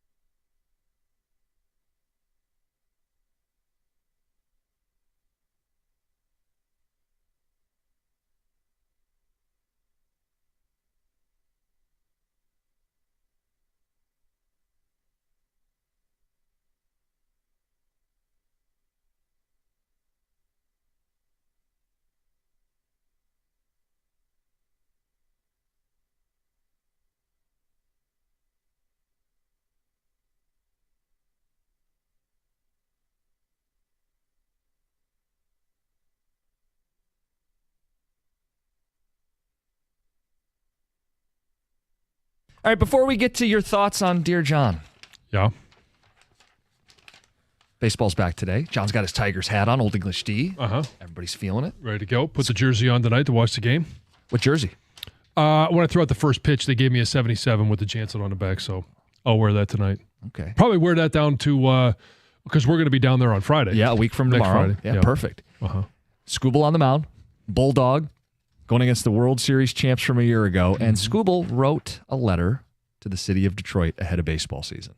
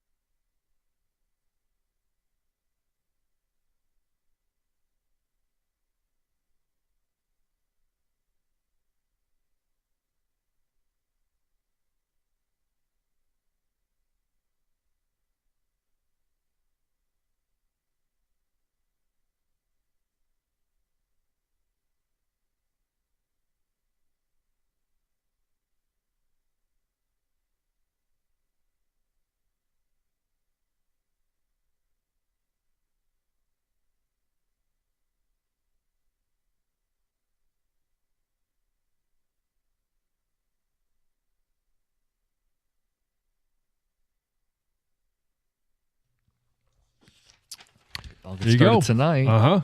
Run it back tonight. Put those world champs in their place. At least for one night. Hey, start 1-0, right? That was the thing even last year when things got topsy-turvy is you always had the Skubal starts. Cy Young winner. And, I mean, there's no better way for him to start off the second campaign for back-to-back Cy Young award-winning seasons than to do it in L.A. tonight. Got a team full of phenoms. Say that right. Yeah. Well, no, I wouldn't say a team full, but there's one or two. Well, it depends who you talk to. Yeah. Who are you talking to? Well, I mean, the people who text in and are super positive about this phenoms? Team. Let us know. I mean, Colt Keith's a phenom, and Riley Green's a phenom, and Jay Shung will be a phenom when he gets here. Max Clark. Yeah. McGonigal. Yeah, they're all phenoms. Lorenzo. We got the number one farm system in baseball. It's a team full of phenoms. And you guys are such negative Nancy's. 82 and 80 wins. You know what's funny is I asked Stoney, he's coming in the studio. I said, do you think what's he got, 72? I asked him, I go, do you think they're making the playoffs? And Stoney, you said no. And I said, don't bring that to the air today. Nobody wants to hear it. You're not allowed to be honest about this team. On opening day? It's hope springs eternal. It's the injuries and the lack of hitting. I mean, it's well, we don't know it's a lack of hitting. They haven't hit any yet. You're right. We don't know anything. We don't know that the Washington Nationals won't win the National League East. The White Sox could win the World Series. That's right. I mean, yes, I know it's opening day. We all think our teams are going to be great. I get it. You know how this goes. We get some pushback. How dare you guys be negative? And I don't even think we're negative, by the way. John, you said 80, I said 82. We both thought, hey, you can fight because of this pitching, but ultimately, unless they get really healthy or really hot or a couple more breaks, and we just don't want to bank on miracles for the second year in a row. Or he makes an incredible trade or something. Right. Look, I'm not saying it can't happen. Obviously, a lot of ifs have to pay off. Yes. Yeah. If is the biggest word in any sports when it comes to like how you think the season is going to be. Projections. And usually it comes down to health. Which, again, they're not starting with good health. And no one wants to acknowledge that players will get hurt playing games still. You haven't even started playing games. Someone's going to get hurt. right? I mean, I'll knock on wood, but Look, and to be fair, they're not the only team in this mess. And even in their division, I mean, what, Pasquantano, whatever his name is for Kansas City, he's out for a while. I mean, he's a good player. I mean, yeah. it happens. I mean, the Yankees are The Twins are Gary Cole. well, I mean, yeah. they're Well, but completely the Twins, beat Buxton gets hurt every season. Royce Lewis is and hurt Royce again. Lewis is hurt. I mean, so yeah. This is gonna Carlos Correa hardly finishes a season. I know. So yeah, they can win the playoffs because this division is going to be a mash unit as well as it always is. Well, New York Post did all their predictions. They got like 7-8 writers in on this. Yeah. And they picked eventually every team except the White Sox. Yeah. It was a hodgepodge. The Royals probably were like 3 of them. Tigers were 2, Twins were 2, and I think the Guardians won. Yeah. Their win totals, by the way, are all 82, 83, 84. It's all bunched up. Yeah. See, I think the Royals are the team that could potentially pull away. Yeah, I think Bobby Witt Jr., this is his, I mean, he's obviously a great player now. This is his national breakout. And they have Reagans, who was a Cy Young contender. Lugo's on that team. Yeah, he was a good pitcher last year, too. Yes, indeed. Is Perez still there? Yes. He's so good. Salvi? Yeah. He's a great freaking player. So, Jim, did you start texting the show again since I was gone? I know I had to slap you on the wrist. What do you mean? To get your agendas across? I've never done We this. actually got this one negative one that's even negative, I'm kidding, more negative than you guys today. What is it? The Skubal letter is so cornball.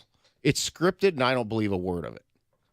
At least you guys aren't that negative. No, yeah, I'm looking at it right now. Someone texted this in. It's Cornball City. Another one says it's a PR stunt.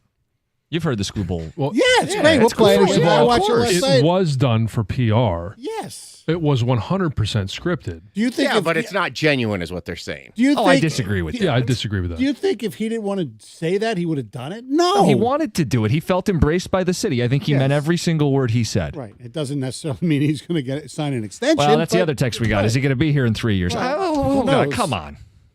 It was a nice, Yes. We have a nice thing on that player. I mean, he A likes star, it here. and he likes- Yes, yes. it's good. Anyway, Gator's in the studio too. Gator, what's going on? Happy baseball season. Happy baseball, indeed. Yes. Hell yes. The start of hot dog season. Yeah. Hot dog season didn't end for me well. The last couple times I've had dogs, it was not good. Really? Yeah. What, just they weren't the same, or it didn't end well a few hours later? No, it didn't. It got to the point where like I made myself a couple of hot dogs at home, and I'd finish one. I'm like, you know what? No, Huh. it just did not taste right. And the dog wasn't a bad dog. It was a great dog. To me, nothing was right. What time of the year was this? I think it was in like January. Yeah, see, that's the problem. Hot dogs are only to be eaten basically. Oh, don't you tell me during when I can eat a baseball hot dog. season. Right. Don't you tell me when I can Was eat it a hot grilled dog. or boiled? How did you prepare it? I didn't. Did you make it like a little octopus? You know how you can boil them for kids and they. Oh, you cut them up or whatever. Yes. Gator, you have to be careful because it could be a sign of growing up. I don't need that. I don't need need to it grow either. up. I mean, Yeah. the thing is, I love hot dogs just about any way you can do them. I'm almost always been a boil the hot dog kind of guy. Grilled dogs are fine. Mm-hmm. They're all great, right? Got to be careful with them though, because you don't want to have You don't want to overdo too much it. char. Yeah, I don't want too much char. But not just couple times, maybe the last 10 times I've made them, I used them and did it in the air fryer. Where you just kind of poke a couple holes in, put it in the air fryer, and then shake it up every couple minutes. Put it in there for like 6 minutes. You shake, they come out beautifully. It's awesome. But there was just something where the love wasn't there. Maybe You're you gonna just need to adjust the condiments. Make No, an I don't- adjustment. I'm not running away from it. Like today, we're having some kind of baseball party. I imagine they're going to have the Hot dogs. the hot dog carousel. Well, we going. have Kenny Cott's hot dog roller to prepare them. That's the big question. Well, I don't know if he brought in his in But he addition. could We already help. have a carousel there, and so if we're going to go with the dogs today, The rollers are probably the weakest of the way to prepare a hot dog, I think. I mean, I would disagree. I think it's Okay. like set it and forget it kind of thing. You set it Yeah. up like an hour ahead of time, and boom, and there- they're heated evenly. yeah, when you For want it, some it's there. reason, when you get them, no matter even at the great Costco hot dogs, they're not like well done enough for me. Wow. I like them on a grill or even in the, Well, the- if the somebody old- else grills them, Yes, of course. right? I don't. Yeah. I'll ruin it. No, I I love hot dogs. I'm looking forward to trying a hot dog today, and I'm hoping that the love and the joy comes back. It returns? I hope it returns. The if return it's not of joy. there, Are they going to still be hot dogs left by the time we get off the air, though? I'm sure. Okay. I'm sure. I'll have one. We'll be okay, Stoney. Okay. What's coming up? Well, we're going to address the Skubal stuff that you guys played. We'll get to that more in the noon hour with the obvious question about that after you hear it. But, we start the show as we do every year when it comes to the beginning of baseball season. Opening day means bold-ass predictions. So we're going to have our bold-ass predictions right out of the gate. Win totals as well. We'll take everything throughout the show. We write them down and document them and keep receipts. So at the end of the season, when somebody said, I think Spencer Torkelson's going to hit 57 home runs, we can say, well, you were wrong. Way off. Or if somebody comes out and says, yeah, you know what? I think the Tigers are going to win 86 games and make the playoffs and make some noise. You're like, wow, well, congratulations to you, sir or madam. Is that a bold prediction, though? 86 is not right now. It wouldn't be. But if you're going to call your shot all around, like if you're going to say 86 you add wins, layers. Yeah. I think Colt Keith Silver Slugger would be a bold ass prediction, right? Yeah. Look, I mean, not everything people are going to come up with is going to be a bold ass prediction. You don't always get the sounder. No, that's true. Win. You don't always get that. It's an iconic sounder. Yeah. I'm excited for you guys. Yeah, and I don't know if Bobby's ready for it. Bobby's running the show today. Kang's not here. Normally, Kang is one of the arbiters of this, and he gets to. Kang and I will go dumb if it's not a bold ass prediction. Bobby, be on your A game. Carson Anderson next, 97.1.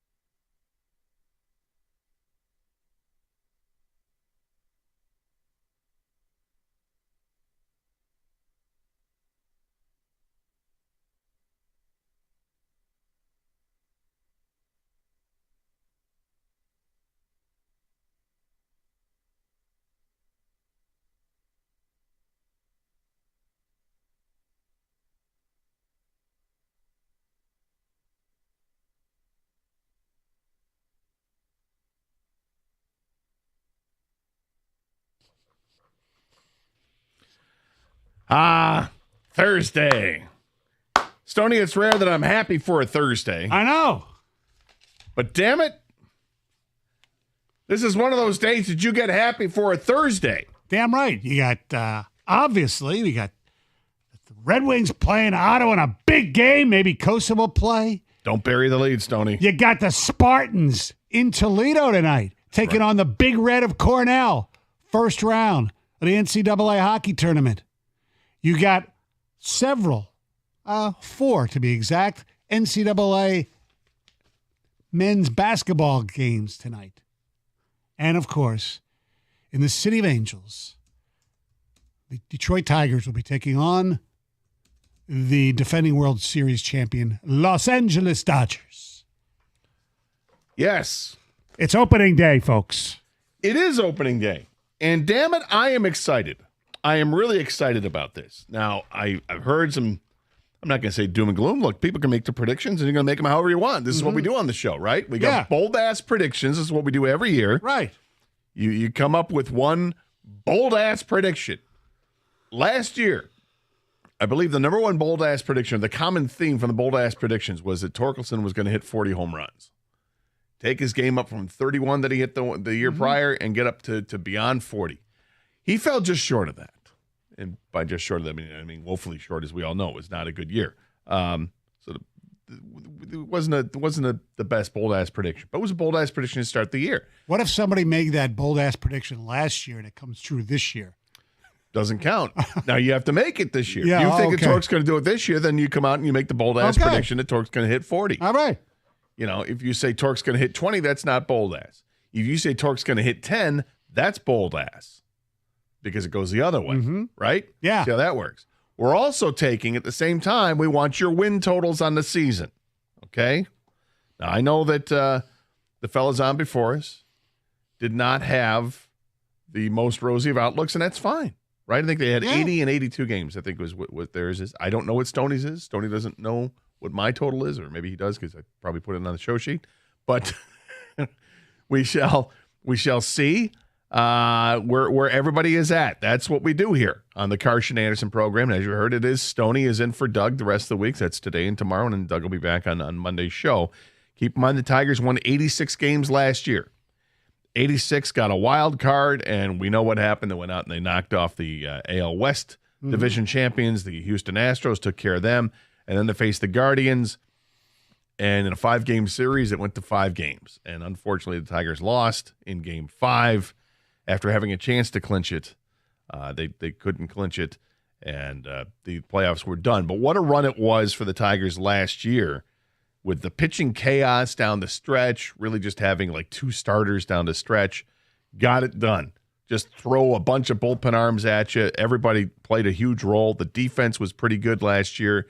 And then late in the season, you got some timely hitting from some players that had absolutely no contribution earlier in the season, like Parker Meadows, who literally hit like I think it was 090 or 098 to start the season, was sent down to the minors and came back up and was quite a revelation for the Tigers. Unfortunately, he starts the season on the injured list and won't be available till the end of May. But the Tigers have made some additions to this team. Gleyber Torres is on this team. They brought Jack Flaherty back. Alex Cobb, a starting pitcher, who also is hurt but will be coming back hopefully before the end of April. They've got some new players in the mix. Ryan Kreidler is going to play center field, and you got the players that you acquired last year that they had a chance to play, like Trey Sweeney. He'll be a shortstop. And you got position changes with Colt Keith going over to first base.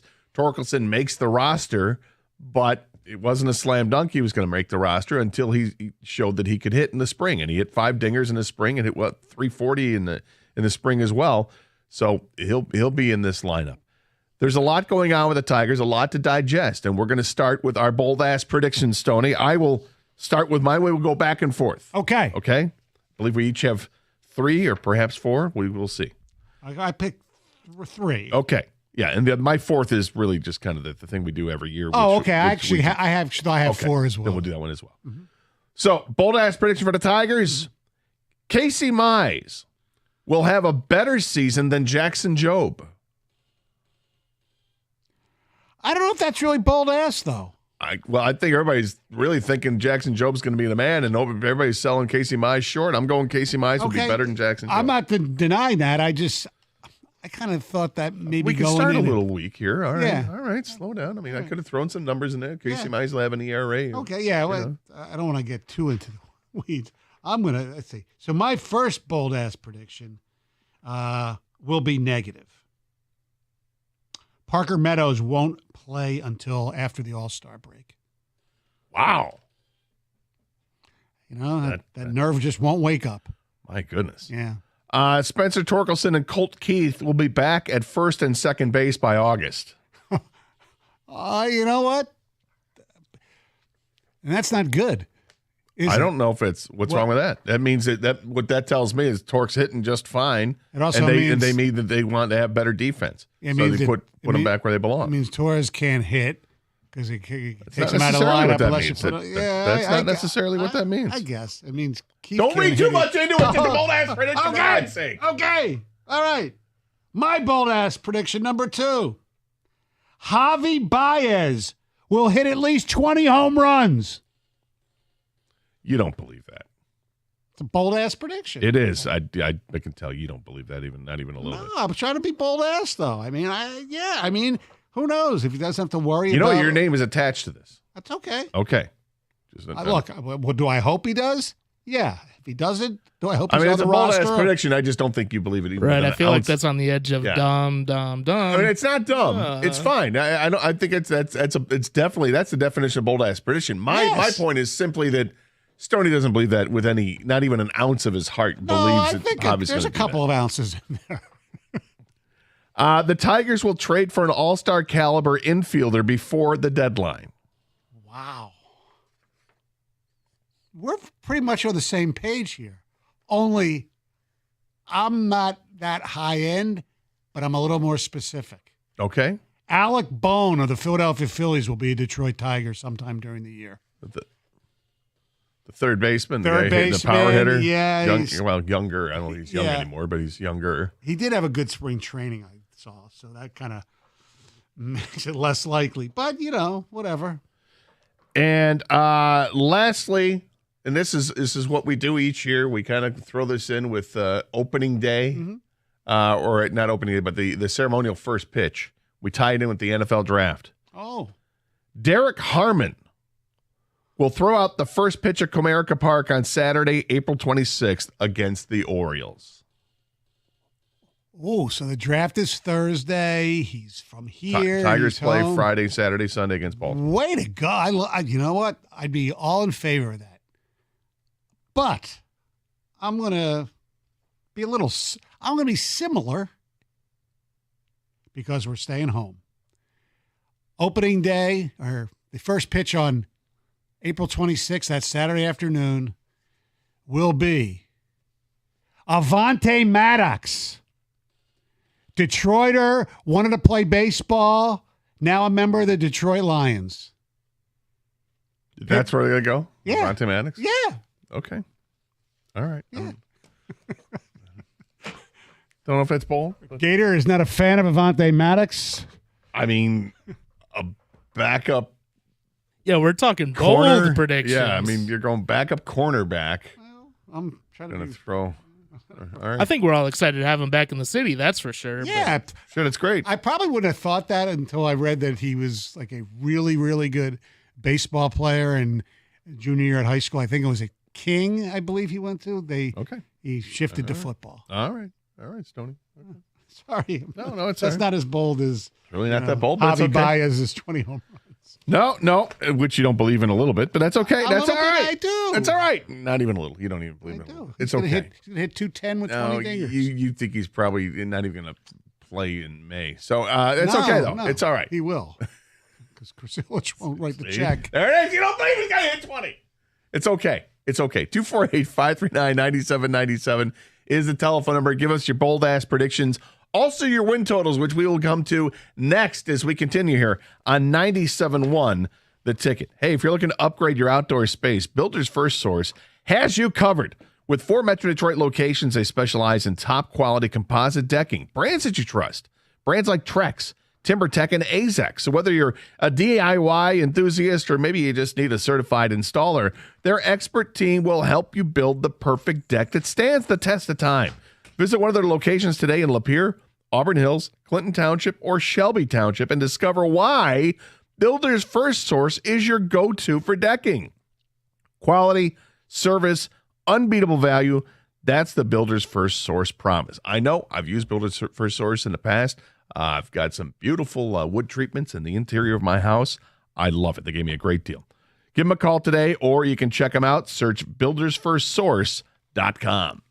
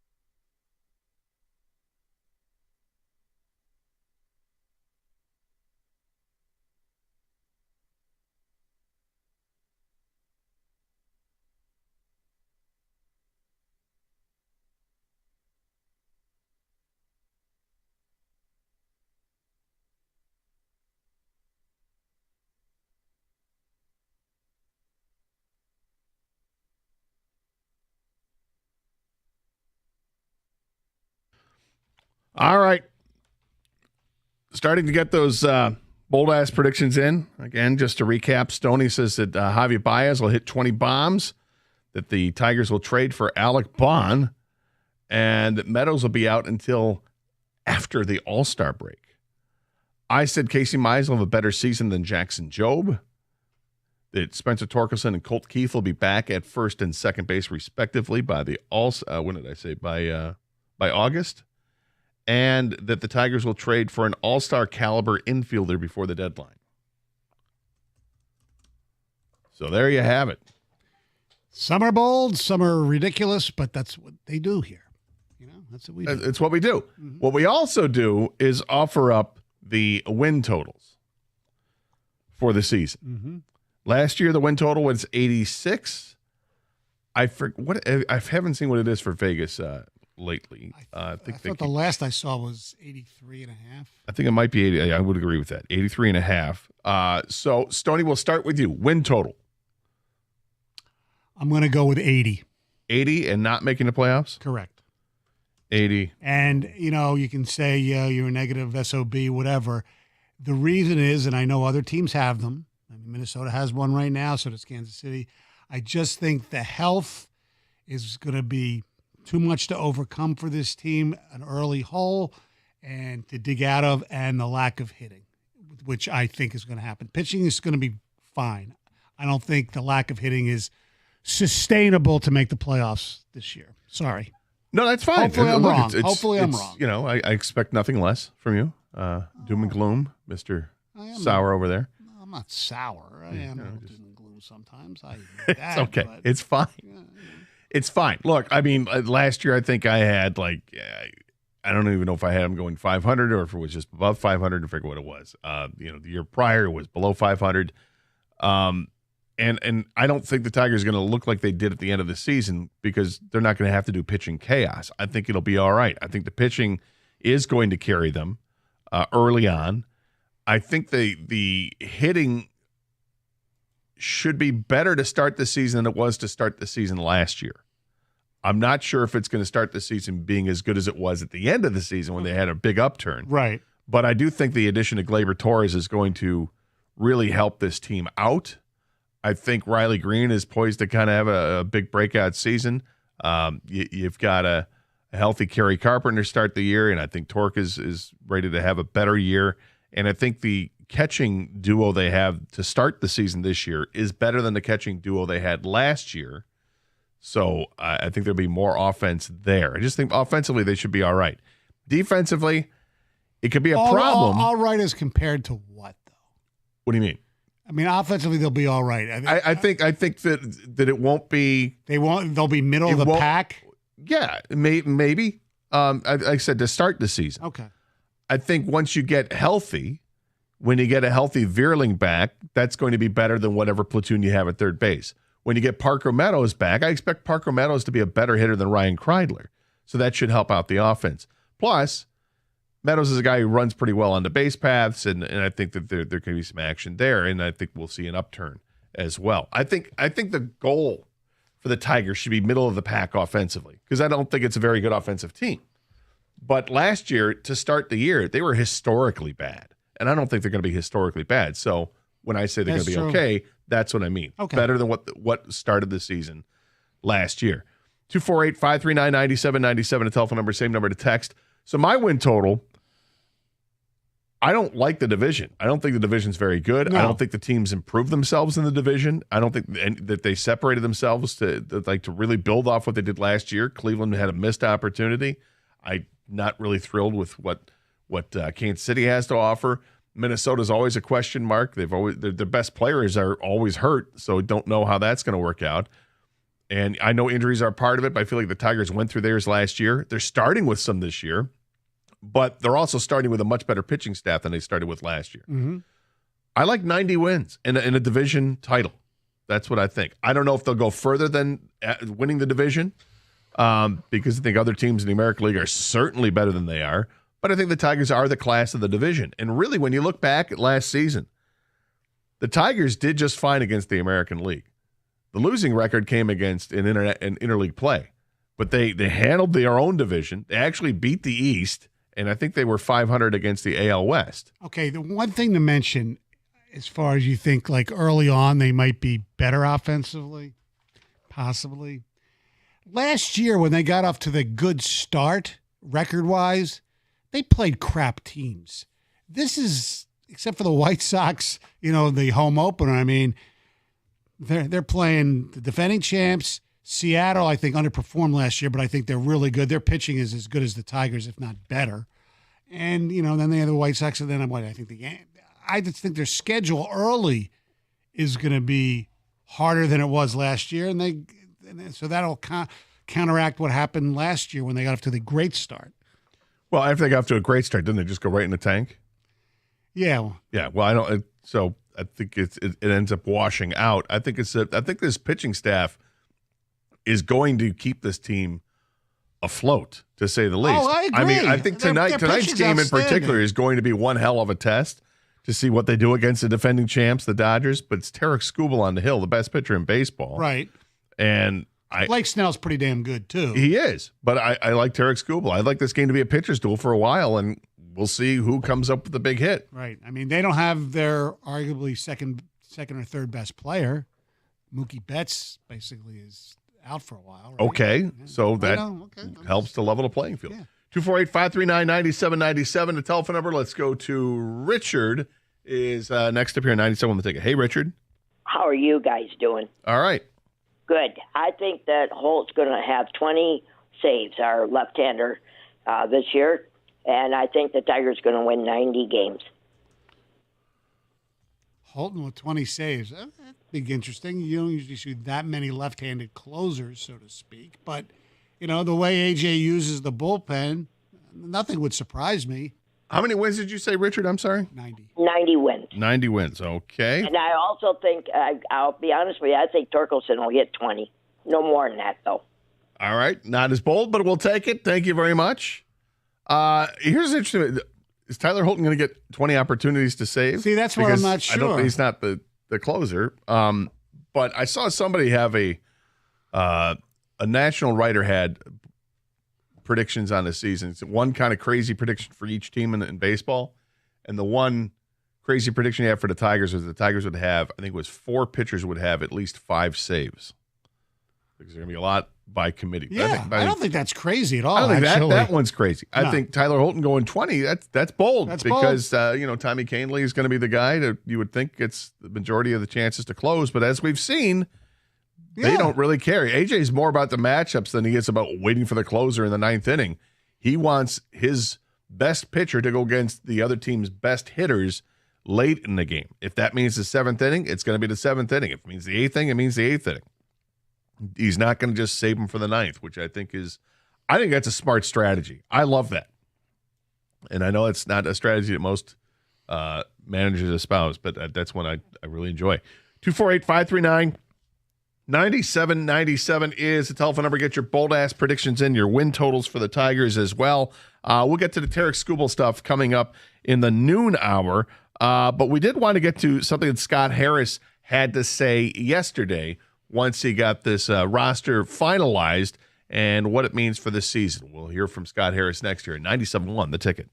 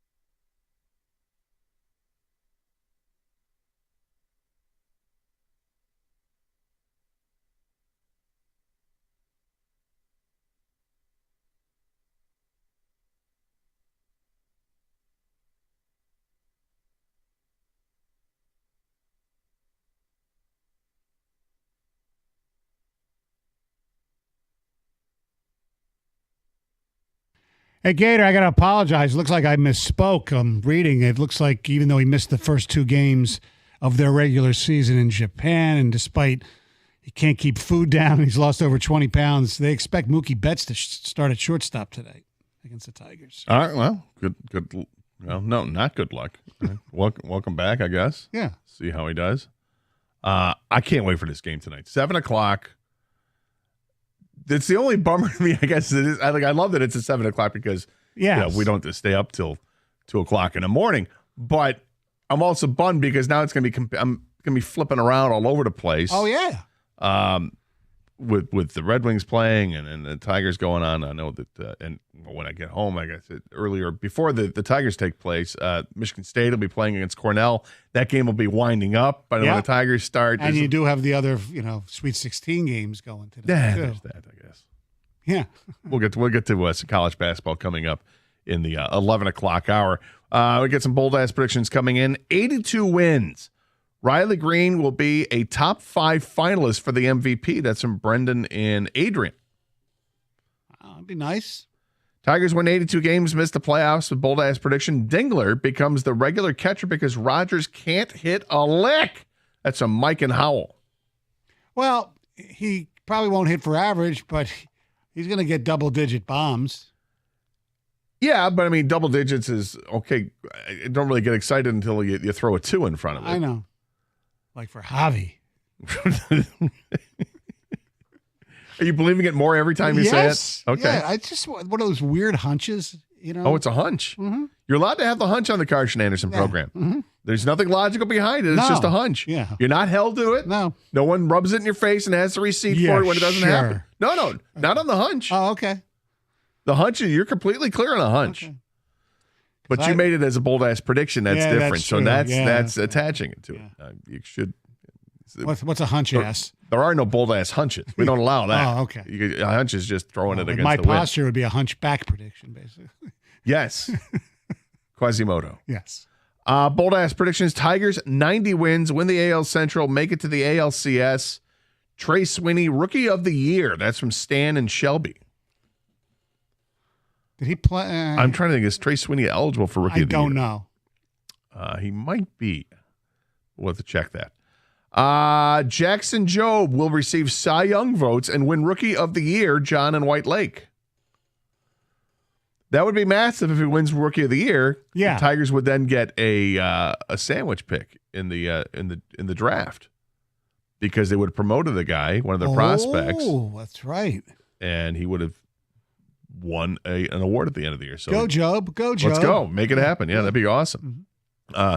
I'd especially like that if my prediction comes true as well, because then you would have Jackson Jobe getting Cy Young votes and being the Rookie of the Year while Casey Mize outduels him. Yeah.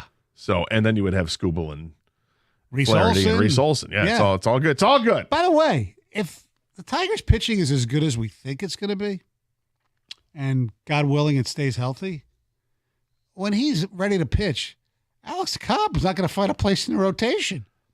Yeah, these are the underrated things that are going to happen over the next 6 weeks. Is what happens when players come back. Yeah. Maybe it all works itself out. And like, well, this guy, he's not hitting, so it's obvious. Thank God that Parker Meadows is coming back or that Matt Fearling is coming back. Mm-hmm. But when they do come back, think about how difficult it was to come up with the last name on the roster. Well, now you got to start axing some other people. Yeah. So who is it? If Parker Meadows comes back, it might easy to say, okay, Ryan Kreidler, you go back down. Right. But if Meadows and Veerling, when they both come back, now what are you doing? I don't know. You're like Kreidler and McKinstry? Maybe, because you're not, unless something strange happens, you're not going to get rid of Ibanez. Margot? That's who knows. Margon? I don't know how that works. Well, I like that headline. Hopefully it won't happen, but we will see. Skubal wins the Triple Crown for pitching again. Second Cy Young Award in a row, and pitches a perfect game. Wow. 92 wins. 92 wins for the playoff-bound Tigers. FTB, Bubba Pete, Memphis, Michigan. Nice. I like it. That's bold. That's bold. A lot. That's another a detailed, bold-ass crown. prediction. Mm-hmm. I can't say anything more than that. That's a bold-ass prediction. Scott Harris, president of baseball operations with the Detroit Tigers, talked with the media yesterday after the roster was set. Obviously, people had some questions, and the obvious question was, coming down to that last player, it came down to going with Ryan Kreidler in center field and having him part of the everyday roster as opposed to, say, having Justin Henry Malloy on this roster or Jahmai Jones, two guys that had hit reasonably well in the spring. Scott Harris talks about Ryan Kreidler in center field.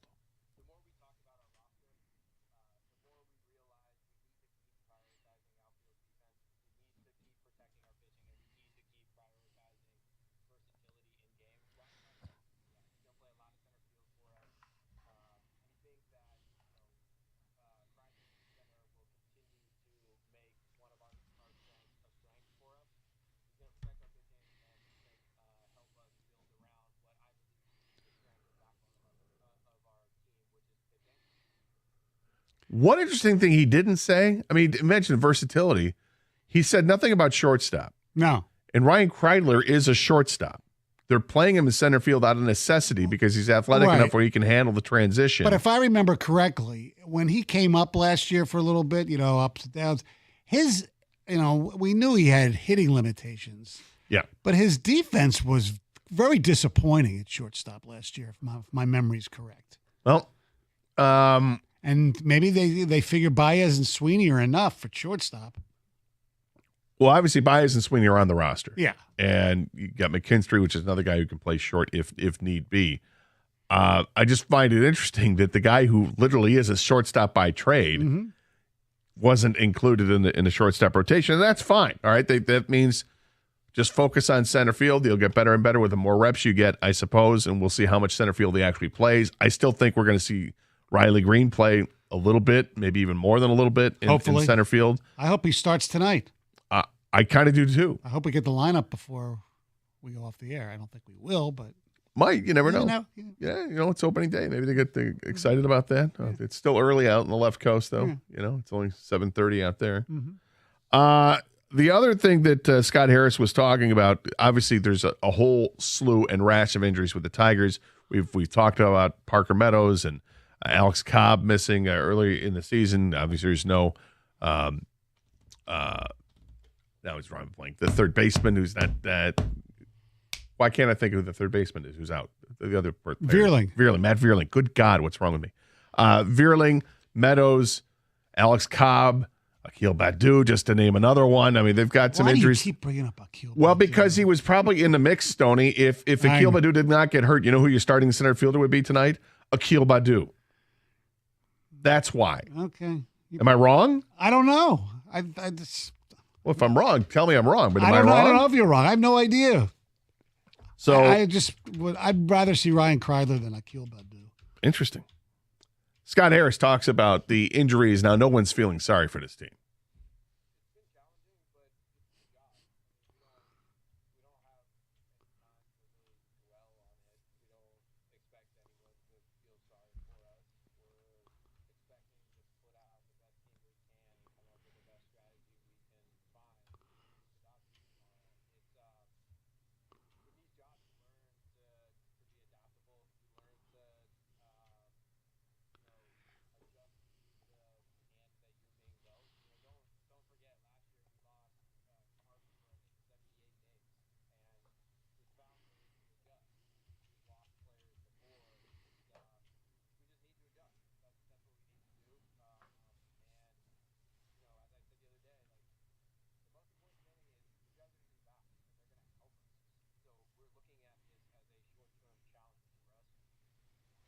So there you go.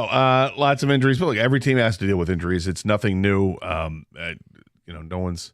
I don't think they are crying about it. It's unfortunate because I was really looking forward to seeing a healthy Parker Meadows get going to start the season. He did so well at the second half of last year when they brought him up. When they sent him down to Toledo, it took I think a couple of weeks, and then he really got in shape and started killing them. When he first came back up, Parker Meadows, and he had that game against Cincinnati, and then he got hurt again. Remember that? Yeah. Yeah, I got hurt right away. It was out for like another 10 days, and then comes back and was a plus player for this team. I think his OPS was well above 800 when he came back. He was hitting well above 250 at the time, and he's got some pop in the bat from the left side. He's a lot bigger than you think when you look at him. Like, oh my, this guy he's like all of 6'5", but has not been able to stay healthy with this team. And let's hope that he comes back sooner than later, even though the earliest they can bring him back is May 24th. Right. Still waiting for that nerve to wake up. And it's one of your bold-ass predictions that says he won't be back until after the All-Star break.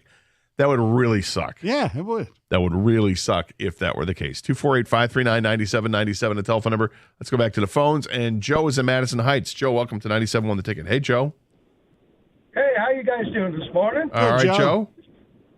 Yeah, so we got a 90-72 record. Okay. But what's the real big thing? Well, Stoney's as old as I am. You're going to have an ERA below 3 for this pitching staff. Below 3. Whoa! You don't see it too much in the American League. You really don't. But I mean, Stoney, when you're talking your 4th and 5th starter is Jackson Jobe and Casey Mize. Now that's to be decided, but that's a pretty. And then let's say at the end of the season, why don't you throw pitching chaos at them with that pitching staff? Yeah. That you could win the American League if you do that. If you throw pitching chaos at them with that staff, what do you think? You know what? As much as I want to say 90 wins, no way. You're right though. If they would have a team ERA, especially the starters, of under 3, you got a chance at 90 wins. Yeah, that's crazy good. Yes, I don't. That's crazy. I mean, look, that's bold ass. I think it's. Yes. I'm not going to say it's borderline dumbass. Okay, No. That's the difference. I mean, if you said below 2, that's dumbass. But below 3 is really bold. But they do have. I mean, the 1-2 combo of Skubal and Flaherty is awfully good. We saw how awfully good it was last year, and then you're adding into it a full season of healthy. Let's hope Reese Olson. I think Reese Olson is the interesting pitcher in this staff. He's right there in the middle. All the attention is on the front end and on the back 2 guys. Correct. Because everybody's waiting for 1-1 Casey Mize to do his job, and here comes the rookie Jackson Jobe, and people are sleeping on Reese Olson right now. And I'm not sure what to make of Reese Olson yet either. No. Like he's shown flashes where, my God, is he good? He's sometimes unhittable and sometimes he gives up a lot of home runs. The one thing, and it's a doom and gloom thought here again, but let's not forget.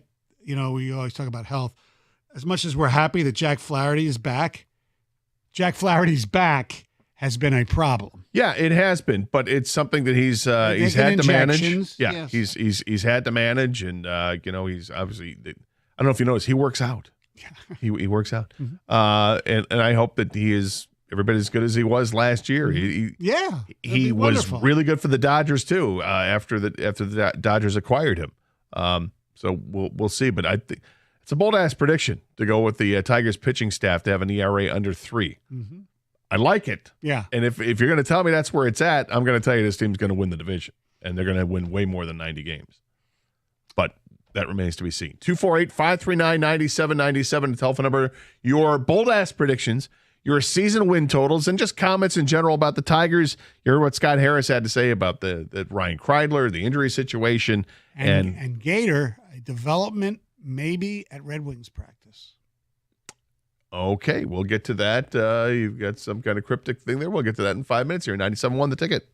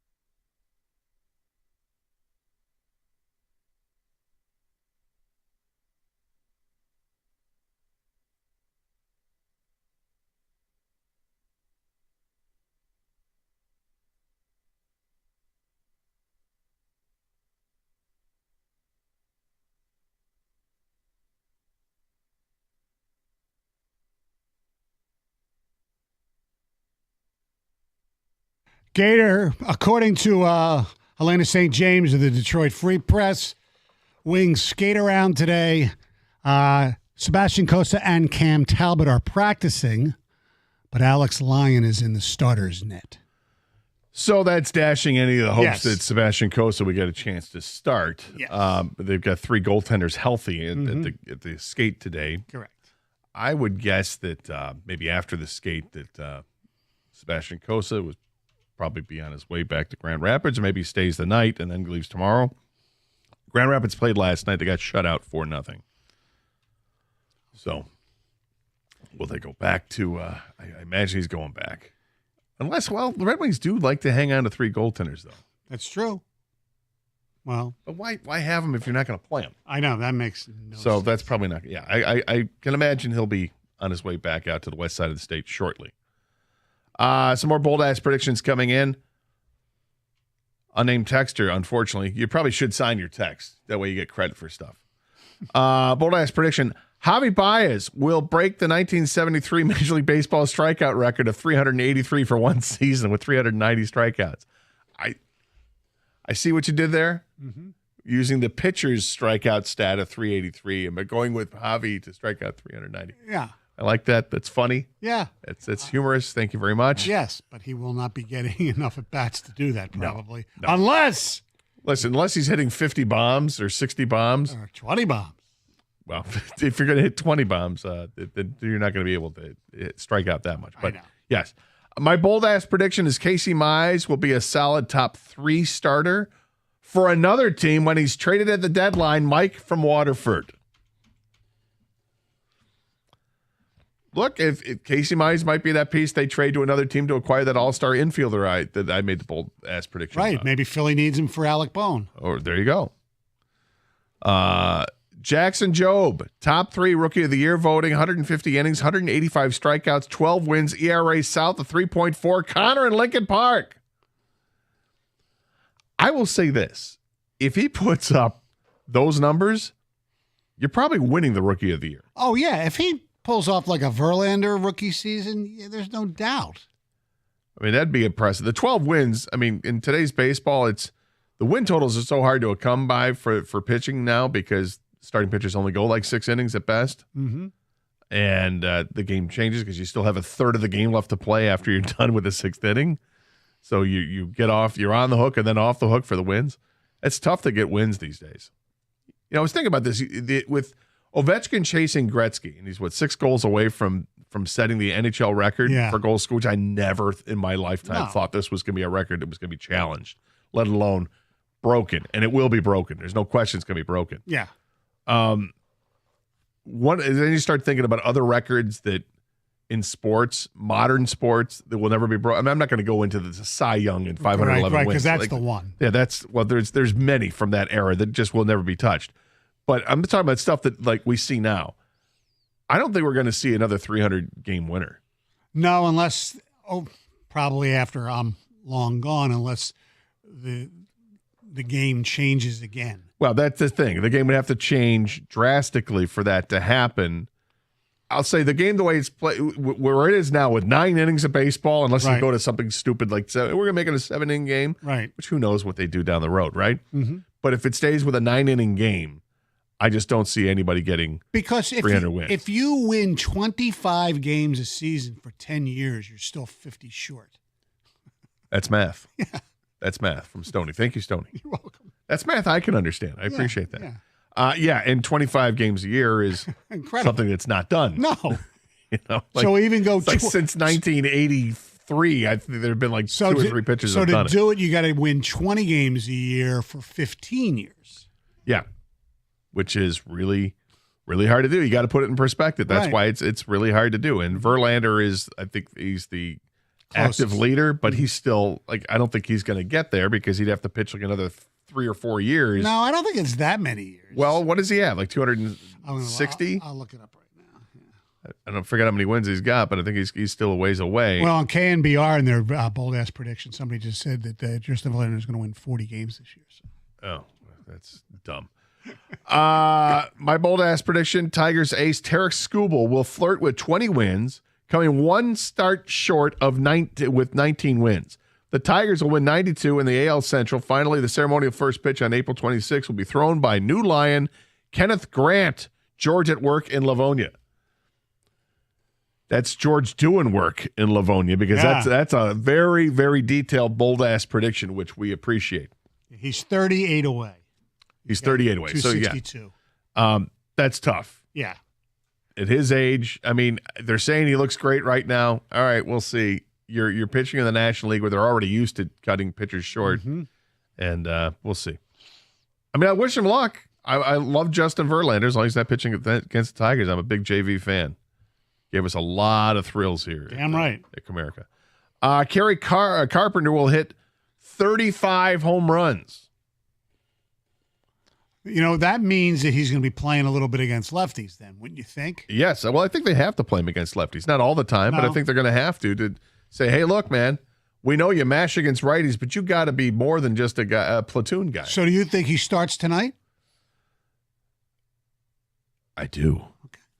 I do. I hope so. I think it gets the. I hope so. And here's the other reason why you probably shouldn't worry about that stuff anymore or not as much, because starting pitching doesn't go as long. Right. And, who knows who they bring out of the bullpen. I'd certainly have him there.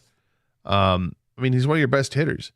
He's going to have to learn how to hit lefties adequately. And if he proves that he can't, then all you got is a platoon player. And okay, I mean, it's really good to have a guy that can hit against righties, just like it's really nice to see Andy Ibanez mash lefties, but you wish it were more than that. Then if you're that player, then you're limiting what your earning income will be as well, and perhaps you're playing. 91 wins for the Tigers this season, fueled by the resurgence of Torkelson, Baez, and the young blood of Jackson Jobe, and, of course, Skubal. Signed Mr. Homer. That's a lot there. Right, but it's all hitting all the stars, all the high notes there. Isn't a Gator calling somebody Mr. Homer? Well, it is. I mean, come on. I mean, it's a lot of blue skies there. Which, I know. I mean, looking outside, there's a lot of blue skies, and I'm not against it. It's just okay. I mean, it's kind of By the way, that's it in the playbook for the Tiger optimist. Question for you: Yes. Are you glad that opening day is on the road for the Tigers? Yes, this year. It's all weather dependent with me. Okay, yeah. I'm completely weather dependent. I don't like it when it's crappy weather outside for baseball. Right. Hate it. I'd love to see, in the NFL, I like all playoff games be played indoors. I like the controlled environment. I don't like it when it messes with things. So that's me. I know I'm in the minority in a lot of things with that thought, but that's just who I am. And knowing at least early on that they're talking about it being like 60s next Friday for the opener. Are you outside for the Carson Anderson broadcast, or are you inside? That is weather dependent. We're Okay. supposed to be, but if it ends up being like temperature wise, unless it's like 30 or something like that, we that wouldn't affect us. Right. If the wind, Obviously, rain is a problem. We wouldn't be outdoors, and wind is the major factor because it just wreaks havoc on the microphones, and it's not worth us being out there if the wind is whipping. So then we would be at Hockey Town upstairs there at the Music Town. I like the way you said that. Whipping, like whetting your appetite. Exactly. 248-539-9797 is the telephone number. You want to text us as well. We're taking the bold-ass predictions and your Tiger win totals all season long. You want to talk about the Tigers? We want to talk about the Tigers and players you think are going to break out this year, or someone you think that is just they're destined to disappoint. We'll take it all. 97.1 The Ticket.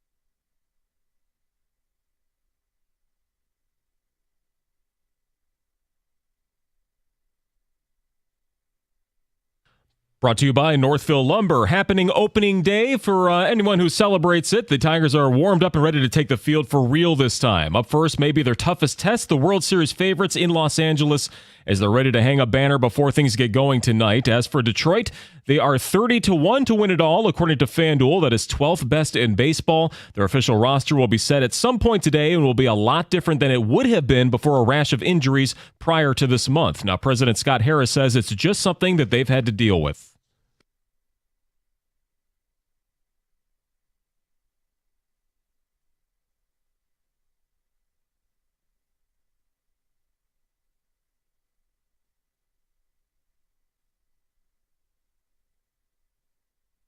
Tonight's game will be in prime time on ESPN, but of course, Dan Dickerson's call, as always, will be right here on 97.1 The Ticket, a 6:45 pregame for their first taste of regular season action in 2025. It'll be a very busy night, though. The Red Wings will be over on WWJ as they host the Senators at LCA. That's a 7 o'clock drop of the puck. Alex Lyon in net, Peter Mrazek and Elmer Soderblom out for tonight. And the Sweet 16 will begin again. 4 games tonight from Newark and San Francisco starting at 7 o'clock, including the 1 seeds Florida and Duke looking to advance. The Spartans and Wolverines will be back on the court tomorrow night for their chances to move on to the Elite Eight. At the Corewell Health Sports Desk, I'm Chris Villar. For more, go to 97.1 The Ticket and Odyssey.com.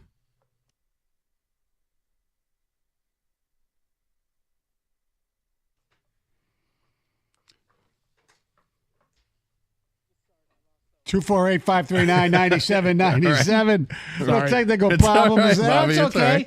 By the way, Gator, not that it would even cross anyone's mind, but congratulations to AJ Hinch, because he doesn't have to suffer the same fate, I don't believe, tomorrow that John Tortorella suffered today. Yesterday, I wore a Philadelphia Flyers hoodie. Flyer hockey. I wore a Flyers hoodie yesterday. Yeah, and then Torts gets fired. I'm wearing a Tigers hoodie today. I don't think AJ has to worry. I don't think so. No. Did you have a long track record of wearing hoodies where people get fired? No. Okay. But I just it was just one with Torts. When I saw that Torts got fired, I was sitting there, oh, wait a second. I wore a Flyers hoodie yesterday. How many times has he been fired? Let's see. Rangers, Vancouver, I think Tampa. Was he Columbus too, maybe? I think he was in Columbus. Yeah. He's really good the first few years. He just wears his welcome out, right? Yeah. He's a very emotional, passionate guy. He won the Stanley Cup with Tampa, I believe. Yeah. With the Martin St. Louis and yeah. The Tom Wilson, Bill Davidson club, right? Wasn't that? But it's interesting how like in hockey in particular, it seems like that. Like you got hockey coaches that'll just bounce from team to team to team. And it's because they can have that success. It's like when you're seeing with Todd McClellan. I mean, Todd McClellan's been for a few teams here, right? Yeah. And the immediate return and the immediate results the Red Wings had when they hired him are incredible. Right. 2 7-game winning streaks, right? And now we're, praying that this team can, it literally is a prayer at this point that they can kind of get to the stay in this playoff picture and maybe make the playoffs. It's bizarre because if they didn't, make the coaching change and were, floundering, weren't going to make the playoffs, I'm sure Tortorella getting fired, he would be a name that would be bandied about here. Yeah, and at which point I would say no, thank you. We already have Ken Daniels. They do look a little bit alike. I've always thought they look exactly alike. That's very funny. But I would, with all due respect, again, I'd take Tortorella in a fight. Over Kenny Daniels? Yeah. Probably. Yeah. I think Torts looks like he's always ready for a fight. Torts would be great Torts is great for the media, though, because he doesn't hold back. He's opinionated. Yeah, that's great to a point. And then even then, with the media, they don't wear yourself out because it's like, good God, man, just stop taking yourself so seriously. Let's just, talky here, right? I know. He does take it seriously. I heard he really took the Four Nations loss because he was an assistant coach for the United States of America. I heard he took it very hard, actually. Okay. Mm-hmm. Well, and now he's got some more time to think about it. Yes, he does. With 10 games left in the season or whatever Philly has left. But the Red Wings will play tonight against Ottawa. You heard Stoney tell us earlier that Alex Lyon is in the starter's net. At skate around. At practice, so probably not going to be Sebastian Cossa. I imagine that Seabass will still be with this team probably for tonight's game as the emergency goaltender. If Talbot's ready to go, then Talbot would be the backup. But who knows how that works? We'll see tonight. But it really is must-win territory. Yeah. For the Red Wings here, even though they're only 3 points out. I did do a little bit of research on this, right? Because taking a closer look, wasn't a ton of research I did, just a little bit. The Red Wings have 11 games left. And the way I see it, with the 3 points back, 2 wins get you 4 points. So 2 wins clears you of that. So now you're looking at, okay, now they have 9 games. Out of those 9 games, you got to be better than 500. So that means 5 wins. So they got to win at least 7 out of 11 to have a shot. That's just to have a shot. I'd feel comfortable if they want. Like, if you're going to tell me they go 9-2, I think they're into playoffs. But it's a big task to do. Now, especially the reason with that schedule. Yeah, the schedule's tough. But here's the reason why it's still there: Montreal, Columbus, the Rangers, Islanders. None of those teams has won more than 4 in their last 10. Okay? Mm-hmm. Nobody's playing well. None of these teams are good. No. So, I mean, would I be surprised if all these teams stayed at winning, 3 out of 10 and 4 out of 10? I would not be surprised. Can the Red Wings get on a heater again and make an impact? They can. I don't have confidence they will, but it's still there. It's still a possibility. But we'll see tonight. And look, I think people are going to be wearing out their thumbs today with the remote control, with what's going on tonight. Oh, yeah. There's a small group of people that'll be really interested in watching the hockey at 5:30 with Michigan State and Cornell in the NCAA tournament, the opening round there. Michigan State's the number 2 overall seed in that tournament. They're playing this game in Toledo. I imagine there's a huge contingent of Spartan fans, but we understand it's college hockey. It's a niche group. Right. But then you got baseball, the season opener at 7 o'clock tonight at Dodger Stadium. There's games on also if you want to watch baseball. Yeah, there's baseball starting all like Brewers, at right, 3 o'clock or something. Yeah. It starts all day. But so if you're a diehard baseball fan, you'll watch any baseball. But here locally, Tigers at 7 o'clock. You're going to tune into it, listen to the radio here, of course, or you can watch it on TV. And people are going to be excited about that. A massive pitching matchup tonight with Blake Snell and Tarik Skubal. It should be great.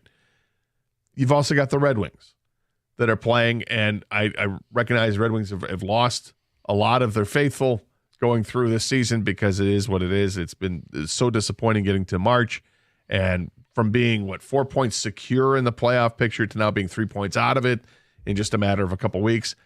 That's horrible. Don't like to see that, but they're still there, so that's going to get you flipping around.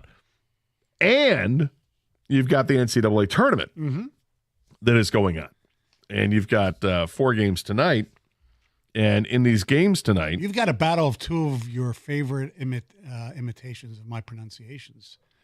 You got the battle of Maryland and Florida. Yeah, Maryland and Florida. Maryland and Florida. Yeah. And then there's also Alabama and BYU, Texas Tech and Arkansas, and Duke and Arizona. Out of these 4 games, just a little bit of tournament talk here. First of all, let me ask you this, because you're the guy that runs the pool and the brackets. I check, but that's well. This is where I was curious about. I'd like you to check if you have the opportunity here, because because of the way things have gone with this tournament, that there are no Cinderella stories here in the Sweet 16. I have to imagine there are quite a few people that are still in it, like have legitimate shot of winning, because it's not going completely to chalk, but it's pretty close going to chalk. Right. Like right now, like the leader with 56 points has Auburn winning it all. I'm not going down. Go each bracket. How many brackets do you have? 211. 211 brackets. No, 201. I'm sorry. Okay. So roughly 200 brackets. Mm-hmm. How tight is it in the top 50, so to speak? So I got 50 on a page before it flips over. So like the top guy right now has 56. Then there's a tie for 36 with a lot of people at 49 points. So 7 points from the top 2, and there's tons of people. And then at 48, so everybody still thinks they got a shot. Basically, except there's somebody I know who had Clemson winning it all, or one of those. Yeah, you're going to have a few of those that are out. But I was just saying, by and large, this is a tournament that's going to chalk. So more people are involved. And this is not just with your bracket pool. Right. Bracket pools across the country. Everybody's got this too. I think that is feeding into the big ratings they're getting for this tournament. There's several things to feed into. First of all, it's just the gambling aspect in general. Yes. Right? The other thing is, because there are no Cinderellas, the bracket story I just gave, I think that their brackets are still alive, except for mine. They're going to look at it. The other thing is, when you don't have a Cinderella, and I know some people are bummed, oh, there's no Cinderella. Yeah, okay. You know what happens when there's no Cinderella? It means the big schools get in, which you know what means when the big schools get in? Their alumni bases are watching. So you're not having these small schools get there that, right. There might be 10,000 people nationwide that can claim that, hey, I went to St. Mary's or whatever, right? Right. Most of the time, Cinderella does not go to the Final Four. I mean, no, George but Cinderella Mason, gets to the Sweet 16. Correct. Cinderella can get to the Elite Eight, yes, and they're in this weekend. Exactly.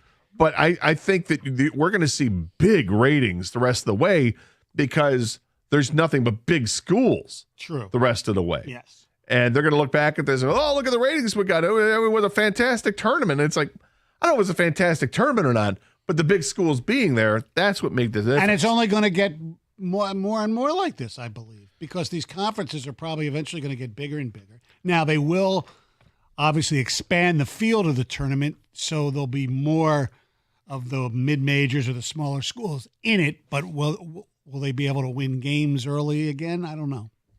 I want you to think about this. The four matchups tonight. Mm-hmm. And as I mentioned, those matchups, we've got Florida and Maryland, Duke and Arizona, Alabama and BYU, and Texas Tech and Arkansas. Out of those four, pick an upset out of those four. Okay. 248-539-9797 is the telephone number. Send me a text. You want to get involved.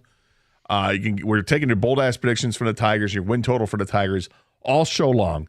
But also want to hear who's going to get the upset tonight in college basketball as the Sweet 16 starts this evening. 248-539-9797. This is 97.1, The Ticket.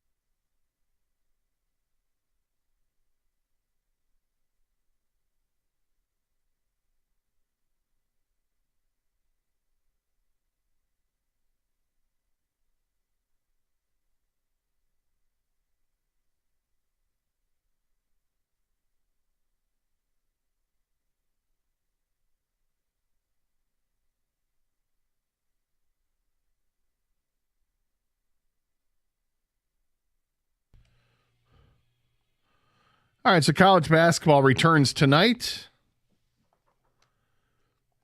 Got 4 matchups, BYU and Alabama. That's a 6 versus a 2. Number 4, Maryland, and number 1 seed Florida. Number 4, Arizona. Number 1, Duke. Number 10, Arkansas. Number 3, Texas Tech. They all go at it tonight. Stoney, I ask you, of those 4 games, do you see an upset, and which upset would you pick? I do see an upset, and that would be the Razorbacks of Arkansas. They're 5.5-point underdogs against Texas Tech. They're getting a lot of their guys back. Their leading scorer, Abdou Fierro, is coming back.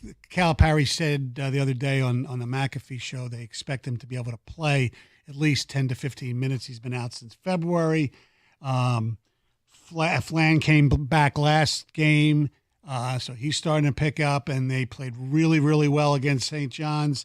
I think that's the upset. I think Duke is this year's Connecticut. I think Duke is just gonna because they defend so well. Duke is Duke.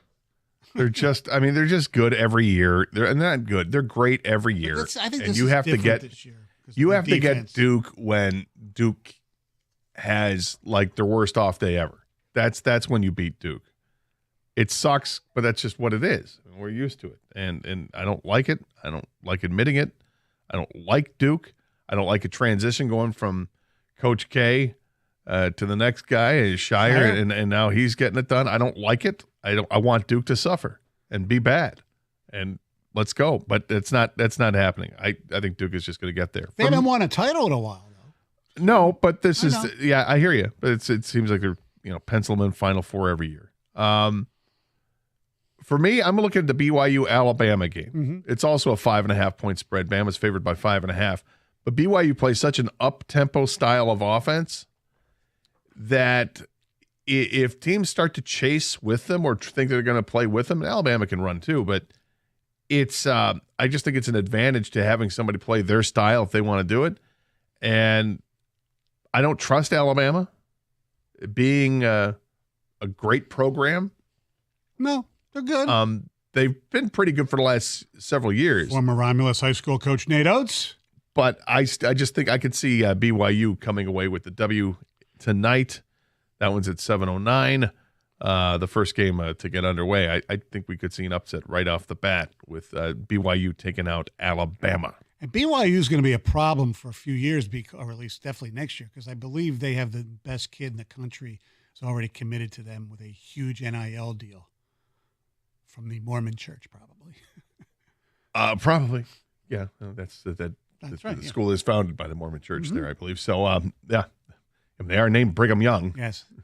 As the late but great Lou Stone once said, "My father, if you're going to Brigham Young." Wow. Mm-hmm. Is that what he said? Mm-hmm. I actually mentioned that at my eulogy for him too. Did you? Uh-huh. Okay. Some all right. Some Louisms. That bring the house down? People laughed. Did it bring the house down? No. Tommy's in Auburn Hills. Tommy, welcome to 97.1 The Ticket. Hey, Tommy. Hey, Gator. How are you? All right. You?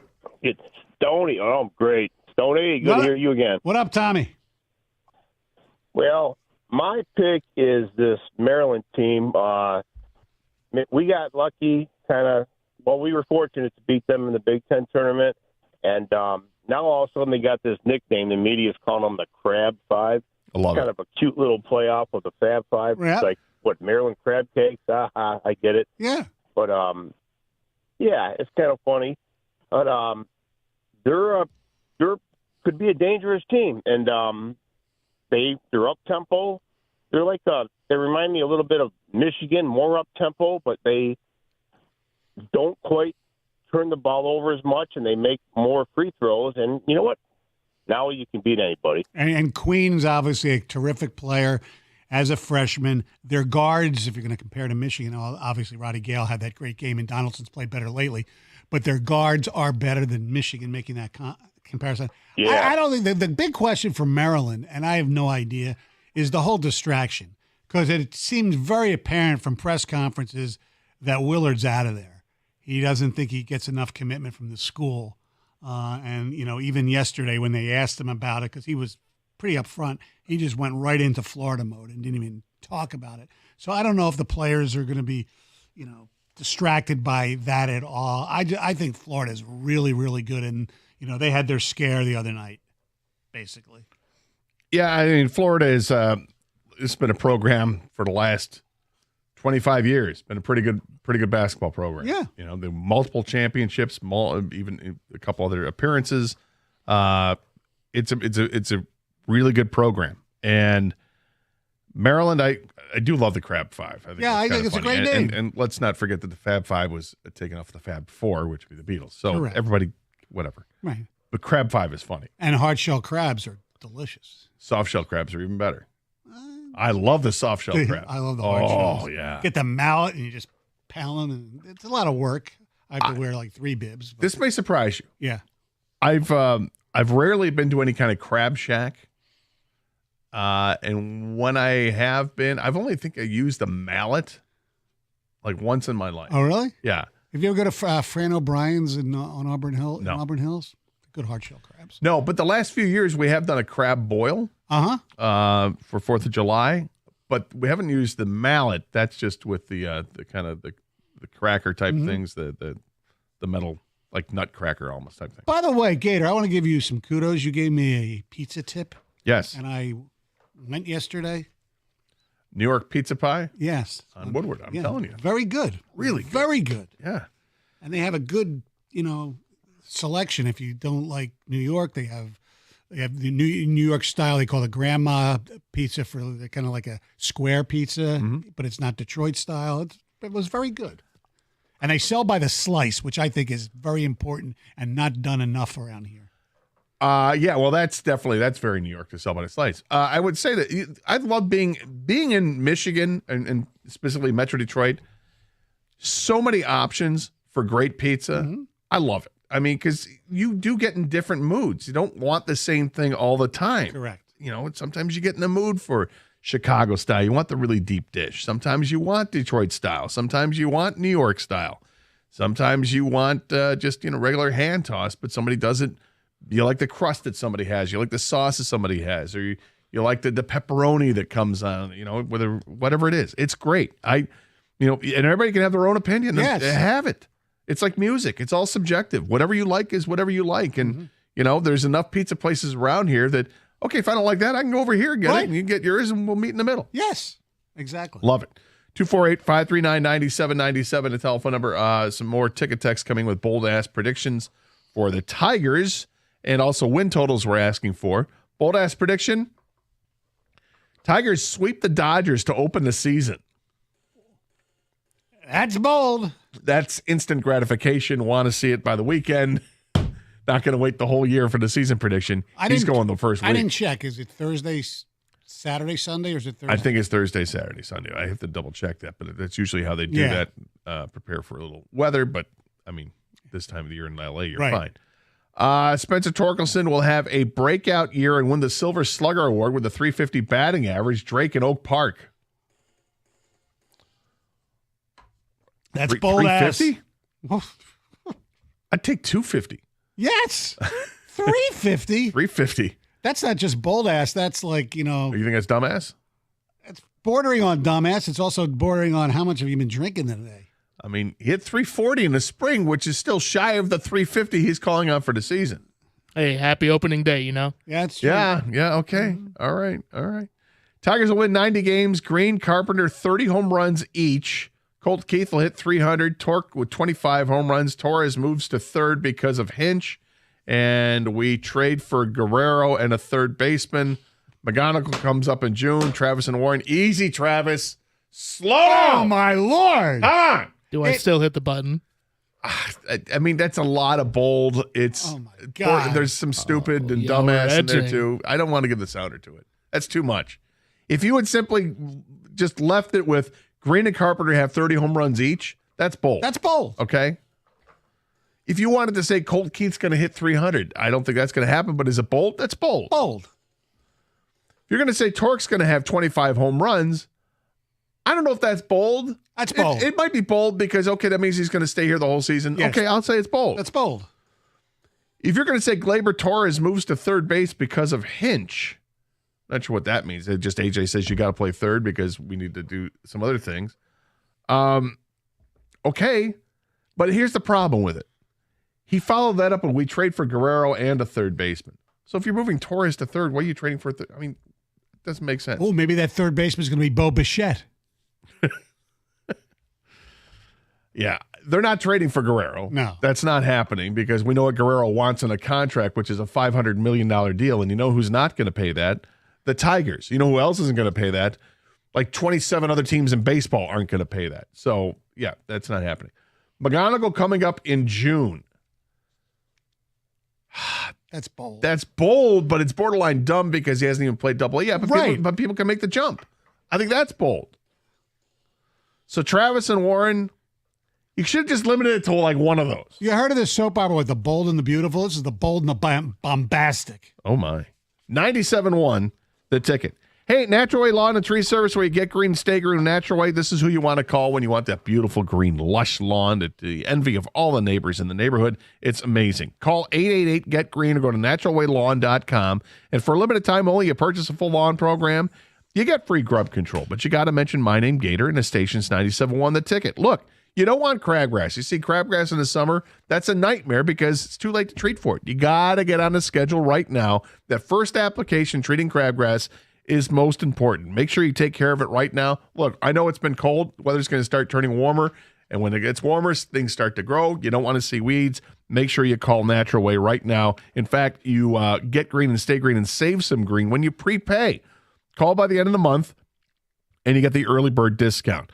Natural Way is awesome. Each lawn is assigned its own specialist. They got certified applicators and arborists that will come out and custom tailor a solution specifically for your yard and your home. And when they're done, they leave a little note on your door and tell you exactly what they did, what problems they saw, and give you some ideas of how you should treat those problems. They're a locally owned company for over 35 years. It's a company I've trusted for nearly a dozen years now. I love what Natural Way does. They offer the 100% satisfaction guarantee. Give them a call today, 888-GET-GREEN, or go to naturalwaylawn.com.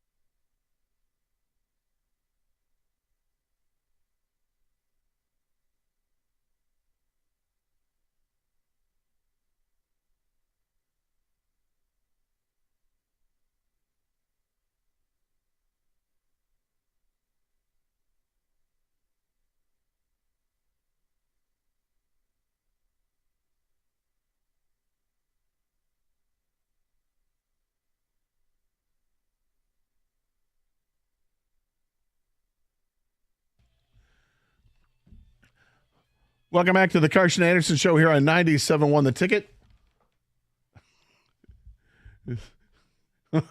Stoney is just standing out there looking around. He's just looking around. You forget? Did you forget we got a show going on? You all right? I'm good. I still think the breaks, for some reason, are different than when they used to be. They're not as long. Maybe. I don't know. I was talking to Evan about we had a podcast issue, so that's what was going on. What's the podcast?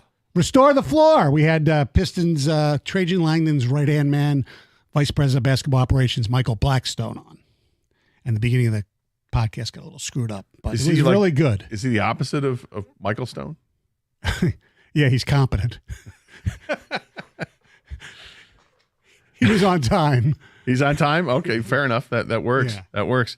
248-539-9797, the telephone number. We were asking people about the NCAA tournament tonight. Do you see an upset happening in one of these 4 games? And what's the upset you see? Stoney likes Arkansas taking down Texas Tech.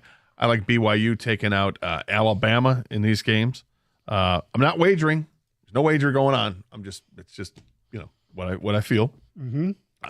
And I imagine lots of people are going to be tuning into the tournament tonight. We've got baseball tonight. Baseball starting really I think the first games are at around 3 o'clock, or at least 4 o'clock. Tigers are at 7. We got the Red Wings tonight against Ottawa. I think there's some shakeups there, which we can get to later on in the show as well. But with the Tigers, as we do every beginning of the season, we do the bold-ass predictions, win totals. Maybe there's a player you think is going to have a breakout season, someone you think is just destined to disappoint. Whatever that case is, we take those calls as well at 248-539-9797. Coming up at noon, we're going to play the audio of Tarik Skubal. He kind of wrote a letter to Detroit and the Tiger fans, very heartfelt, and then they actually had him narrate it for a video, and we have the audio from that, so we'll get to that coming up at noon. Some more bold-ass predictions. Both former number 1 picks to get their groove back. Casey Mize pitches 150-plus innings with a sub-3.5 ERA. Torque plays 150 games and hits 30 bombs. That's from Colin. I think that's bold-ass. Yeah. Very bold-ass. Very bold. And I would take both. Yes, please, if that happens. Bold-ass predictions. Prediction, Tigers have 2 Cy Young candidates finish in the top 5. The record, 84-78. That's from Sean and Clausen. I don't think this sounds stupid here, but I don't think it's that's I guess it's bold. I don't think it's that bold. I think it's possible. I think it's bold. I think it's bold because of the second Cy Young. Yeah. Having a Cy Young candidate, yeah, we all think Skubal's that guy. He's the best pitcher in baseball. But let's say Flaherty's 16-6 with a 3.4 ERA. Nope. Not 3. You got to be sub 3 to get into that discussion. Right? You would think so, but I don't know how many guys are going to be doing that. Well, a handful will, and if you're not one of those handful, then you're not going to be in the discussion. So I think it's bold. Okay, I think it's bold. By the way, and he doesn't say who they are. No, leaves it open. That's true. So maybe you think it's going to be somebody else. But Alex Cobb. That would be something. The 84-78 record, interesting. If you got 2 Cy Young candidates and you only win 84 games, that would be disappointing. But understandable too, right? We know there's going to be limitations to this lineup. Mm-hmm. Who knows when the guys get healthy and come back? Are they going to contribute when they are? I was thinking this driving in with what Scott Harris has done in building this team and the tough decisions coming down a stretch of what you have here. And they were this close. They were that close to really doing something special. Mm-hmm. When you look at the offseason and adding Gleyber Torres, that's adding pop in the lineup for sure.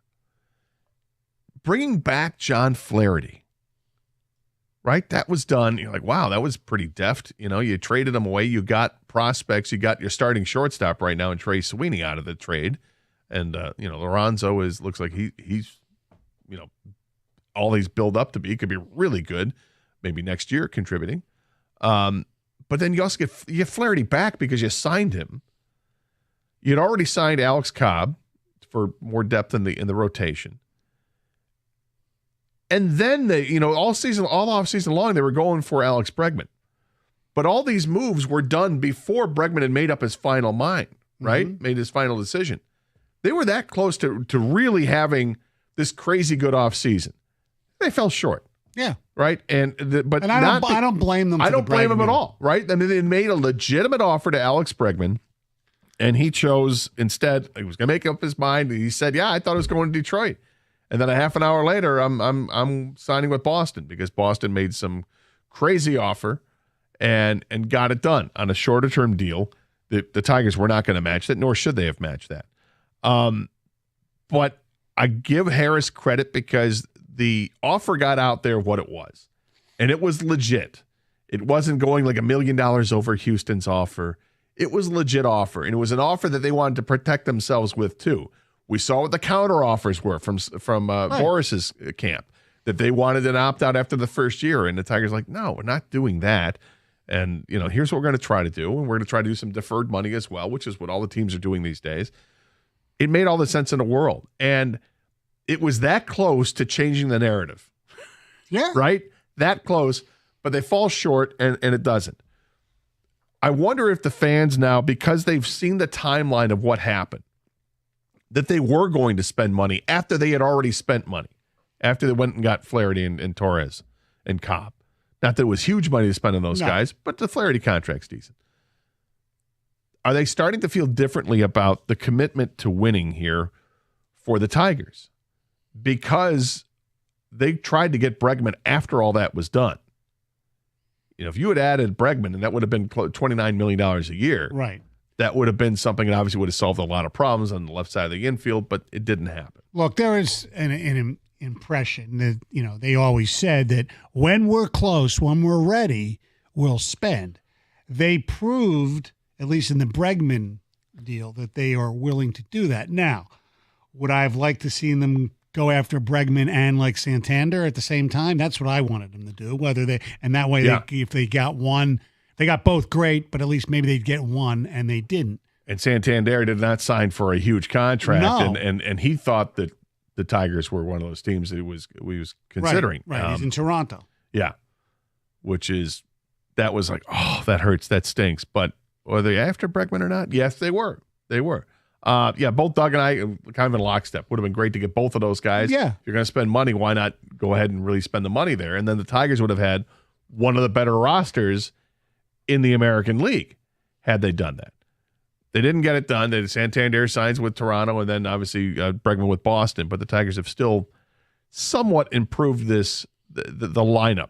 It doesn't look as strong now because obviously the injuries coming out of spring training, right? With no Vierling and no Meadows. And I know some people I saw on Twitch, and you can follow us live stream the show with video on twitch.tv or on YouTube. Just search for 97.1 The Ticket, and then you can find us. I saw that somebody there was complaining about Parker Meadows and why are you assuming he's so great. I'm not assuming he's great, but what I'm looking at is when he came back to the team last year, starting in July, he only had 11 at bats in July and then played all of August and September. He hit 300. His OPS was way north of 8. I think it was closer to 900. Mm-hmm. He was a plus player for this team, all the while playing arguably the best center field in all of baseball. Parker Meadows is a really good. He's potentially really good. He's a Gold Glove center fielder if he stays healthy. If he can hit like that, fantastic. Now, there's no guarantee you do, but because obviously the first month and a half of the season, the guy hit 100, or I think it was 090 is what he hit. Before he was sent down. So, yeah, there's that, and then there's what happened when he came back. Is he the player that came back and was great? Now we don't know, and now we got to wait. And there's the rehab factor and all that. And when is he going to be hitting full speed? And he's not eligible to come back until May 24th, which sucks. Some more bold predictions. Colt Keith will hit 25 home runs and have a breakout year. Riley Green will hit 30. Javi Baez will be traded to the Angels straight up for Anthony Rendon. Signed caller Nick. Nope. No. Nope. Nope. The Javi Baez part, that's the nope part. Just stop with that. Especially Anthony Rendon. He's like, yeah, I mean, done, basically, isn't he? Well, He's hurt all the time. Teams want to get rid of contracts. Teams want to get rid of contracts. But, I mean, just swapping out one for the other doesn't make sense. But the Colt Keith hitting 25 and Riley Green hitting 30. If Colt Keith hits 25 home runs, I'll be stunned.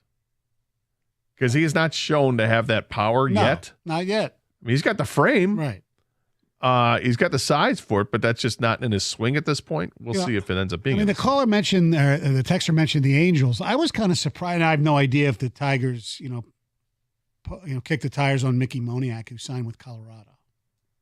Yeah, I'd be curious about that too. That was a name we brought up the other day when he was released. Does that kind of make sense or not? 248-539-9797 is the telephone number. Again, we'll have the Tarik Skubal sound coming up in the noon hour. Somebody had a really special commencement speaker that we have to talk about. Right. It's coming up, I believe. Coming up. Oh, it hasn't happened yet. I don't think so. Okay. This is awesome, or is it? We'll discuss next year. 97.1 The Ticket.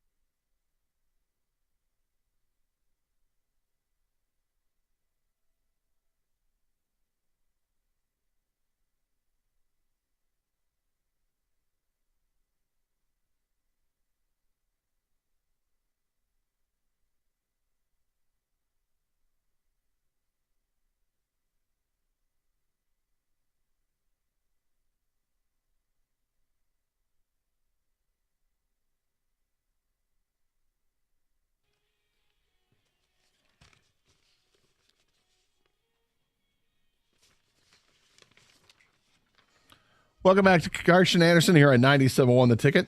Gator and Stoney with you today. Doug will be back on Monday's program. It's opening day. Happy opening day, everybody. We are taking the bold-ass predictions for the Tigers as well as season win totals. We talked a little bit about the NCAA tournament tonight, continuing on with the Sweet 16, picking an upset. Out of the 4 games tonight, Stoney's got Arkansas upsetting Texas Tech. I have BYU over Alabama. There are a couple other games that you can look at as well with Florida and Maryland and Duke and Arizona. Maryland and Arizona both being the underdogs in those games. Also, we will mention we got the Tarik Skubal sound of his letter to Detroit, which is really heartfelt and very nice. You'll hear that coming up in the noon hour and get some thoughts on that. We've heard from Scott Harris earlier today talking about the injury situation with the Tigers, also talking about the decision to put Ryan Kreidler in center field, which is that's one that is met with some criticism for sure, and also some understanding. I mean, it is what it is. It's a tough situation for the Tigers. They just don't have that ready to go outfielder to promote. I mean, yeah. This was 2027. Max Clark would be. Yeah, well, maybe even next year. I mean, depending what kind of year Max Clark has, because he hasn't played above high A ball. He's finished the season last year in West Michigan, along with McGonigal and Brycenia was there, and Lorenzo was there, and Roberto Campos. But these guys are all at single A.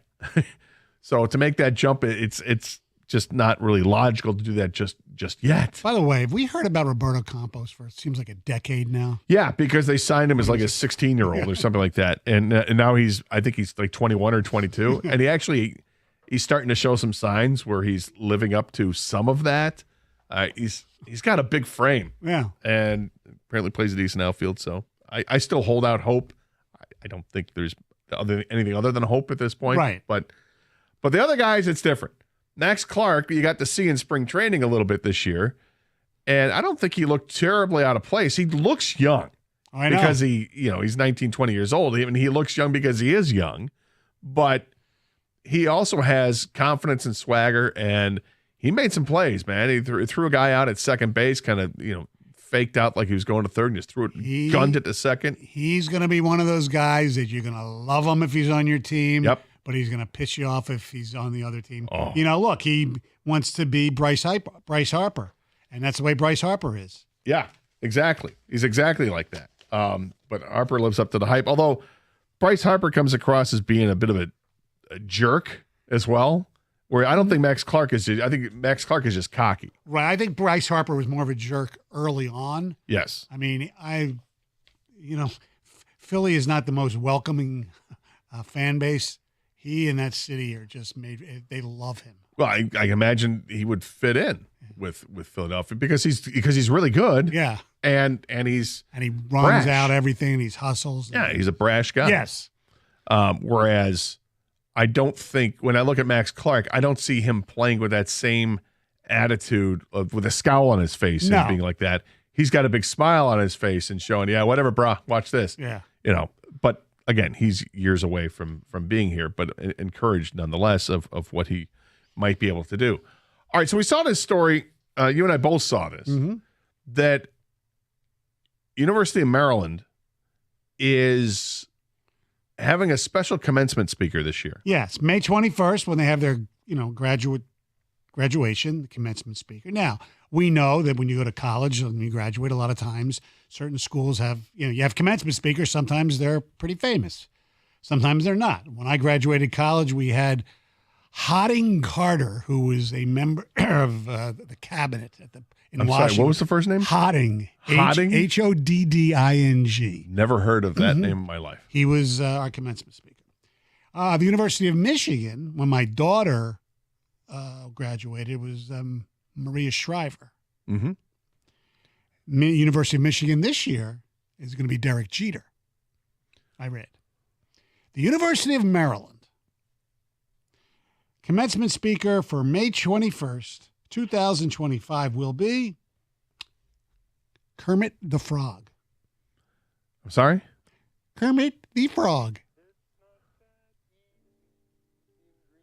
It's not. It's not that easy being green. Oh. Why are there so many songs about rainbows? Now. So do you mean Patrick Mahomes is good? No. No, it's actually Kermit the Frog. Kermit the Frog. Now, it's not Jeff Not Jeff Rieger? It's not Jeff Rieger either. Okay. Now, Jim Henson, who created the Muppets, is a University of Maryland graduate. Thus the reason of Kermit the Frog. But he's dead. He's been dead for a while, too. So whoever is living on doing the voice of Kermit the Frog, that's who's the commencement speaker. Yeah, Matt Vogel has been doing Kermit the Frog since 2017. You might want to rephrase that. Just saying, I don't want to get in trouble with the ASPCA. He's been doing the voice of.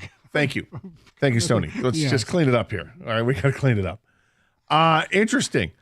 Now, if you're a parent and you spend, whatever. Yeah, right. Did $40,000 a year. To go to school, and you go to your kid's graduation, and Kermit the Frog is the speaker.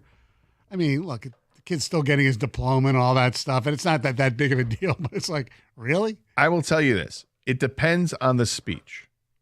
And if it's uplifting, if it's inspirational, if it's funny, if it evokes any kind of emotion, was it worth it, right? Yeah, yes. Because, and this is a great question I could ask my mom. My college commencement from Michigan State, we had an actor. Well, you'll never get it. Oh. I mean, you just can't get it. But the actor's name was Dickie Beals. Dickie Beals was a little person. Okay. Who was the voice of the Speedy Alka-Seltzer commercials back in like the 50s. Wow. And that's who our commencement speaker was. I'm like, who is this guy? And he's got this crazy high voice. When you got the notice, you thought it was Dickie Betts from the Allman Brothers. Right? Like, what we got here? Yeah, here we go. No, it's not. That's not it at all. It was Dickie Beals, who was the voice of Speedy Alka-Seltzer. And he had this really high-pitched voice because it's just what God graced him with. And I'm like, this is going to be strange. And I'm like looking around, and I knew nobody that was in my graduating class. I graduated from with a telecom major, so I'm looking around, and I literally didn't know anybody. I had one friend of mine from high school who was like 10 rows in front of me. Other than that, I'm like, I don't know these people. So let me ask you a question. Did you go to just your communications graduation ceremony or whatever, where it would be We were at the Breslin Center because it had just opened up. Okay, because then they have the next one for the whole school. Yeah. It was like at Spartan Stadium, or maybe it was at Breslin as well. Because my daughter, we just had the one. Okay, because my daughter Jessie, who went to Michigan State, her and her friends, they only went to she was School of Business, Broad School of Business. Yeah, no, this was, and then they didn't even bother to go to the whole school one. I said, really? That's a waste. This was, I think this was the whole school, the whole graduating class. Okay.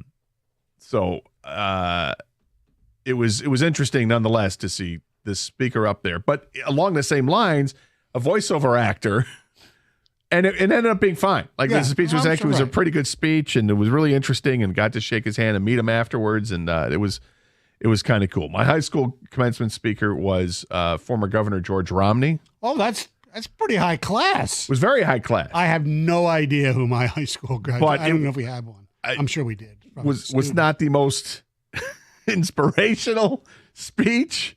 It was nice to have somebody of his stature be the commencement speaker, but the speech itself, as I recall, there was nothing powerful about it. But that's okay.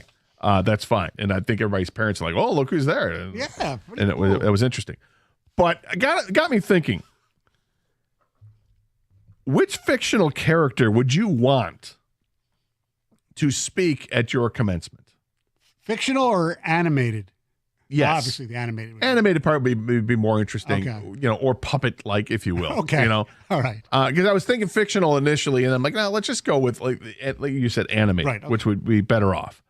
I've got one that I would love to hear, and I think has done commencement speeches, and I would pay to see it because I think he's hysterical, and I think it would be amazing. Ooh. We'll hear from Stoney as well. We'll hear from Tarik Skubal coming up in this next hour as well here on 97.1 The Ticket.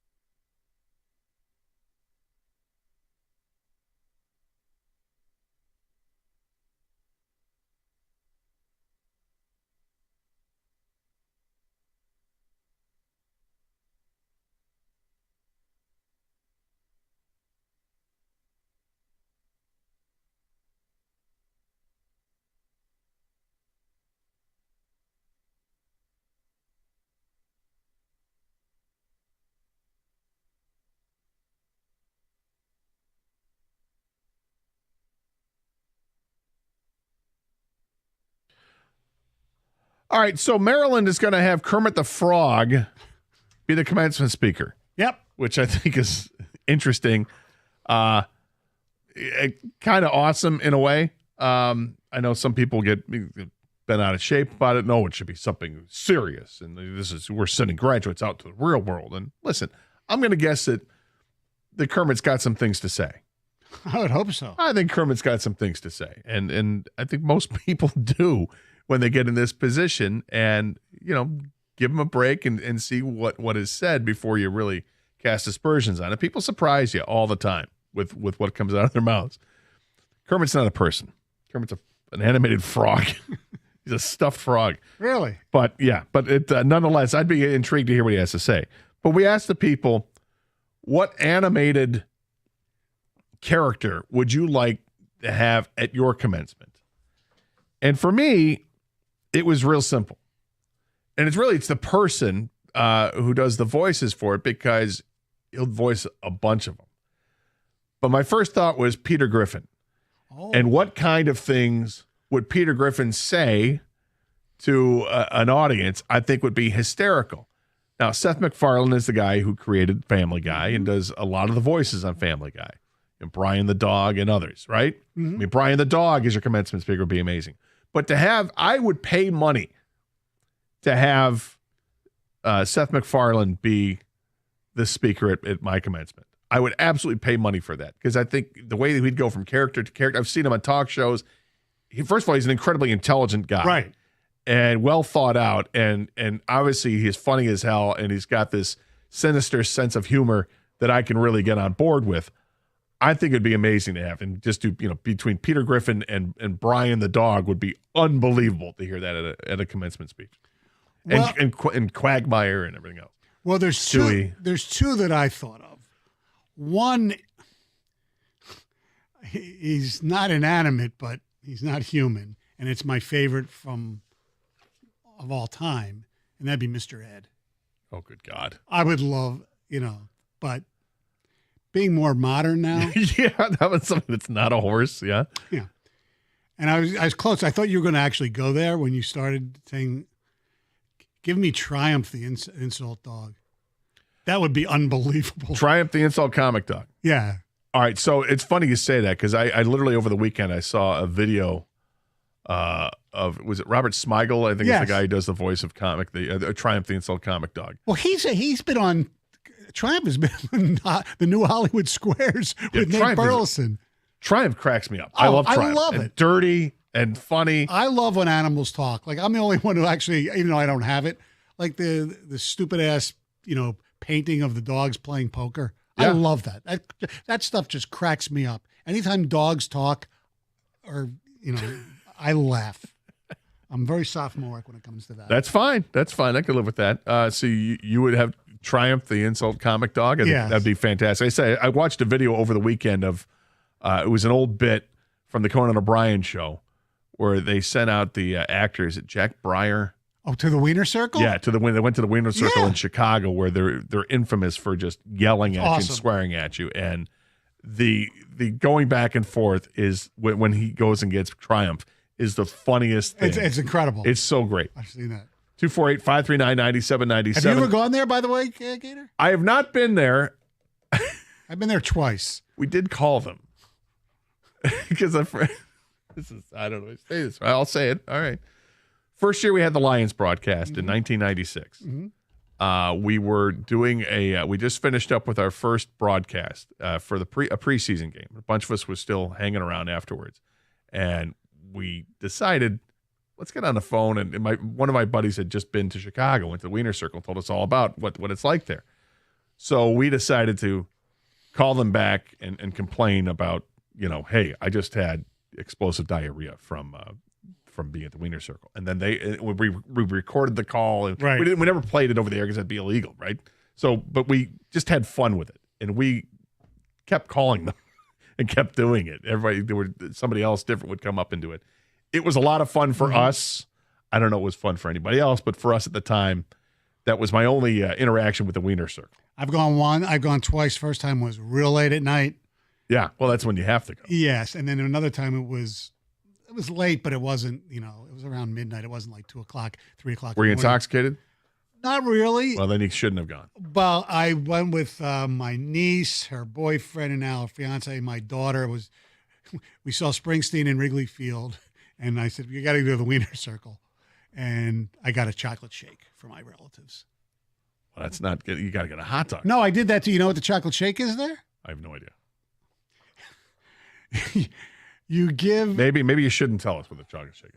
One of the workers there, you give them a tip, and they lift up their shirt and they shake like it. I said, maybe we shouldn't have. It's called a chocolate shake. Gone there. Yeah, well. Cliff's in Detroit. Cliff, welcome to 97 The Ticket. Hey, Cliff. Hey, how you doing, guys? All right, Thanks for Cliff. taking my call. Yep. I would love for Foghorn Leghorn to be at my commencement. Foghorn Leghorn. Foghorn Leghorn? Yeah. Yeah. I say, son.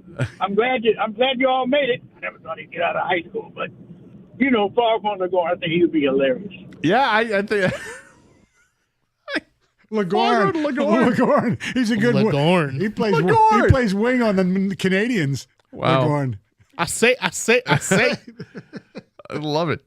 The chicken hawk is, get away. You bother me.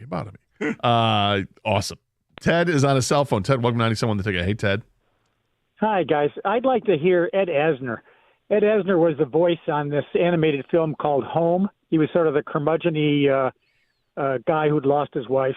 And then in real life has been an activist in theater. I think he was the president of the Actors Guild or one of those.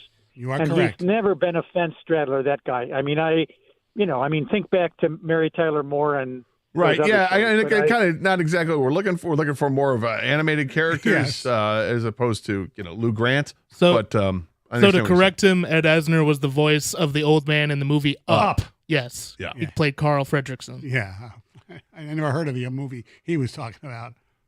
What was it? High? Yeah. He said. Don't. Well, Up is the movie. He called it Home. Home. It was. Yeah. Which I guess you could confuse it with Home. Like calling I guess. Animated Up, character. Up was very good. Looking for an animated character. Yeah. But if you did the voice of the animated character for the movie Up, that would be interesting. That would qualify. Some ticket text coming in. My speaker was my speaker was Orville Redenbacher at Kalamazoo College back in 1979. Wow. Orville Redenbacher. How about that? Cobra Commander would be epic from G.I. Joe. What about Yoda doing a commencement speech? Think of all the wise words he would say. Yes, Yoda. Frank Oz. Frank Oz could do a bunch of voices. Mm-hmm. But being Yoda, that would be funny. It would. I would want your animated twin, Gator. Peter Griffin. That's from Lou in Ann Arbor. Yeah, listen. Peter Griffin would be amazing. He'd be very funny. Be hysterical. I would love to hear Foghorn Leghorn do a commencement speech. Literally came over. Oh, I think it means Leghorn in this one. Animated Porky Pig, just for stuttering, would be hilarious. Fictional Darth Vader. Oh. I can't get Darth Vader anymore, but I understand. Yeah. But Porky Pig, the stuttering Porky Pig, sure. Can I get a Macho Man Randy Savage talking about the cream rising to the top? Yes, I know he's dead. That's from Marlin. Yes. Macho Man. Rest in peace. But he's not animated. He's not animated either. No, we're looking for animated. Yeah. I won't say the next one because he's not animated either, and I hated the movie, and I'm in the minority, so I'll leave it alone. Pinocchio would be a great commencement speaker. He'd really know how successful he thinks he'd be. I think you all are going to go off and have wonderful careers. I wouldn't want to sit in the first row. I might get hit by the Yeah, nose. watch out. Look out! 248-539-9797 is the telephone number, and John is next up here in Ann Arbor. Welcome to 97 The Ticket. Hey, John. Good afternoon, guys. I would love to have my commencement speaker be the great Kazoo from the Flintstones. Come out calling you a bunch of dum-dum. Yeah, the Kazoo is great. Yeah. Little Green Martian. Sit on your shoulder. Like it. Tarik Skubal had a very nice message for Detroiters and Tiger fans everywhere. We will play that next, and I'm going to read into it.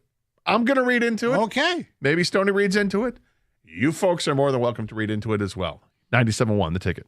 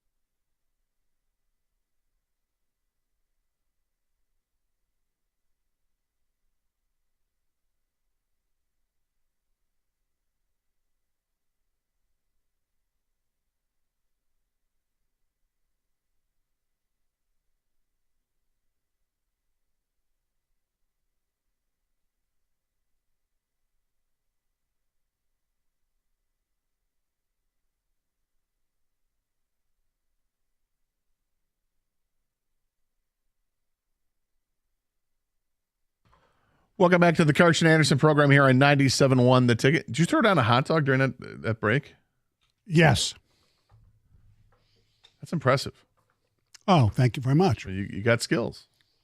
Good coney? You enjoyed a coney? It was not as warm as I would have liked. But it was tasty. I purposely did not go for the chili because I'll wait till after the broadcast before I go for the chili. That is appreciated. Thank you. That is definitely appreciated. What's your favorite condiment to put on a hot dog besides mustard? No, I'm not even going to go through the whole ketchup thing. That's irrelevant. Yeah, no. Are you like an onions guy? First, let me say this: when it comes to hot dogs, I've had this long-standing opinion. Do what you want. Put whatever the hell. I'm not going to judge you for whatever you put on a hot dog, whatever you put on a pizza. You want pineapple on pizza? You want just ketchup on a hot dog? I don't care. Do it. You do you. Mustard for me, I love yellow mustard, and I go heavy with yellow mustard. But beyond that, yeah, I love the diced onions. And who doesn't? I'd love a coney, but if I don't have coney chili available to me, it's usually if I can get diced onions, great. Cheese. My favorite, if I could put anything on it, would be mustard and sauerkraut. I just love hot kraut on a hot dog. I'm not a kraut guy. I couldn't get into it. I think there's a no offense. I think the kraut generation, if you will, people the generation that likes sauerkraut, I think is a little bit older. Okay. Although I know people, you and I aren't that far apart in age. I know people in my group that do like sauerkraut, but there aren't many of them. Bobby, you a sauerkraut guy? Only on a Reuben. Okay. See, I can't do that on its own. Oh, yeah, a Reuben you have to have. Absolutely. See, I love a Reuben, but I love a Reuben. I don't want the kraut on the Reuben. Well, it's not a Reuben, man. yeah. But it's a corned beef sandwich. It's a corned beef and Thousand Island and Swiss. I would sub the kraut with coleslaw. That's what it ends up being. Okay. That's why I always like it. So I would go mustard, onions, and if I can find some American cheese, I do that. I also throw ketchup on it because I like ketchup. So bring it. I won't. Go ahead. I won't judge. Bring it. I don't care. I'm not judging. Ketchup is on a hot dog. That's right. So, and I said it. What's your take on a Chicago dog? Chicago dogs are tasty, but there's a lot going on. It can be too much. It can be too much. Depending on the size of the peppers and everything else that goes on there. If it's manageable, it's fine. But when you bite in and then half of that sandwich comes back up into your face because you're biting into the pepper and it's not cut, it's just like the long piece, and then next thing you got mustard on your eyebrow. Like, how did that happen? How did I get mustard on my eyebrow? Well, you've been into a Chicago dog. Yeah, and there's look, I like pickles, but not on my dog. I like relish. You want to throw if you got diced onion or diced tomatoes, that's great. Mm-hmm. The sport pepper, if it's small enough where you can take it down in one bite, that's great. But I like the popper seed bun. I like the Chicago Vienna hot dogs. Those are great. I used to be a place on Rochester Road called Hippo Dogs. I don't think it's there anymore. Out by Troy area, and they had Chicago style dogs. They were fantastic. I loved them, but there is a problem with it. You have to eat it with your index finger on top of the dog, so when you bite into it, because it's one of these snappy dogs, that the dog itself doesn't go flipping up in the first place when you bite into it. So you got to, there's a whole technique. There's a whole technique involved with it. All right, so Tarik Skubal, from hot dogs to Tarik Skubal. Tarik Skubal, Tigers ace, Cy Young Award winner, stud, and potential free agent after next season. Had a chance to he wrote a letter to Tiger fans. And then the Tigers had him narrate it as well, just read it, and they had some highlights and stuff in the background. It's about 2 minutes long, but it's poignant. And here we are at the start of the baseball season, and this is the best pitcher in baseball.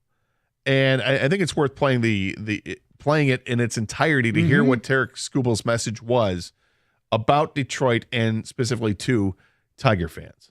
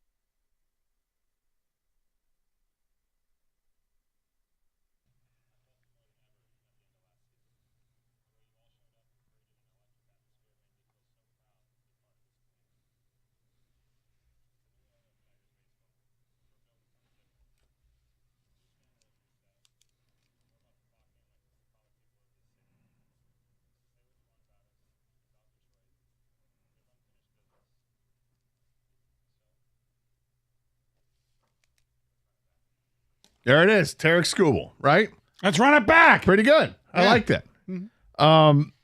The part at the end where he says, so proud to be a part of this community. I'm going to read into it. And I'm going to do it with the obvious threat that it means nothing. Somebody wrote this for him and he just read it or whatever. I think he wants to stay here. I think he wants to be a Tiger.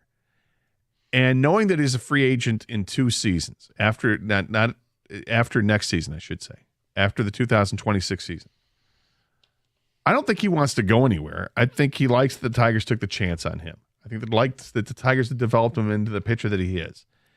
I think he's also going to trust that his agent will be able to get a phenomenal deal done.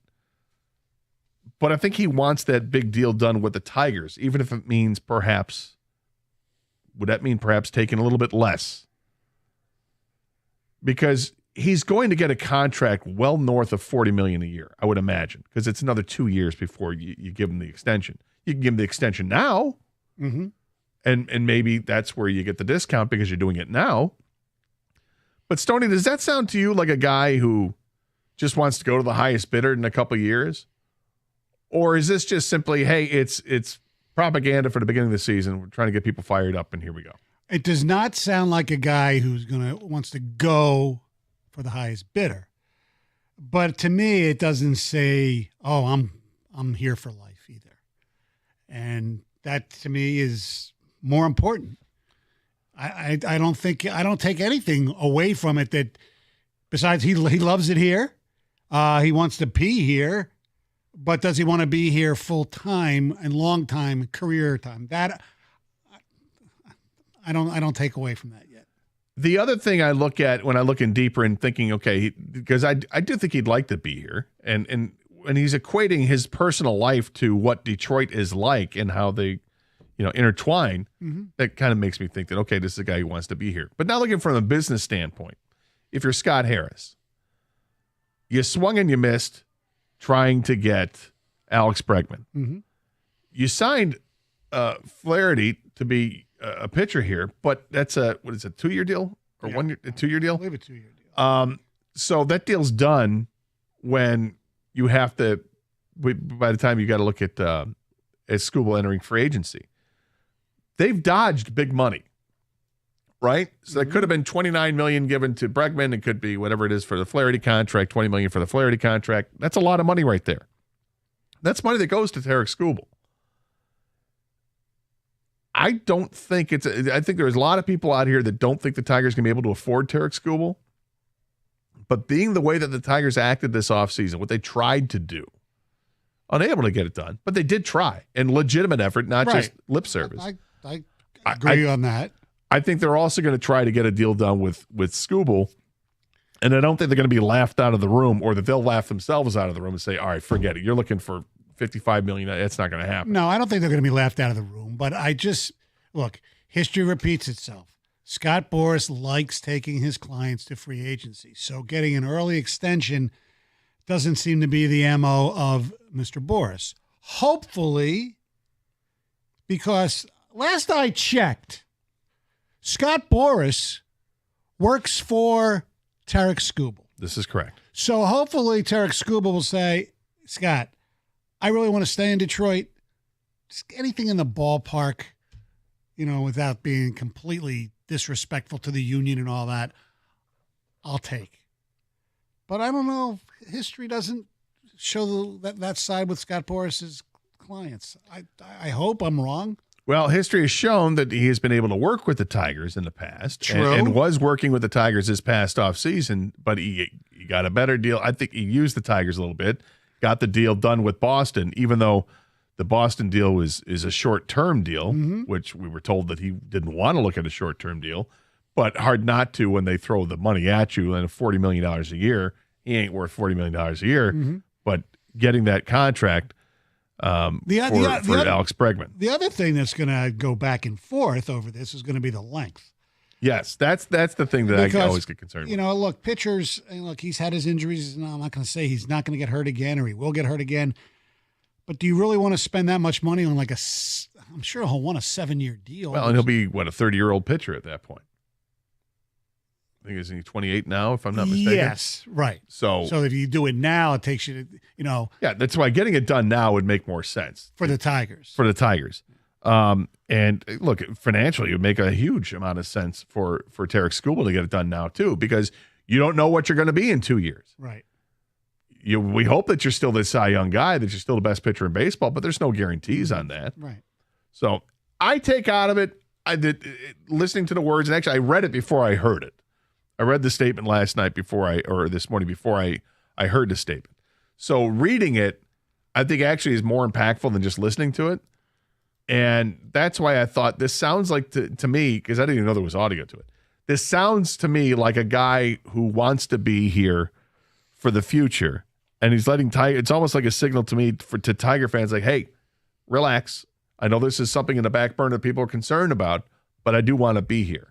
It's also a message to us in the media who will ask him constantly throughout the season, when are you going to sign? Are you going to sign? Are you going to sign? Well, right. And then if the team gets off on the wrong foot this year to get to the trade deadline and they're nowhere near the playoff push, then it's going to be about where you're going to get traded. Yeah.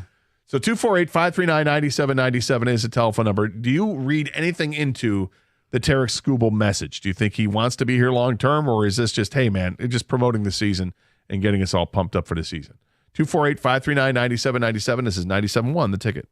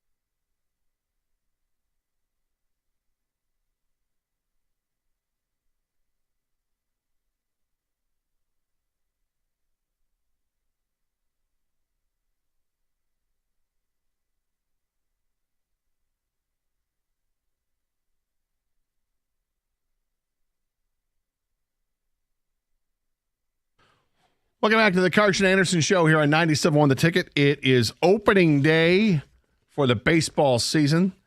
Tigers are on the left coast. They'll take on the Dodgers tonight in a marquee matchup. Whew. Blake Snell for the Dodgers against Tarik Skubal of the Tigers.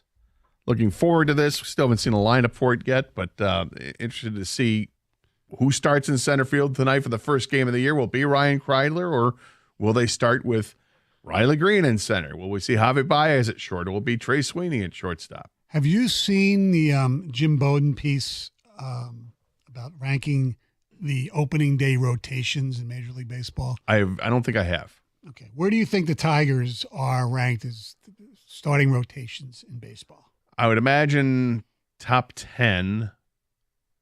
I would say, I don't know, 7. Close, 6th. Okay. Yeah, the Dodgers is number 1, obviously. I mean, I just looking at this,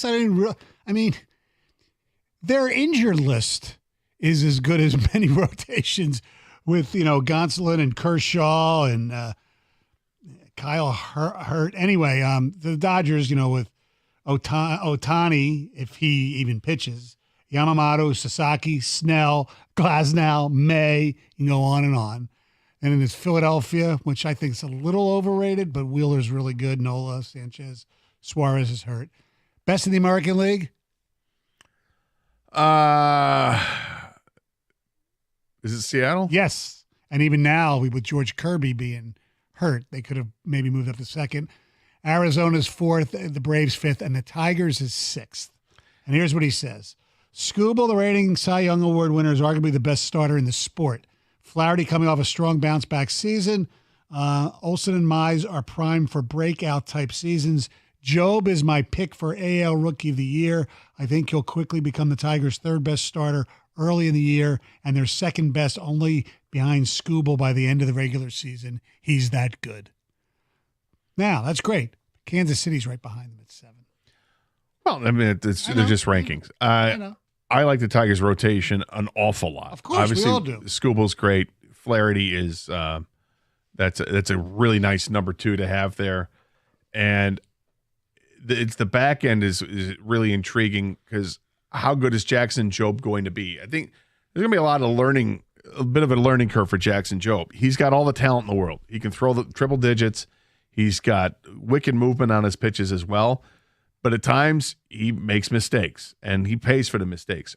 A couple years ago in the minors, he couldn't walk anybody. He was just striking out everybody, wouldn't walk anybody. Last year, big change. He had a lot of base on balls as he moved up into the higher levels of the minor leagues. Batters are more patient, and batters are wiser, and they're better. So it took him a little bit of an adjustment period. He was still very good, but the control wasn't as good as it was that first year. We saw him in spring training this year, and there would be innings where he was wipe out. You can't touch him. Right. And then he would double up on a pitch, and the second time the batter saw the pitch, boom, it would go over the wall. So he's got to learn how to pitch.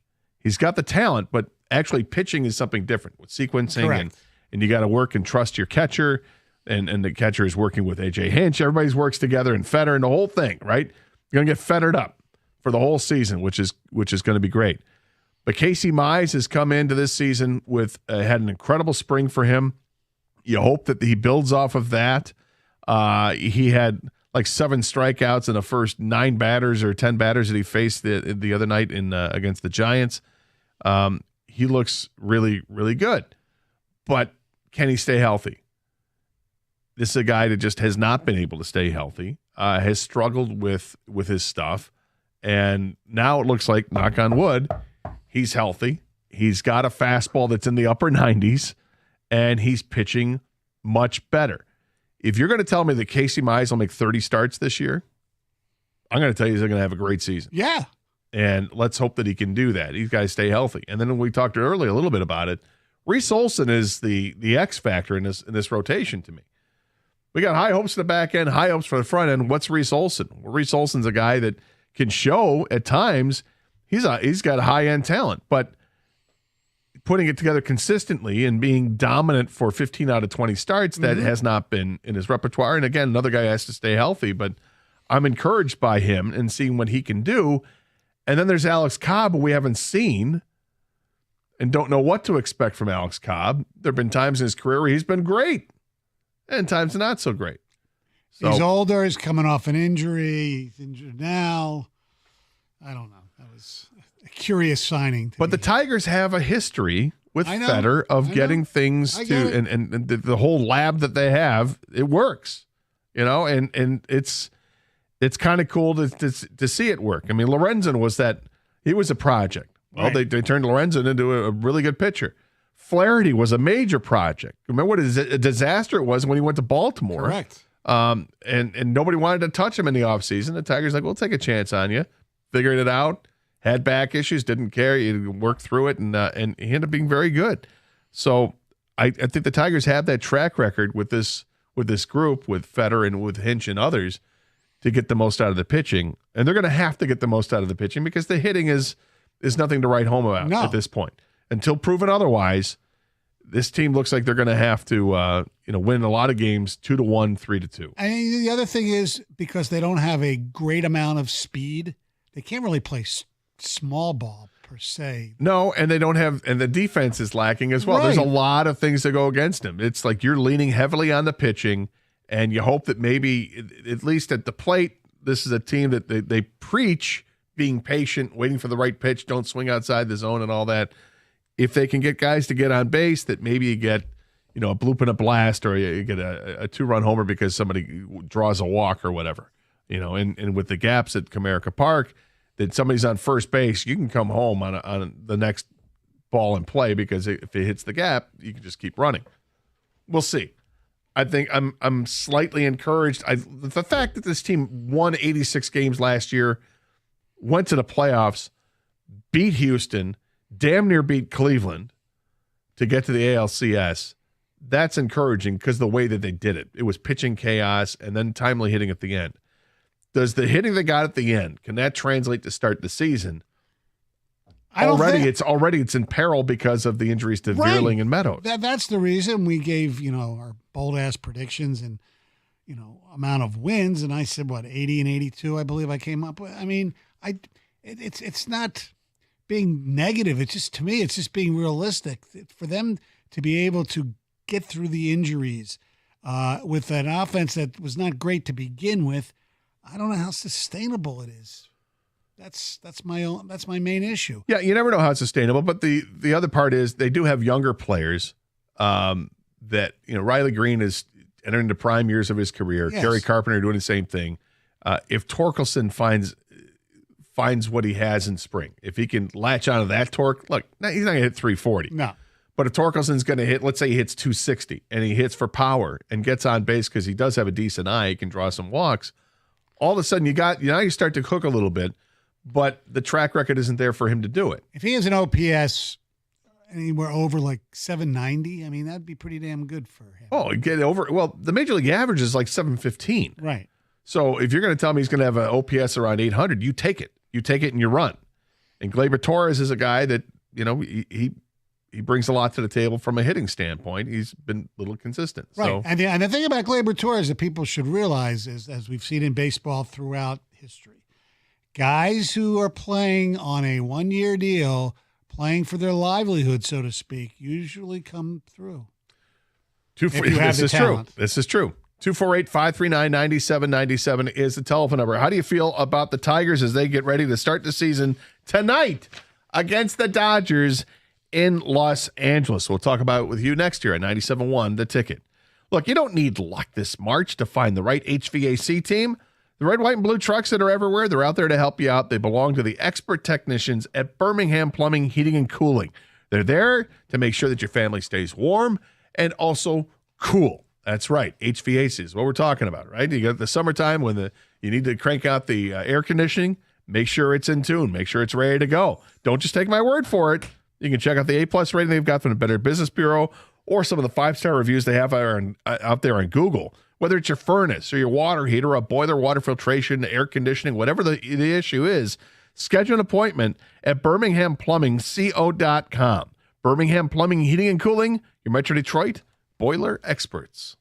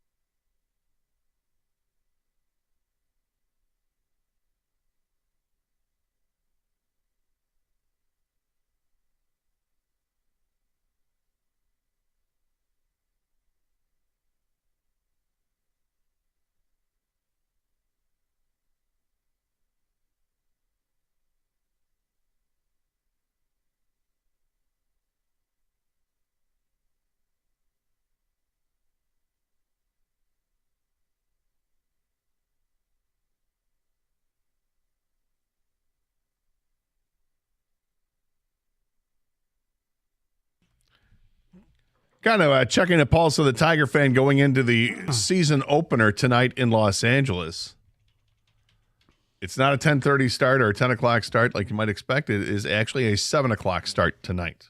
So keep people in mind with that. Why aren't there any 1 o'clock games today? It's a great question. I don't have start that. At 3. I mean, I didn't see where are they possibly West Coast games? No. So take a look at the schedule. You got Brewers at Yankees are at 3 o'clock. I think everything's at 3 except for the Orioles are at Toronto. That's at 3:07, and then you get 4 o'clock games with the Nationals hosting Philly, Texas hosting Boston, Florida hosting Pittsburgh, Cincinnati. Big day in Cincinnati.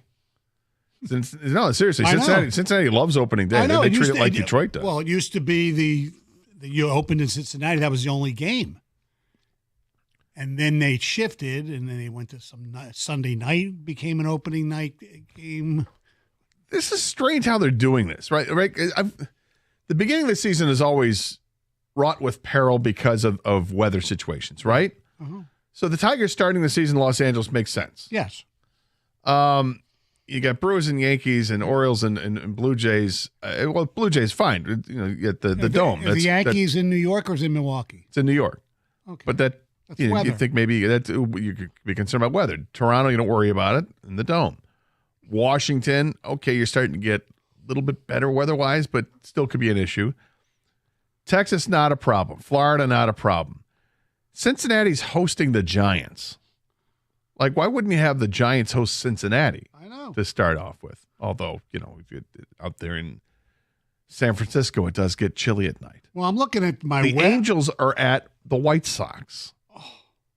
What are you starting in Chicago for? Start over there. Well, I'm looking at my weather app, okay? And there's certain cities I always have marked. Obviously, Philly for me. So if Phillies are playing in Washington, which is similar temperatures, so at 3 o'clock it's going to be 52. That's not horrible. No. Newark, New Jersey, where the Yankees are close to that, 51 degrees. So they're getting lucky. They are, exactly. But your things point just change. My point is that you can insure correct. against that and push it back another week before those teams have, like Detroit is. Yes. Or we start on the road at Los Angeles and in Seattle. But I mean, you've got Atlanta is at San Diego. Why do you have both warm weather teams playing each other the opening weekend of the season? It makes no sense. San Diego, L.A. Well, they lost Tampa at the Dome because of what's going on, but still, they're still in Florida. Right. And then you got two Florida teams is 4. Athletics are Sacramento. Right? Sacramento. Weird to say that. The Athletics. That's why I'm going to say it that way. They're at the Mariners, so they're playing indoors. But you got two teams that are warmer weather teams, or at least that you don't have to worry about the weather because of a dome. It's another game that you don't have to. You could split them up.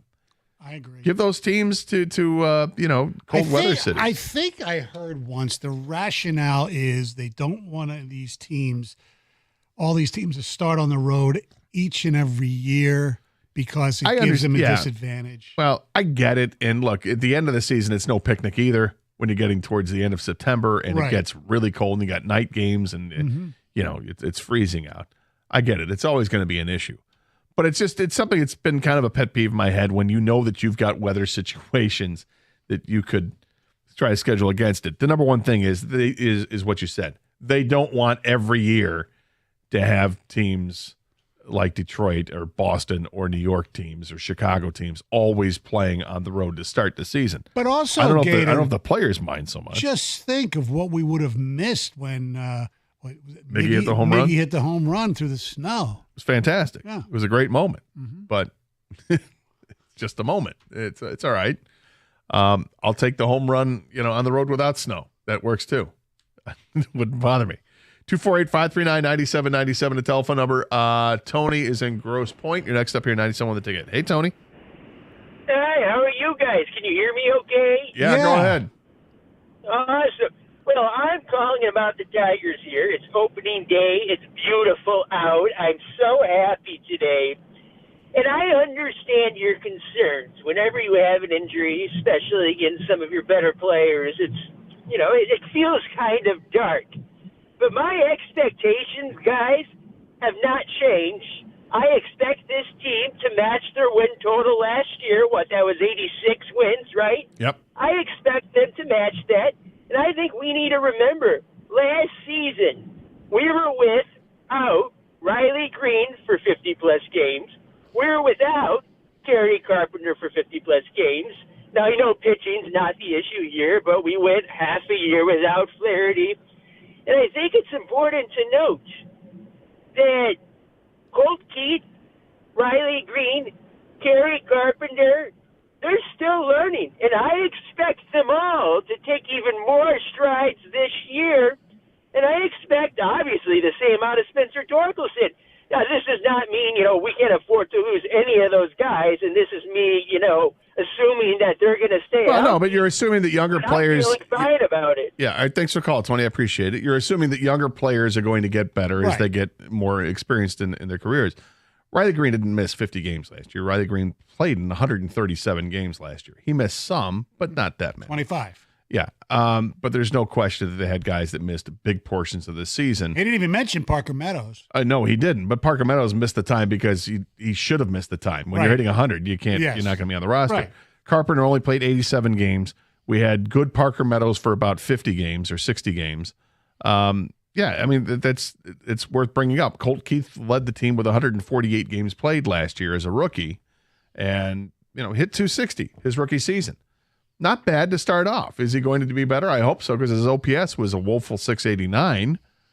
But he's got much more in the tank, and he was better as the season went on. Mm-hmm. And now that he's got more experience to it, now everybody adjusts to everybody. So every year, in fact, every month, there's an adjustment that goes on because they get all the analytics on you. So we'll see. I feel confident that this team will do at least what they did last year with 86 wins. I have them with 90 wins because I don't trust the division. I don't think division's as good as it was a year ago. And frankly, with the injuries they're starting the season with, you're going to have to deal with injuries anyway. Everybody does, just like the Tigers did last year. They did at the aforementioned caller with all the injuries they had dealt with last year. They still won 86. The rotation has to stay healthy. I think what they did last year with pitching chaos was a one-off. That's not a plan. No, you can't do that. I can't imagine that that's ideal at all, or that you think that that's a game plan to work for 2 months of the season. I mean, when it worked last year, it was great, right? And in the offseason, when we started taking calls a little bit about the Tigers as soon as the season ended, people were like, "Hey, why not do this every year? Why not just go with like a two-man road?" No, you can't do that. You're going to burn out your arms. You need to have guys that can pitch 6-7 innings. And hopefully you've got several of them. And hopefully, so that tax the bullpen. And hopefully they can do it from the get-go, like today. Yeah, it would be nice. It would be nice. And we saw at the end of spring training, these guys did go 6 innings. Mm-hmm. Skubal went 6 innings. And I think Flaherty went 6 innings to finish up their starts. So that's there's upside there. Like to see that. We've got a crazy mock draft that Sony's going to unveil coming up in just a few minutes. You're going to want to stick around for that with the NFL. It is we'll just say it. 7-round mock draft. And we're not doing every pick, so. No. Well, we'll tell you who they have the Lions picking, but we're not going to do the whole thing that we normally do for the first round for all the picks. That's coming up next. Plus, we got a lot of feedback coming to you from a number of different subjects, including the hot dog discussion we had and the Reuben. It's all out there. It's all out there. 97.1, The Ticket.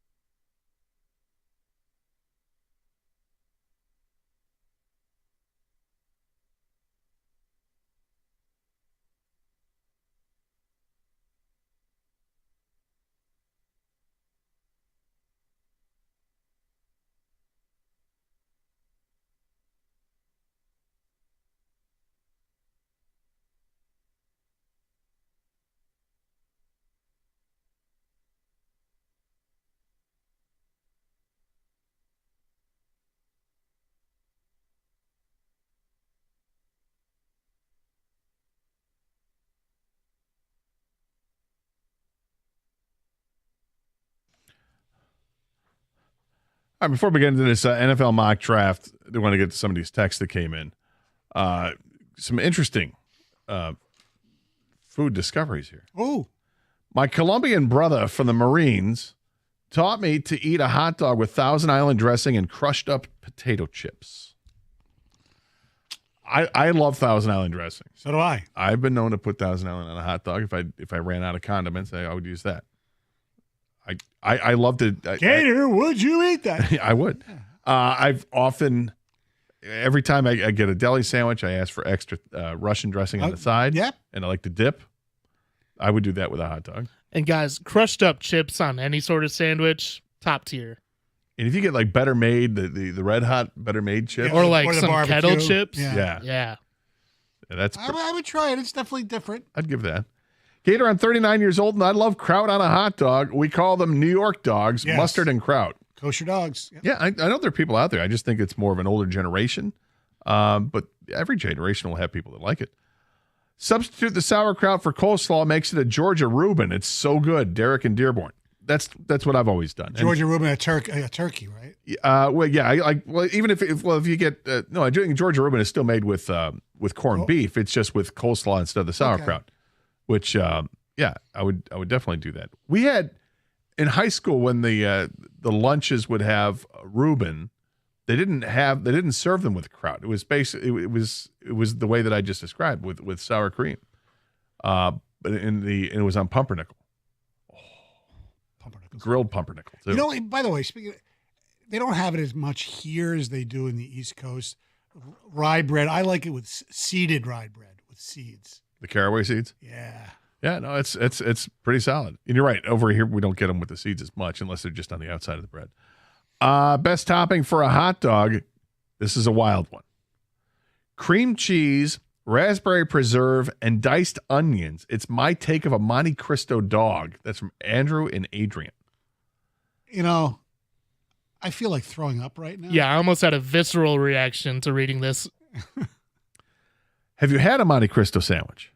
Yeah. Okay. So a Monte Cristo sandwich is basically it's a ham and Swiss that's been deep fried like French toast and served with a raspberry kind of jam or condiment. So this isn't. I mean, if you deconstruct it that way. Oh, if you can deconstruct any food, you can. Well, no, but you I'm can just rationalize saying, it. Yes. Well, I'm just trying to figure out like if we do the if right. Would you eat that and would I eat this? I would try it. I don't think I would. I wouldn't order one like this. Right. If like somebody had dog, you got to try this, and I would try it. I would sure. try it. Yes. I don't know if I'd. It's interesting. I mean, onions on a hot dog, absolutely. Oh yeah. Cream cheese, I could see that. It's cheese, right? If I were to smear cream cheese on the side of the bun and you drop the dog inside, there you go. I love the raspberry preserve. That's the tough part of it. It sounds like basically it's a cream cheese and jelly sandwich, basically. Yeah, but with a hot dog. With a hot dog. And onions. Yeah. It just doesn't mix. La Puma's in downtown Rochester is a must for hot dog lovers. Chicago, Detroit Coney Dogs, and many other city dogs represented. It's a long-standing institution. I will trust you on that. They have a slaw dog at Mr. Joe's. Gotten that. It's like a kosher dog that comes with coleslaw and Swiss cheese. That's delicious. There's always the Swanky Frankie. Swanky Frankie, you throw you wrap it in bacon and have the American cheese on there. Great. Yeah, that's one of the few times I'm not a big bacon guy. I like bacon by itself. I don't like adding bacon to things, but the Swanky Frankie I was always a fan of. Mm-hmm. Yeah, and you get the street hot dogs that are wrapped in bacon. I remember having those when I was in Cancun on spring break in high school. Oh. That was a treat at the end of the night when you needed something to eat because you may not have been of the right frame of mind. I don't want to say this because I have Florida winning one of my brackets, but Maryland over Florida. I hope not, but I can totally see this happening. The upset, that's Jason and Royal Oak. We asked people, what upset do you see happening tonight? I just saw on Twitter that Mr. Queen just got a deal with Dairy Queen. Oh, good for him. Mm-hmm. Bold-ass prediction. Top 3 homer hitters combined for the Tigers this year will have a total of 75-plus homers. The Tigers will win 91 games this year. That's from Garrett and Oxford. 75 is not. I'm not giving that the bold. Not that bold. You get the bold for 91. 91 is bold. He deserves a sounder for the 91. Yes, Bobby. There it is. There we go. Bold ass prediction: Skubal will throw at least one no-hitter and will be in the race for AL MVP in September. That's bold. And you're going to call your shot a no-hitter. Yes, That's bold. That's bold. I agree. Bold ass prediction: Maeda returns to the everyday rotation out of necessity and returns to Cy Young runner-up form. Christian and Sterling Heights. That is way beyond bold. That's beyond. Dum. Yeah, thank you, Bobby. Thank you. Well, I can't go the there. first half of that is bold. It's possible, unfortunately.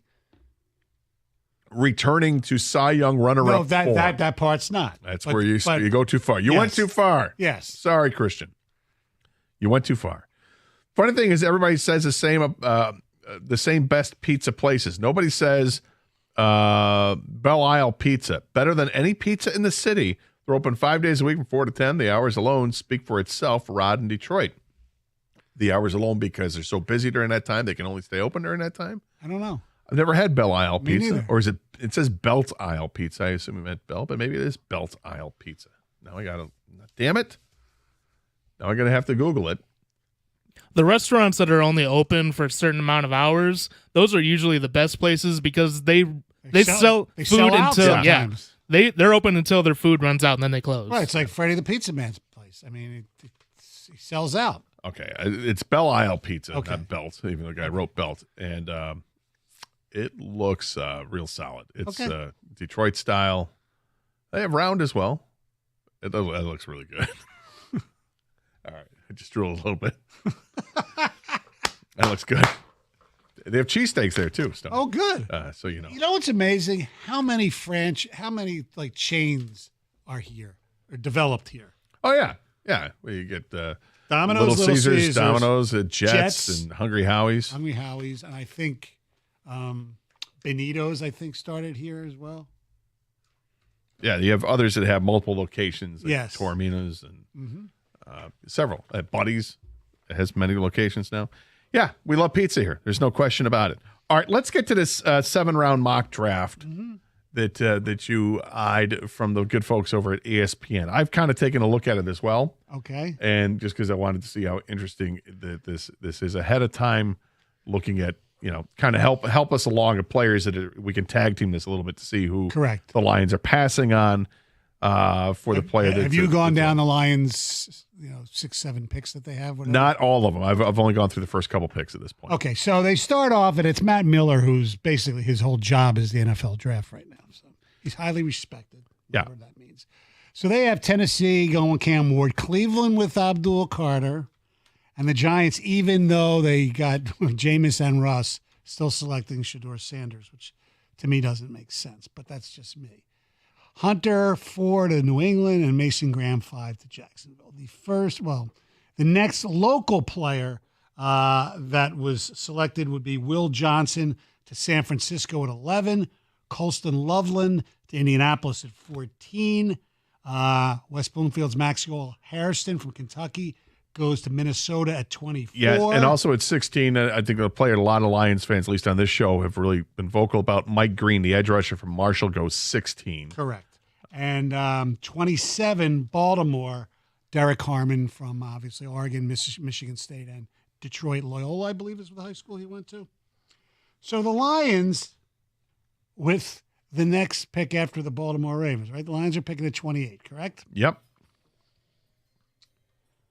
And the Lions select somebody we mentioned yesterday, Gray Zabel, the center guard from North Dakota State. I'd have no problem with that pick. No, but here's what's interesting about that is that they would make that selection, and there are other players. I mean, nothing wrong with that guy. It's a great offensive lineman, but you would be passing on Kenneth Grant. Shamar Stewart is the next pick. Yep, Shamar Stewart. You'd be passing on the edge rusher from Georgia. Michael Williams. And also Ezriaku. A lot of people have this defensive tackle rated as the best defensive tackle in the draft. That's Walter Nolan from Ole Miss that they have going at 43 to San Francisco in the draft. So it's interesting who they have them passing on. Now, it's not to take somebody else to that position. It's to take maybe the best offensive lineman available there, you would assume. And Gray Zabel from Nodak State is awfully good. Now they have Kenneth Grant going to Chicago at 39. So we go down to the Lions pick in the second round, and that would be pick number 60. Yep. And with that pick, Matt Miller has the Lions selecting Texas A&M edge Nick Scourton, which is somebody that Dave Burkett had for the Lions pick in the first round of his first mock draft. So far, I like those two picks for the Lions. Well, the Scourton's interesting, and part of the paragraph that talks about him says he played at 285 pounds in 2024 and looked a step slow, but he was closer to his ideal weight, 257 pounds at the combine. If the Lions could figure that out and get the 2023 Scourton, watch out. Oh. So, I mean, I've seen the same mock draft. I saw that Burkett had him go in the first round. So if the Lions would get him at 60, I think that would be impressive to take him at 60 for sure. They have Josiah Stewart going to Ben Johnson's Chicago Bears in the third round at 82. So then you get to the Lions pick, which is at the end of the third round. Right, pick number 102, and they go offensive line again at guard, Dylan Fairchild from University of Georgia. Yes, and he is versatile, can play center or guard, but he is, I believe, the second center that Georgia, or second backup guard. Yeah, or I should say backup center there. But they've got, I think, 3 interior offensive linemen at Georgia that are very highly thought of. This would be the third one of the group. Now, at 130, pick 130, not in 15 minutes, defensive tackle Cam Jackson from Florida. So Cam Jackson is 6'6", 342 pounds from Florida.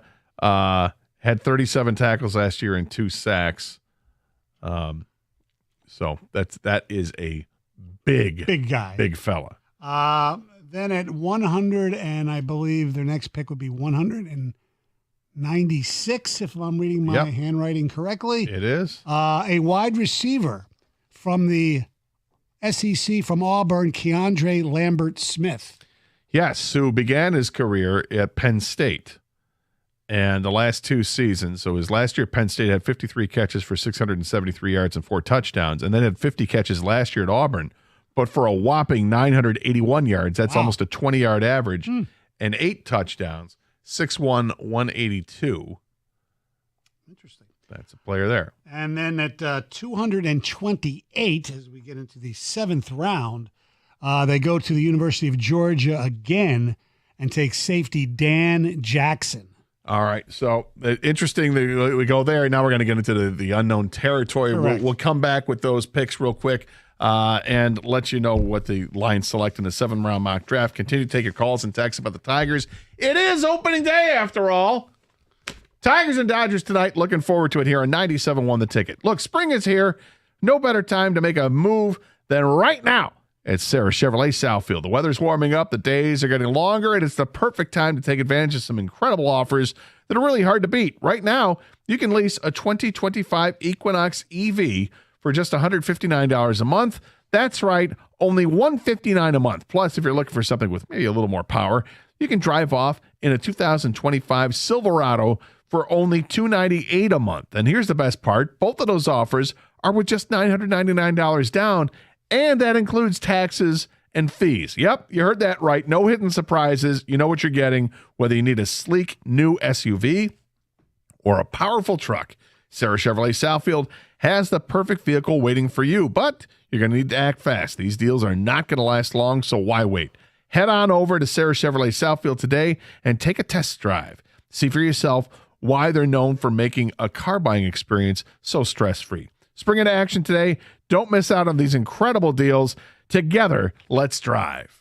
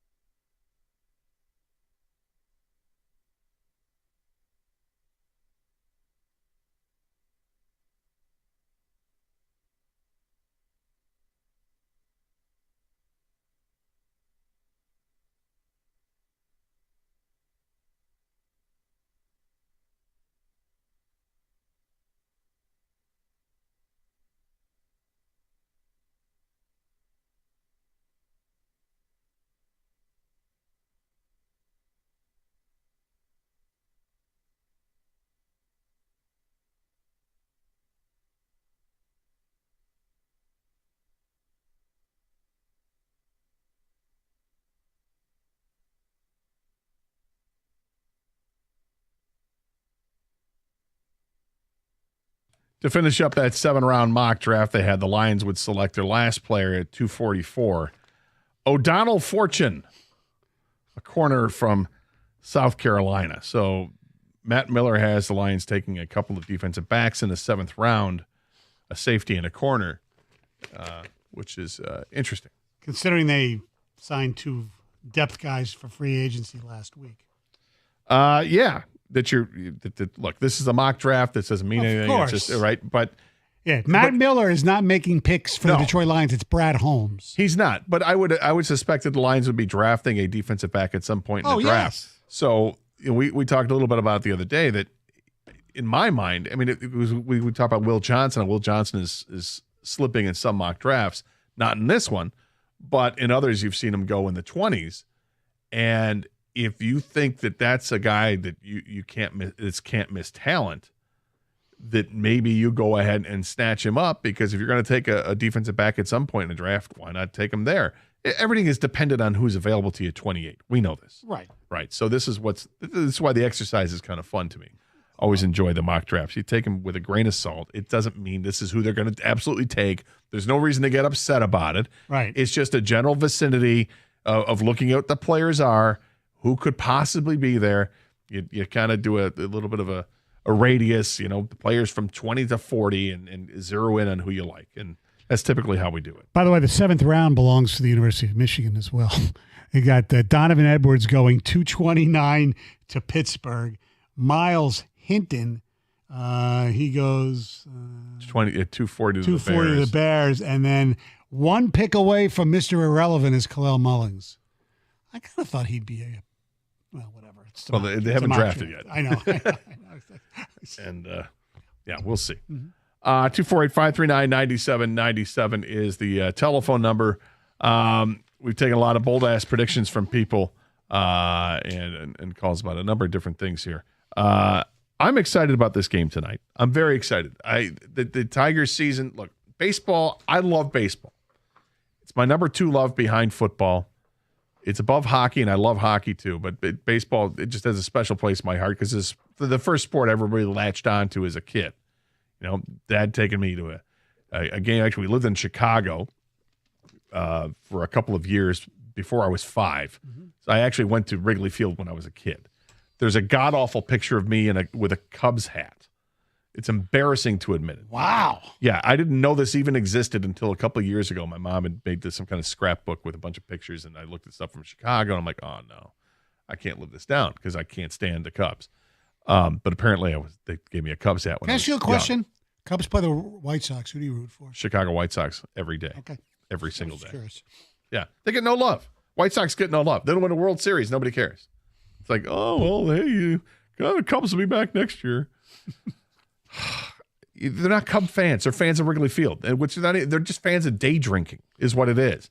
Who isn't a fan of day drinking? Right. Take the day off and you go drink and watch the Cubs play in the afternoon. I got it. Yeah, great. Anyway, I'm not a big Cub fan either, yes. But thinking about the Tigers in this year, it's hope springs eternal when you start the season, right? There's lots of reason for optimism because you haven't seen any reason not to be yet.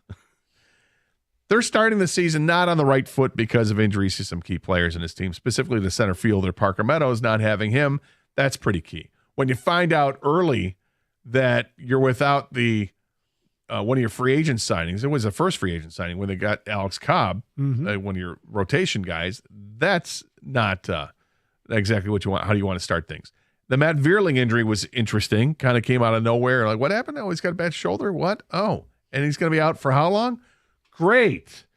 Now, Matt Vierling is, on this team, he's an important piece because of his versatility, and he actually hits a little bit. He's definitely above average with OPS and stuff like that. So you want him in the lineup, and it gives you a little bit more security at third base after you struck out trying to get Alex Bregman.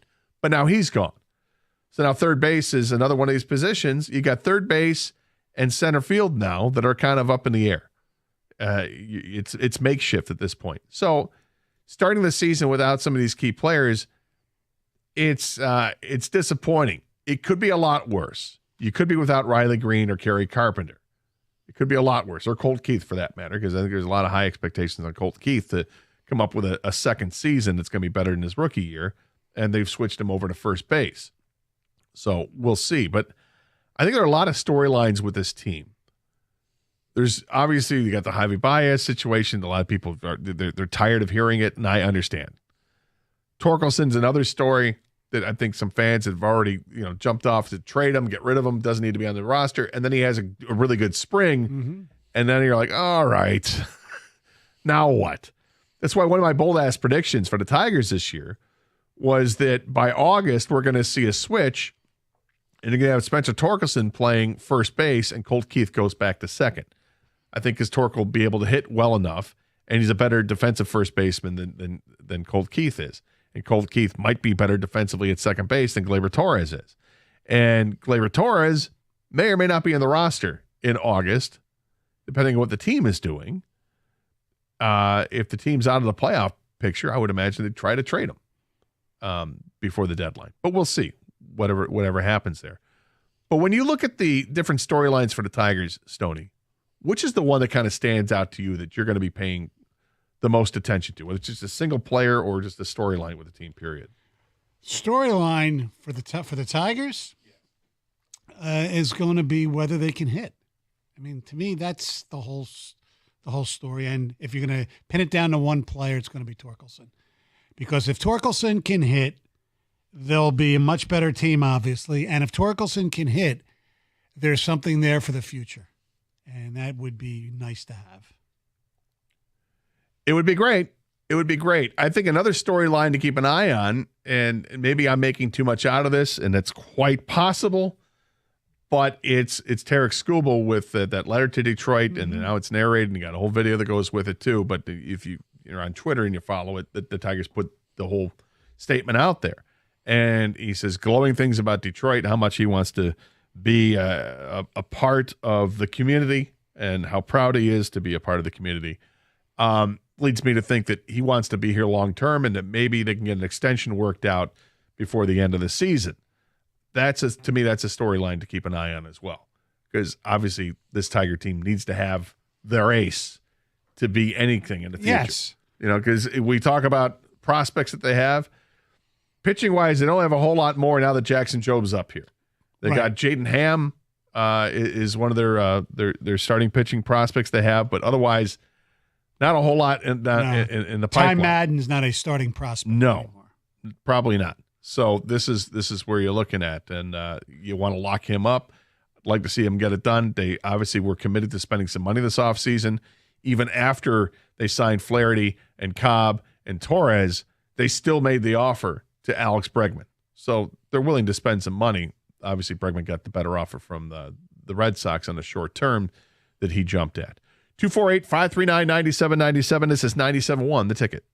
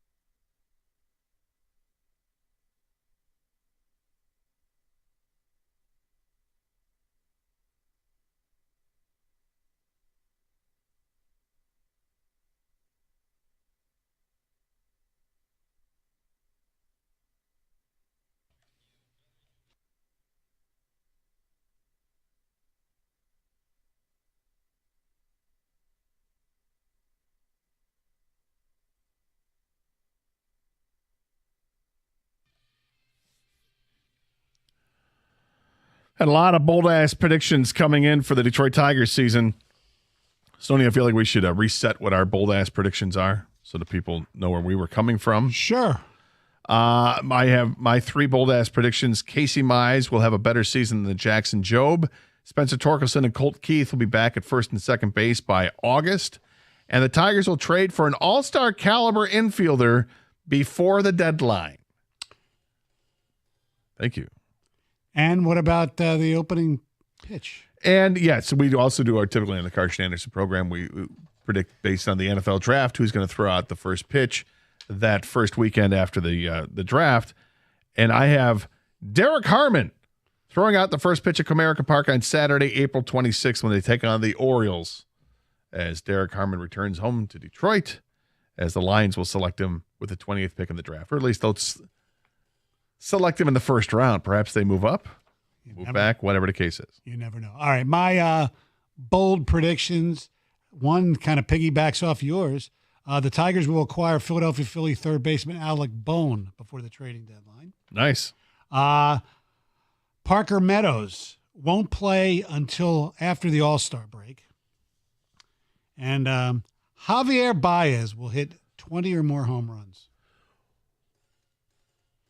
And the alternate opening day pitcher for the first pitch that weekend will not be somebody that the Lions drafted, but it will be somebody that's on their team that they acquired, Detroiter and former Philadelphia Eagle, Avante Maddox.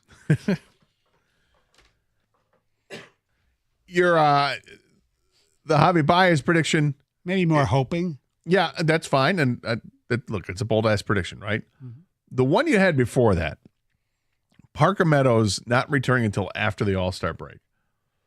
Now this is this nerve that has yet to wake up, that it's in his arm.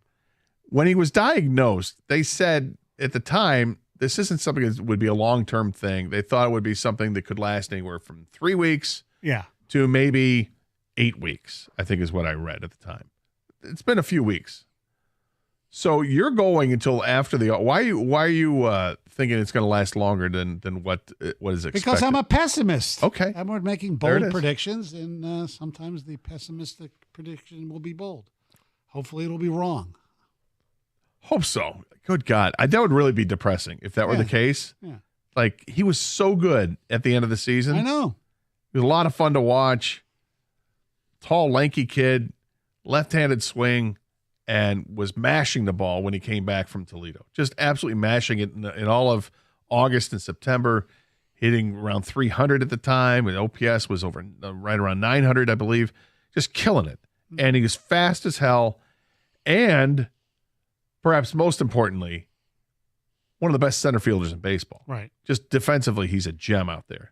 I have to say, Gator, of the bold-ass predictions, yours, especially the Mize Jobe one, I think has the best chance of coming true.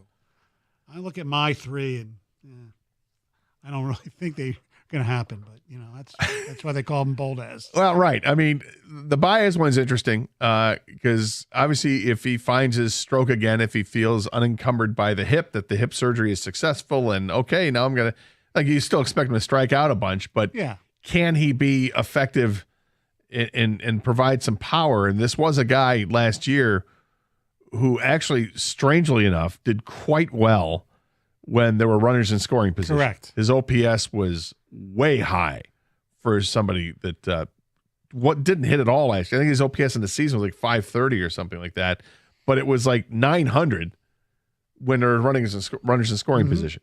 That's crazy. My reasoning with Mize over Jobe, I think Jobe's going to have some bumps in the road. I think we're going to see games where he looks amazing. You see all the talent, and then there are going to be those games you're like, wow, he's a rookie. Because he's a rookie. Exactly. He's still learning the art of pitching, as the late Jim Price used to say, because it really is an art form. It's not just, I'm going to go out there with my talent and wow him. You have to know the nuances where to work the plate, and you got to learn the batters you're facing. You got to know them, and that takes time. That's not something you just step in and do it. It can happen. And Paul Scanes was ridiculously good, but that is such a rarity. Jackson Jobe, though, was drafted with the thought that this is going to be it's going to be a quick ascent, and now he gets his opportunity to play for the Tigers, and it would be massive if he is that guy right away. I think this is the big year for Casey Mize. I think he knows it. You know, through all the pressure being the drafted 1-1, hasn't lived up to that. He's had injuries that he's dealt with. He needs to stay healthy, and you know, by all accounts, he's healthy now. Had an outstanding spring. You watched him pitch, and if you watched any of the games on spring training this year or listened to him on the radio, you would hear talk about the velocity. He was throwing at 97, 98 miles an hour at a fastball and pitching very well. Being at the end of the rotation, I think it takes even more pressure off of him, and that maybe he can have a little friendly competition with the new kid in town, which is Jackson Jobe. And that's why I had him over Jackson Jobe in my bold-ass prediction. I like it. By the way, I've seen a picture of Chavez Ravine, not the lineup, like 60 degrees and cloudy right now. 60? 62, actually. Well, it's still early in the morning there, right? Well, not early, but it's That's okay. Do the math, yeah. 60 3 hours different. Baseball weather in March. No, it's fine. It'll heat up a little bit out there. Yeah. Look, we'll take it next week when they come back here. Absolutely. We'd love it. Some ticket text coming in. I think the Tigers should offer 5 years and $43 million a year with an opt-out after 3 for Tarik Skubal. No trade clause. Skubal wants to be here. Did he say 5 for 43 or 40? 5 at 43 a year. Okay. So it'd be $215 million. Harris needs to get this done now. When you throw that last part in there, I mean, come on, man. Yeah. Because you said it. Does he need to get an extension done now? That is the part that matters. And it would be nice, but be great. I can't see him signing a 5-year extension. No. Because it's not 7 years. Right. He's got 2 years left on the current deal. So if you'd be ripping up those 2 years and giving this extension, the flip side of that is it does probably, if he pitches well, give him a chance to be a free agent again to get major money again. That is true. As opposed to a 7-year. Well, I didn't think about it that way. That is true. So if you rip up the final 2 years, then you'd be basically pitching on, well, it's a 5-year extension from this point. Right. Yeah. And you still have control, right? You could. Well, you do now for the next 2 years. Right. You would, yeah. But even with the extension. The extension doesn't matter about the control. My bold-ass prediction for the Tigers are Kerry Carpenter will hit close to 40 home runs this season. Spencer Torkelson will hit over 30 home runs. And the Tigers pitching staff and bullpen will lead the league with the best ERA. That's Marlin and Walled Lake. Marlin wins the parade then. That's a lot. You're going to tell me that Carpenter and Spencer Torkelson between them will hit over 70 home runs or around 70 home runs? Sign me up. I mean, I'll take it. I don't think it's realistic. I don't think Kerry Carpenter comes close to hitting 40. No. Torque I could see hitting 30 because we've seen him do it. The whole staff and the pitching staff for the Tigers with an ERA leading the league, it's not crazy. No. It's not crazy. All those things together, it's a little much. My bold-ass prediction is Skubal was on a 20-win pace, but the Tigers are 15 games under 500 at the trade deadline. So they trade him away for prospects, knowing they could never re-sign him. The Tigers rally, but still finish with just 77 wins. That's Joe in a truck. It's a long story, Joe. Yeah. And it's one that we were confronting last year, right? Mm-hmm. Tigers weren't really there at the trade deadline. All right, they're going to have to start selling off parts. They traded away Flaherty. We talked about it almost every day in the summer. Should they trade Tarik Skubal? We kept matching him up with Baltimore with all the great prospects Baltimore had. Would it make sense?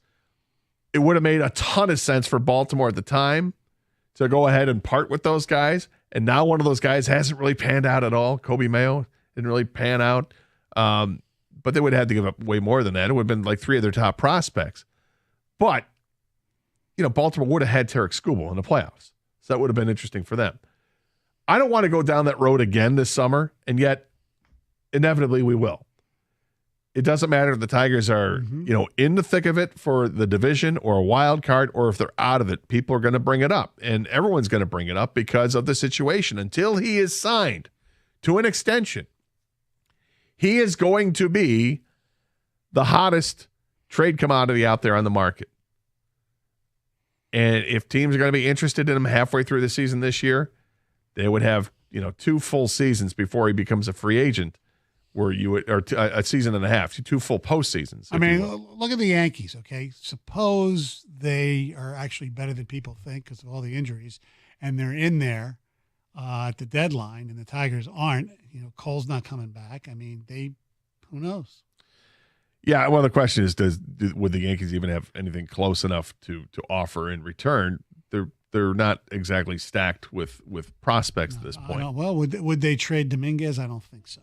Well, then if they're not going to do that, then Right. There's no point even talking, and that's their top prospect. Bold-ass prediction, the Tigers will finish the season with 3 pitchers with more than 200 strikeouts. Skubal, Flaherty, and now Mize. Keep in mind, Flaherty had 194 in last year. The Tigers will win 89 games this year and clinch the division. Let's go, boys. Go Tigers. That's Kel in Pennsylvania.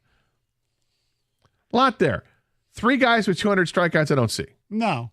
How many innings are you looking at then? I mean, can all 3 of those guys approach?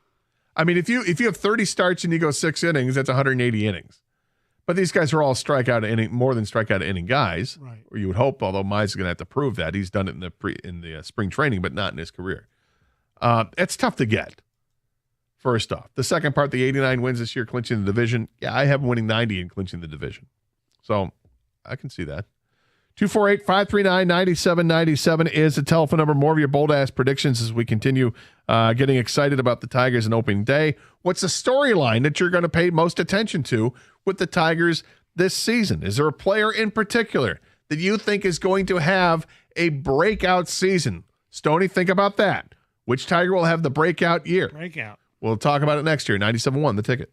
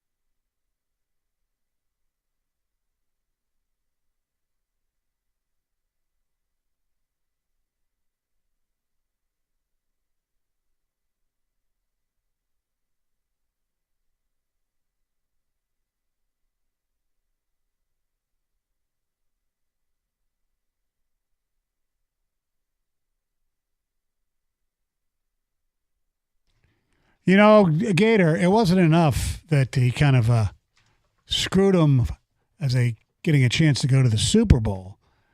But Aaron Glenn definitely doesn't care because Aaron Glenn's New York Jets have signed Josh Reynolds to a 1-year contract. Ian Rappaport of NFL Network says it could be up to $5 million a year.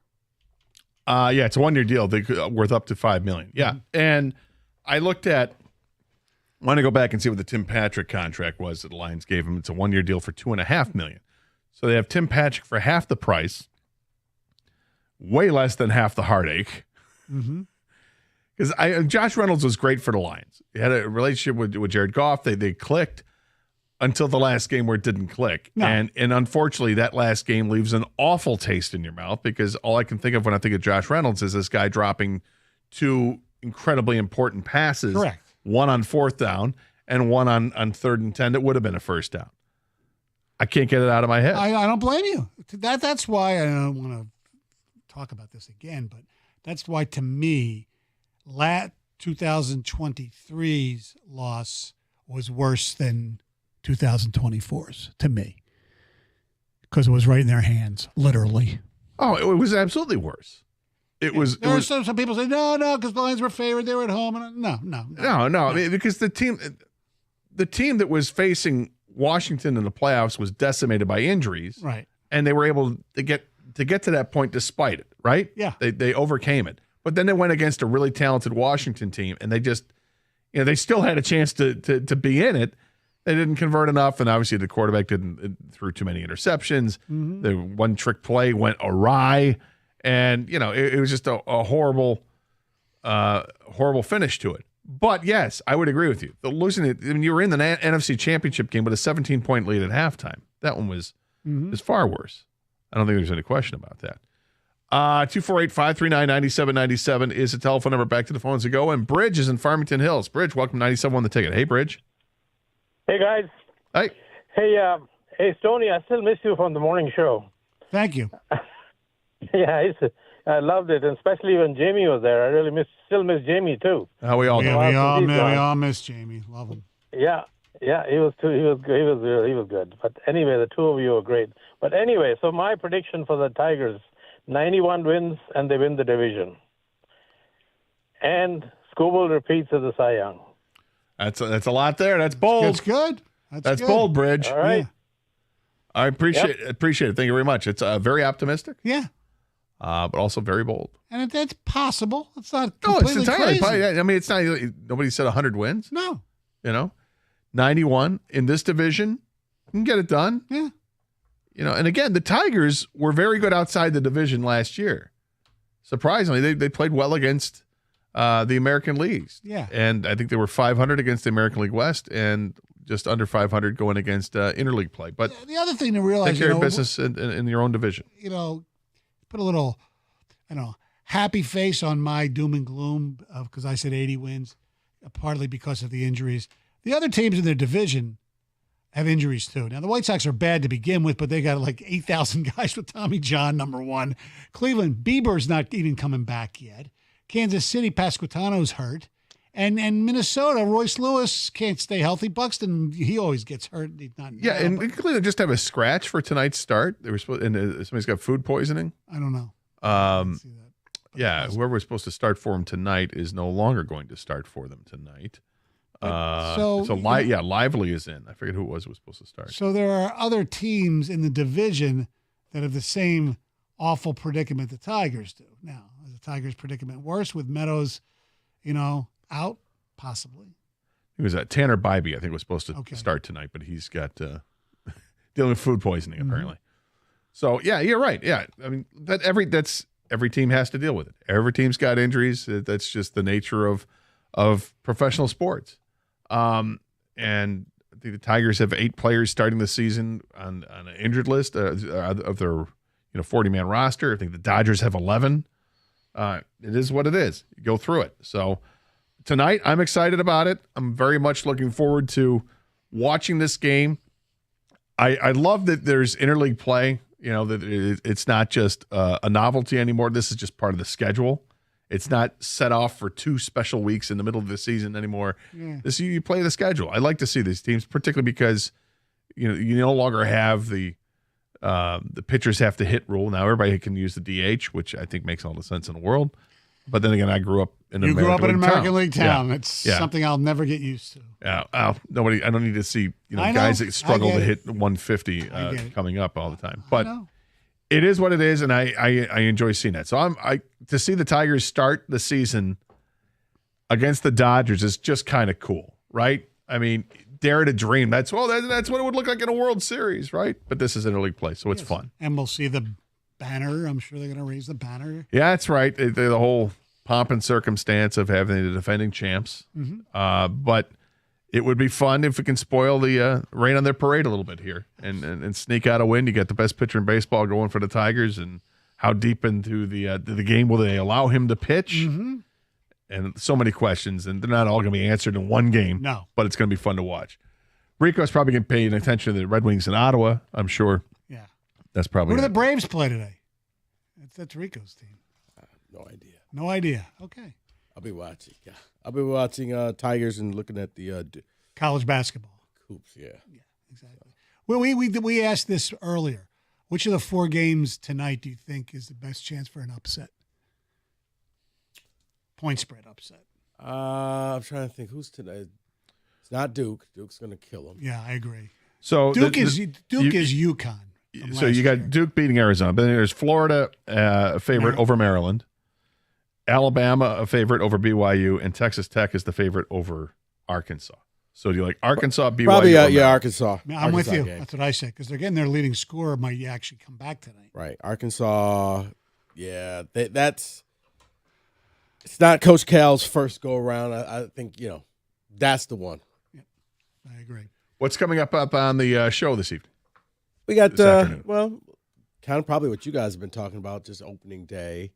A little bit, we're going to touch upon the Skubal message that he sent out to the city of Detroit. And then just your opening day concerns and maybe just what are the predictions? Where are you looking at? What's that thing calling your shot for this Tigers team? Yeah, Good or bad? We had bold-ass predictions, and most of the people, I would say, were positive, correct? Yeah, unlike me. Yeah, well, no, but you can have. Yeah. I mean, I had something in there that wasn't exactly positive, but it's fine. It's what you think is going to happen in this season, and just I do think that they're the best team in the division. They when they're healthy, when the roster is full and ready to go, that'll shine through. But to start the season, it could be a rocky start to the season. But pitching's going to have to carry them because defense ain't going to be there, and they really don't have a table setter yet until Parker Meadows comes back. Yeah, I'm thinking the same thing. Unfortunately, I think they take a step back. I think that this whole it was almost like they forgot that the opening day was coming up right now. And it's like, okay, wait, we're having a big party and we're cleaning up your house right now, Gator. It's like, yeah, the party starts at 8. You don't, you're looking at, well, what if we put Baez in the outfield? What if we do this? Guys, these questions should have been answered a long time ago. I think they take a slight step back. I don't think they go into the tank, but I don't think they hit the over for Vegas' 83 and a half games, I believe. I'm with you, but I don't know how much they could have prepared for, I think they expected Meadows to come back. Okay, this injury that's happened, it's typically not something that's debilitating and lasts this long. It should be back. You ready? Okay. Nope. You ready? Nope. 3 weeks later. You ready? I get that, nope. but it's like, okay, well, but then you still had, you knew your third base problems. You knew your first base. You knew you had problems across the board. You didn't know that Meadows was going to happen, but it was like, okay, a lot of issues. We'll talk. By the way, look who's here. Rico and Rieger coming up next year. 97 won the ticket.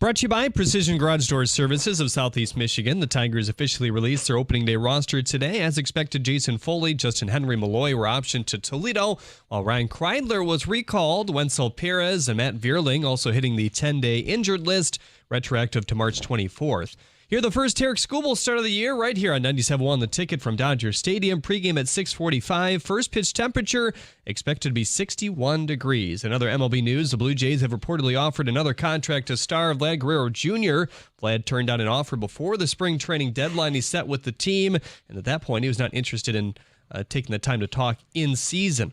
The Red Wings host the Senators at Little Caesars Arena. Alex Lyons starting in goal, and Cam Talbot is good to at least back up tonight. Sebastian Cossa is also getting reassigned to the minors. Elmer Soderblom and Peter Mrazek are still to be evaluated at this point. Hear the game tonight over on WWJ News Radio 950 at 7. Former Lions wide receiver Josh Reynolds is inking a one-year, $5 million deal with the Jets. At the Corwell Health Sports Desk, I'm Jeremy Otto from Oregon at 97.1 The Ticket or Odyssey.com.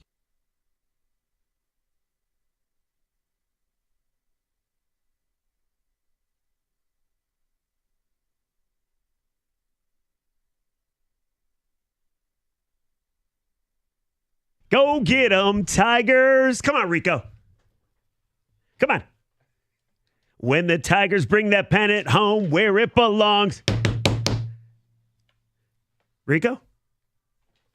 Yeah. Go get 'em. Oh, he doesn't have his headphones in. That's why. Like, what? How can you not sing along to this song? Or that?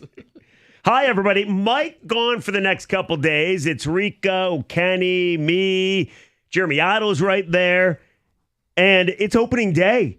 It's opening day. And, man, do we have a lot of baseball to talk about. It's opening day before the biggest day in Detroit sports history tomorrow, when you get Michigan and Michigan State in the Sweet 16 and the Tigers playing the Dodgers in Game 2 of their series late night. This is fabulous. How you doing? Can you pace yourself? Can you just pace yourself? Can you stay on point? Well, of course I can, but have you ever had a week where it just takes so long to get to Friday? This is that week. Tomorrow, I don't know how you're not more jacked than you are. Maybe you just have experience.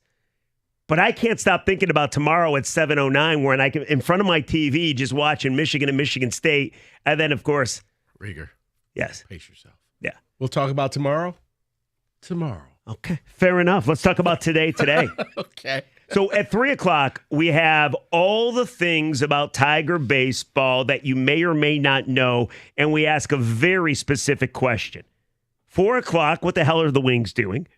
But right now, Rico, I mean, I don't know if you saw this, happened around like 10 o'clock last night. Social media was abuzz. Did you see Tarik Skubal wrote a letter to Detroit?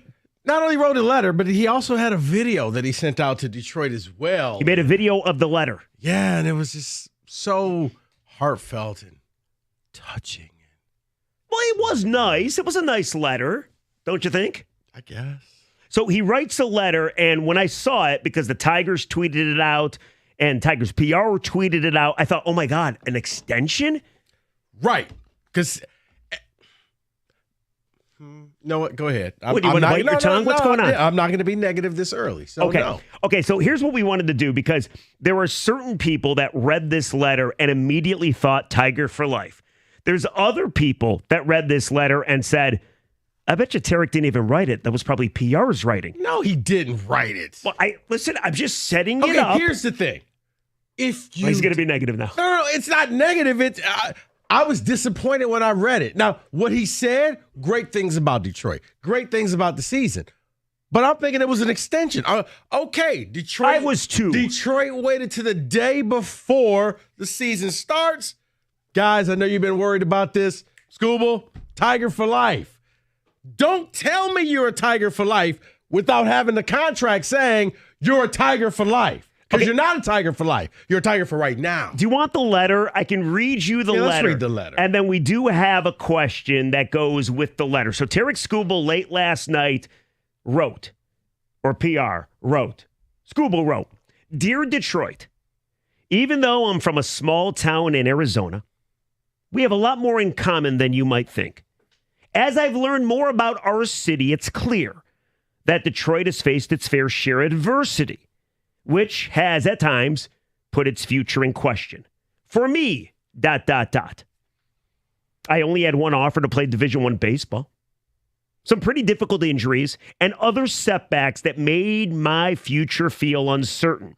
But this city is resilient, and this team is resilient. The adversity we face makes the eventual greatness even more rewarding. You hooked in yet?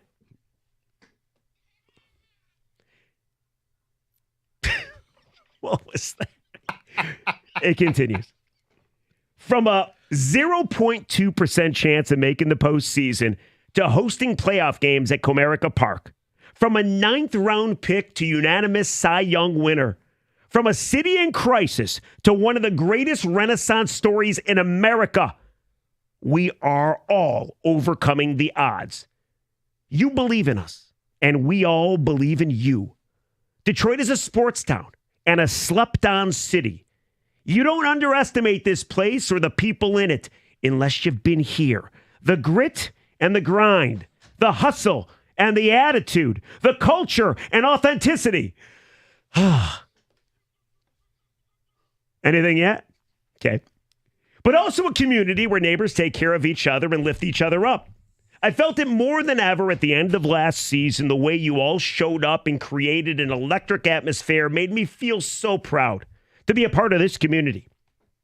It's a new era of Tiger baseball, and we're building something different. A new standard has been set, and we're about to clock in like the blue-collar people of this city. So, say what you want about us, ... About Detroit, ... We have unfinished business. So, ... I signed my contract extension. Let's run it back. So there's the letter. There's the letter from Tarik Skubal. So here's the question.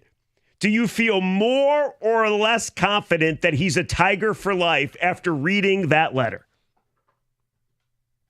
Go ahead. No, I guess I feel less because you took the time to do all of this, but you guys all season long have not hammered out a deal.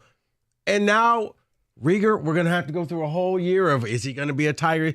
If you're going to be a Tiger for life, then damn it, just be a Tiger for life. Let's get this thing done. And I was just disappointed because when I saw this, I'm thinking, okay, it's what I've been waiting for all season. The letter was nice. The letter was touching.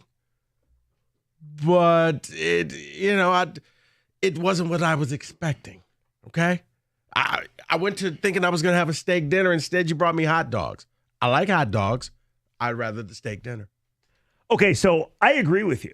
Like, I read this letter and I watched the video, and you can see it at DetroitTigers.com or on their Twitter, and I am more convinced he's not going to be a Tiger for life because I don't think the Tigers want to pay him that money, which, by the way, I don't blame him considering starting pitchers aren't what they used to be, and they don't get you even 8 innings. They barely get you 7 innings. Rieger, and if you just look at the optics, okay, we're in the Skubal window, right?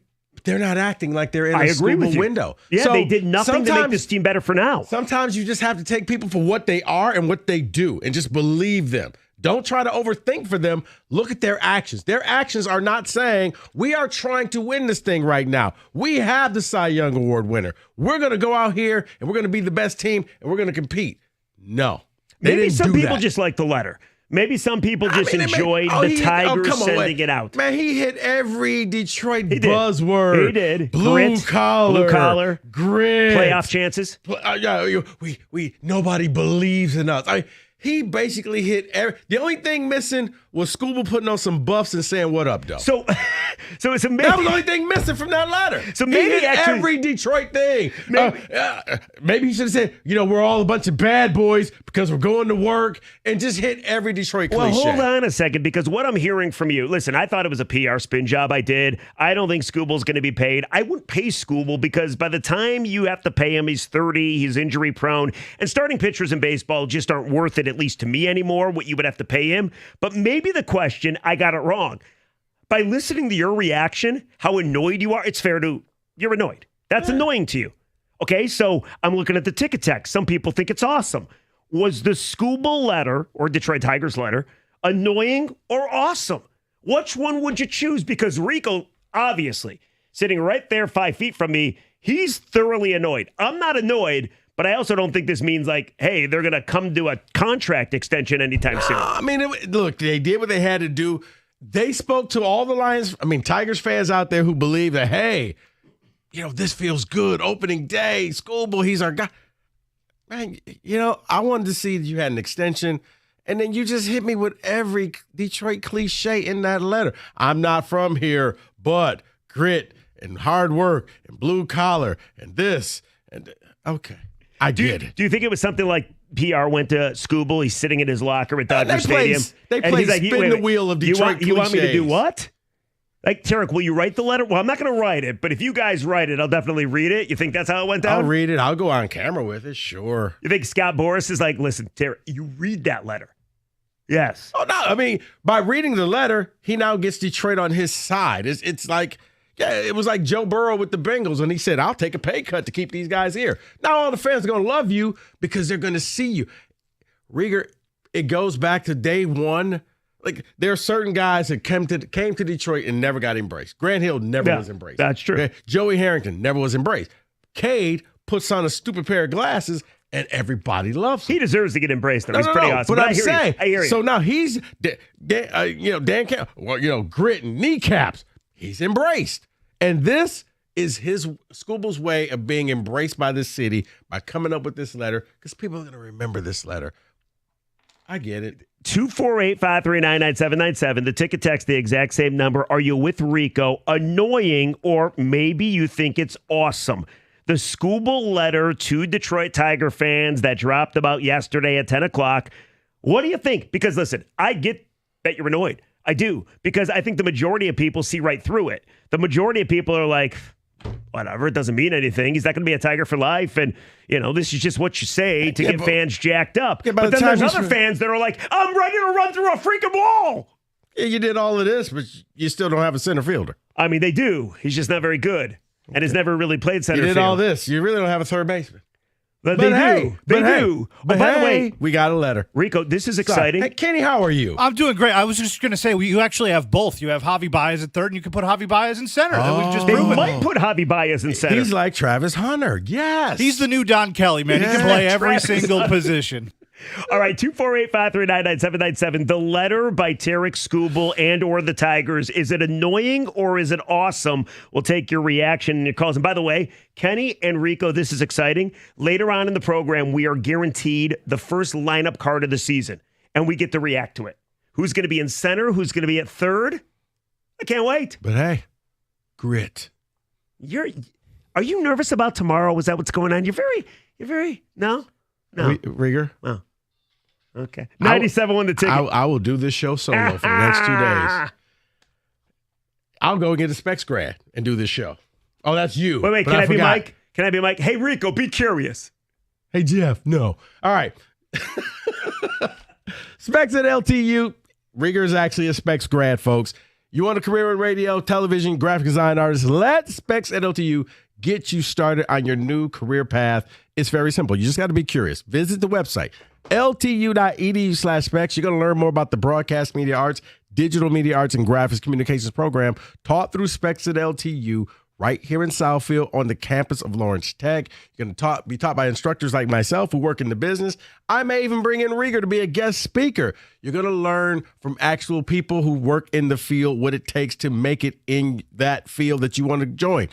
But you need to hurry up. Classes are filling up for the next semester. Make sure your name is on that roster. And look, with the hands-on approach and the expert faculty, you're going to learn the practical skills you need to succeed in today's media industry. So what are you waiting for? Be curious. Visit the website, ltu.edu/specs. Then make magic by enrolling in Specs at LTU certificate program today.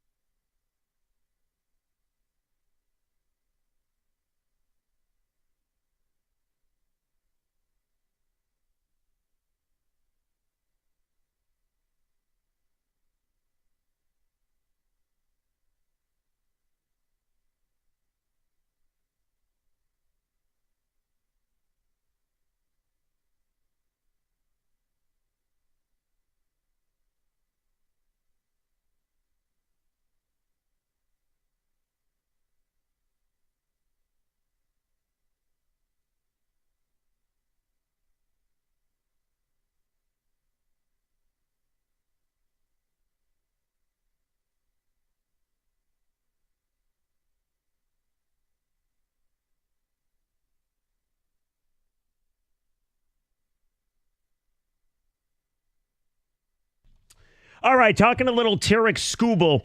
He writes a letter to Detroit. He's going to be on the mound later today in a game you can hear right here on 97.1 The Ticket. Opening day. We'll get more into opening day in the 3 o'clock hour.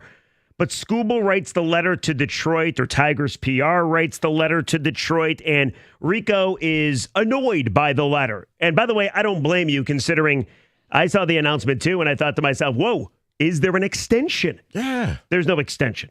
So is the letter to Detroit, which, as you mentioned, hit pretty much every Detroit talking point. That's all it did. It was like, hey, Detroit, grit, going to work, blue collar. That's what we do. Let's go Red Wings. Like, come on. This is every cliche. So is it awesome or is it awful? 248-539-9797. Get to some of the calls. Kenny, some ticket text. What are the people saying? Skubal is already embraced by the city. Didn't need a letter, a little over the top, but yeah, not to get behind the city to get behind him. Yeah, I agree with that. It seems like we didn't need that letter. Well, it feels like a goodbye, doesn't it? It feels like, hey, by the way, we're going to be leaving you. The Skubal train's going to be rolling out either this year or next year. But in the meantime, I mean, it's good to be here. You know what it felt like? It felt like, hey, Detroit, opening day is tomorrow. Just wanted to make you aware of this. I know you're not all getting drunk out in L.A., but hey, we're going to be playing baseball, so just a reminder. The letter is nice. Sounds like a future goodbye to the city, though. That's from Joe in Lake Orion. It does. Always so negative, Rico. Rico, you should stop being so negative. Always so negative. I would agree. I'm negative because I wanted to see Skubal locked up, and this is, that's what I was expecting. Like, wait, I get a message. Hey, there's a Skubal letter out there. Oh, okay, cool. And then I'm watching it and waiting. And Detroit, I want to say, I've signed a deal. I'm here for life. Yes. Let's go win this thing. They're going to run it back, but hopefully they don't fall to playoff odds at 0.2%. Don't do that. Anything else, Kenny? This was nothing more than a Boris play to get Skubal paid. That's from Nate. And this letter had too many Detroit cliches for me to count. It's almost like the pure Michigan slant. Somebody, and one of the things that just came in on the ticket text, Sam and Kigo says, AI wrote that letter. It's a possibility. Write a letter and use every Detroit slogan you can. Here's the thing, though. Missing was Mason to intro this thing. Tarik Skubal. Let me ask you this, Rico. Do you want Tarik Skubal to be re-signed? Like, would you want the Tigers to do it? Do you think Tiger fans want Tarik Skubal locked in for life? Rico, I want Tarik Skubal signed, but once you sign him, I then want you to act like you have Tarik Skubal here, like you have one of the best pitchers in baseball, and build a team for right now. That's why I've gotten to the point now where, people got angry. It was like, maybe you should have traded him last year. I still think it's going to happen because you're not building your team. You're still building your team for 2027, 2028. You're not building a team for right now. Last year, you got lucky. Let's just be real. They even talked about it in the stupid letter. We had a 0.2% chance of making it. And I got a feeling that people will hear about that and get sick of it the same way Kenny's sick of hearing about 1984. It's just one of those things that's going to live in infamy. Hey, remember, every year they're out of it. No, they're not, because remember that one year they came all the way back and they made it. Okay. Sign them and then act like a team and build this thing, build it the right way. They're not doing that right now. See, I don't even want him to re-sign Tarik Skubal. He's a great pitcher, but he's injury prone. By the time you sign him, he's on the wrong side of 30. And you are really good at developing pitching. So I don't need them to sign Tarik Skubal. Now, to your point, it would be awesome if in the Tarik Skubal timeline, they went to work. And they went and got an Alex Bregman. And they went and got a right-handed bat. And they actually made this team so they're not forced to start Ryan Kreidler in center field when you get a couple of injuries. But I don't want to re-sign Tarik Skubal. I think it's too much money for a starting pitcher when starting pitchers don't get you anything these days. Like, just you might have been out there, maybe you weren't, but Evan, Kenny, and myself, just because we wanted to, we did the deep dive of JV versus Tarik Skubal, right? Like, if Skubal goes out and wins the Triple Crown again, like, is he JV-esque? And I'm like, no way. JV got you consistently 220 innings. You know, Tarik Skubal's never pitched 200 innings. Never. And it's not his fault. Just how starting pitching is. It's how it goes. Right, so it's not his fault. I don't want to re-sign Tarik Skubal. So I didn't want an extension. In fact, I'd be bummed if they got an extension simply because he might get injured again and he's going to be on the wrong side of 30 and he's not going to maybe give you last year every year.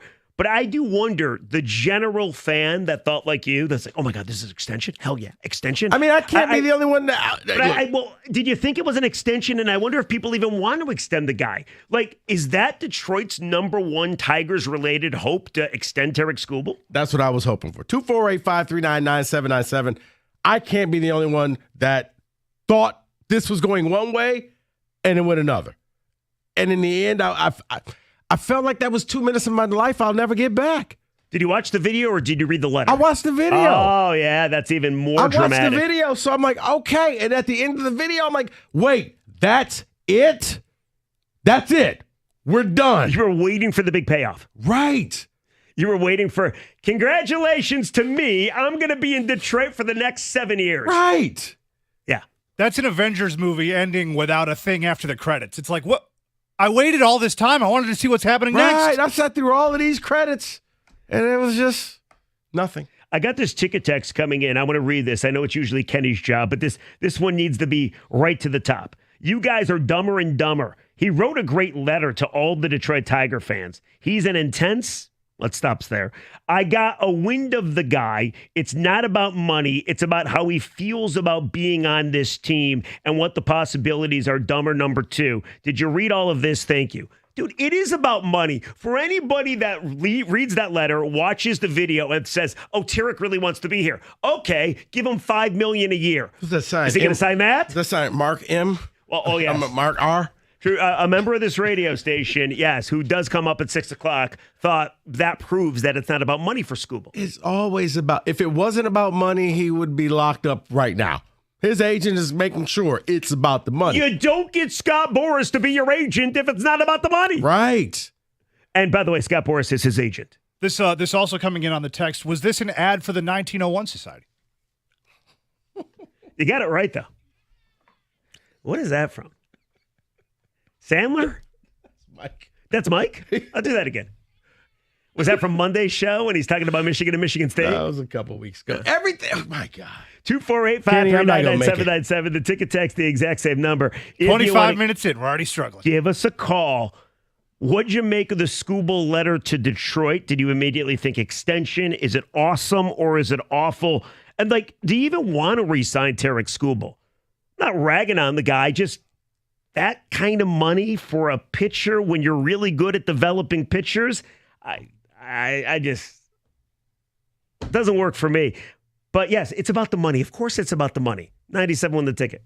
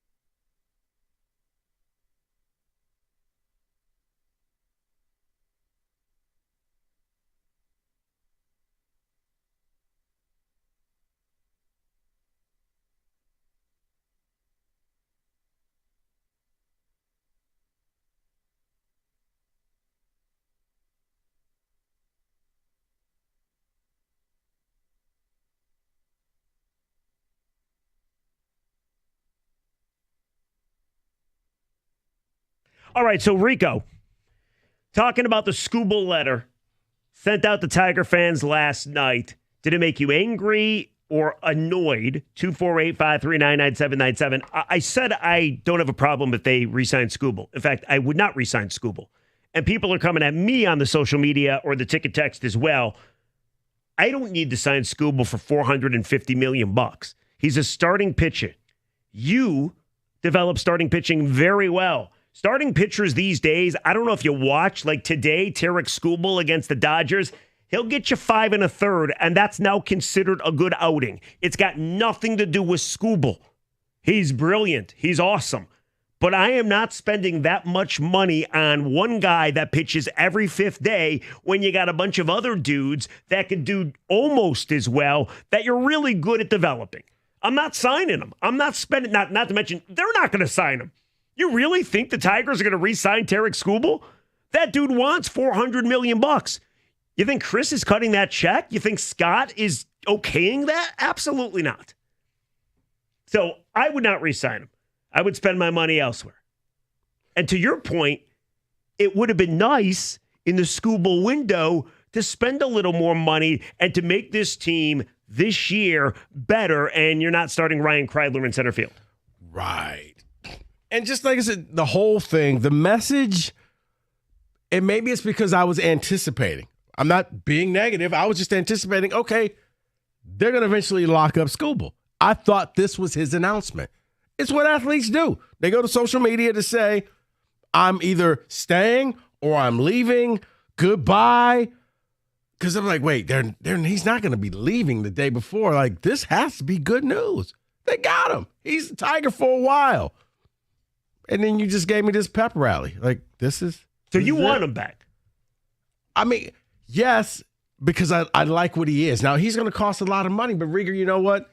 If you're going to be a World Series contender, you got to spend money and you got to take chances. And it's not going to mean that everything is going to work out. You can't be afraid. You can't have scared money. So you already have a piece here. Let's lock him up and then let's build around him. And wouldn't that be a good sign, too, is if they – I'm not for or against signing Skubal at the moment. I haven't made up my mind quite on that just yet. But what I will say is if they spent that money, if they showed you that they're going to do that, that shows that they're willing to spend, which is what we've been complaining about this whole time. I mean, that's fair. That's fair. I just would spend it elsewhere.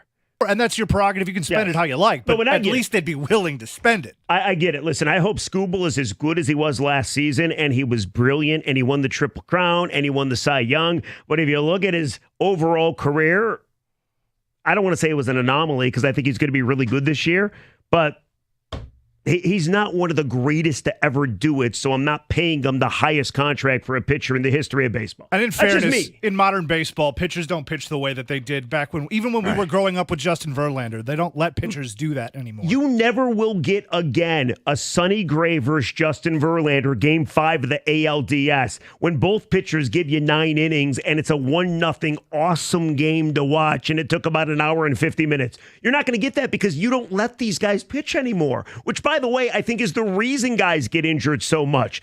Guys can't throw over 100 pitches. You watch today. Skubal's going to be at 80 pitches in the 5th inning, and he's going to get yanked for the bullpen. Yeah, long gone are the days of Leo Mazzoli and the Atlanta Braves staff. Yeah. They basically pitched every day. That was the thing. It's like one of my big frustrations. Now you baby these guys. These guys are supposed to be your workhorses, and you baby them. So, I don't know. I would not re-sign them, but I understand your point that you thought the video was to announce an extension. And that's just it. I mean, I couldn't be the only Detroiter out there who watched that and walked away disappointed. I wasn't disappointed about the season. I'm not disappointed. I mean, you hit every Detroit cliche. I mean, come on. Seriously, it was like Detroit AI wrote this. It would be sweet if he did put on buffs like you mentioned at the end. Right. Could you imagine? By the way, Detroit, one more thing, turns his back and then... Seriously, the only thing missing... Are those Cartier? The only thing missing was a cameo from Eminem and Big Sean and Jeff Daniels. Only thing missing. And the dude that says the Tigers won again. That guy too. Not him. All right. You want some ticket text? Yeah. The Skubal letter feels like an ad. A reason to watch a game at Comerica Park. That's from Joe in Fort Wayne. When can we stop with the Detroit blue-collar cliche? Jeez.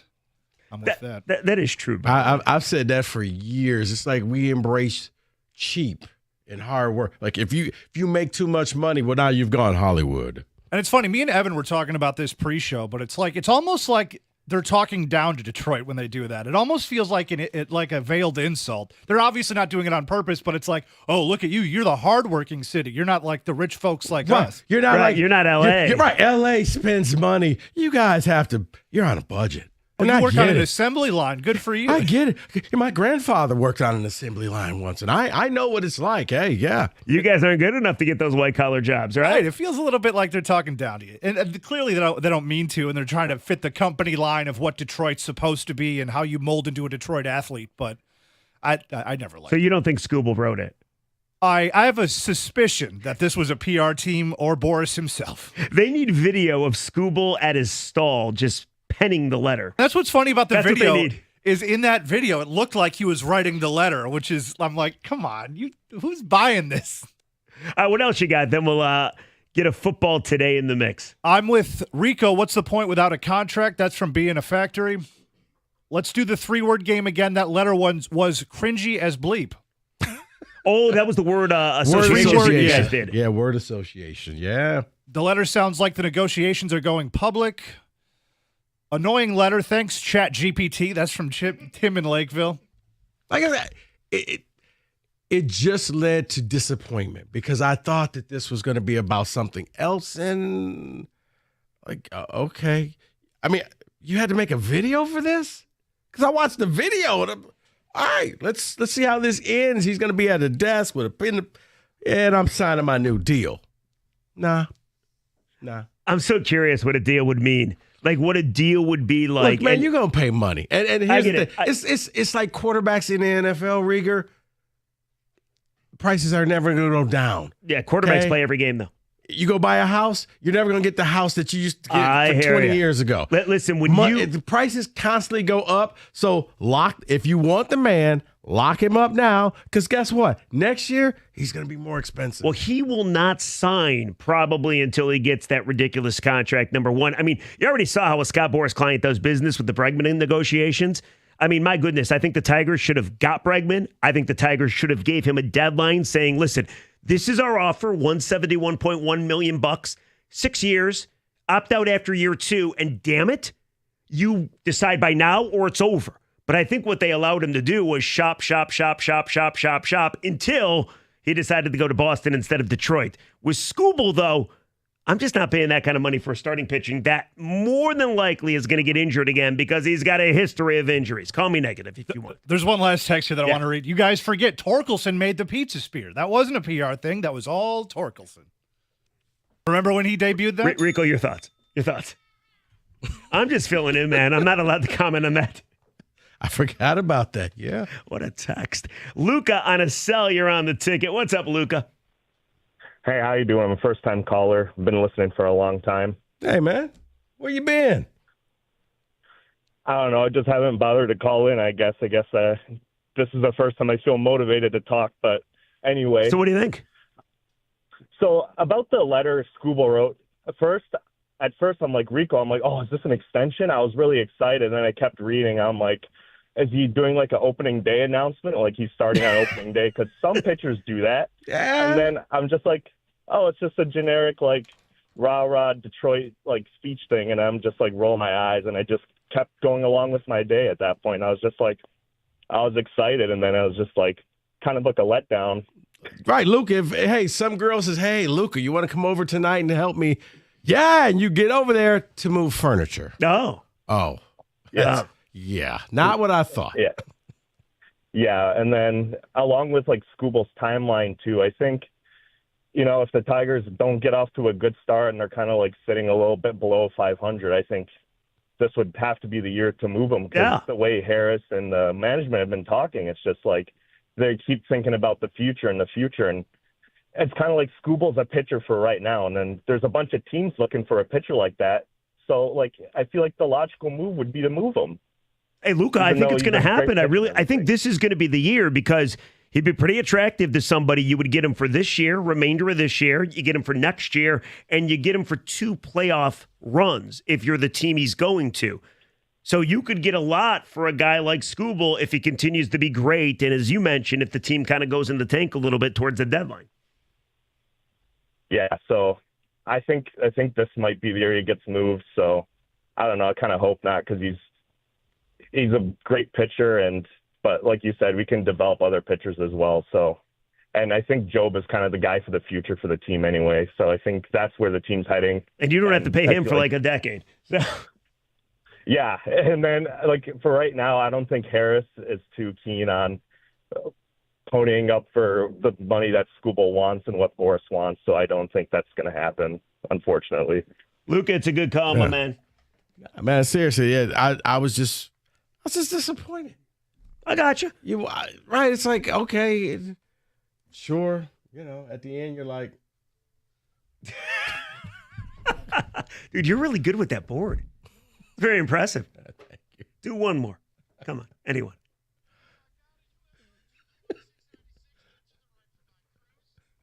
Oh, that's the traffic lady. Well, I like that. She's really good.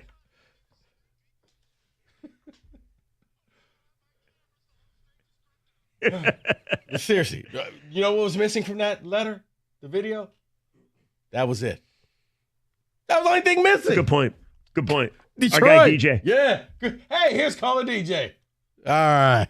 248-539-9797. We got ourselves a football today coming up next. Not to mention 3 o'clock hour. We get into the Tigers, and we have a question, I think, that encompasses everything about the team as they get set to open up the season in Los Angeles against Ohtani and the defending champions tonight, right here on the ticket at 7 o'clock. 97 The Ticket.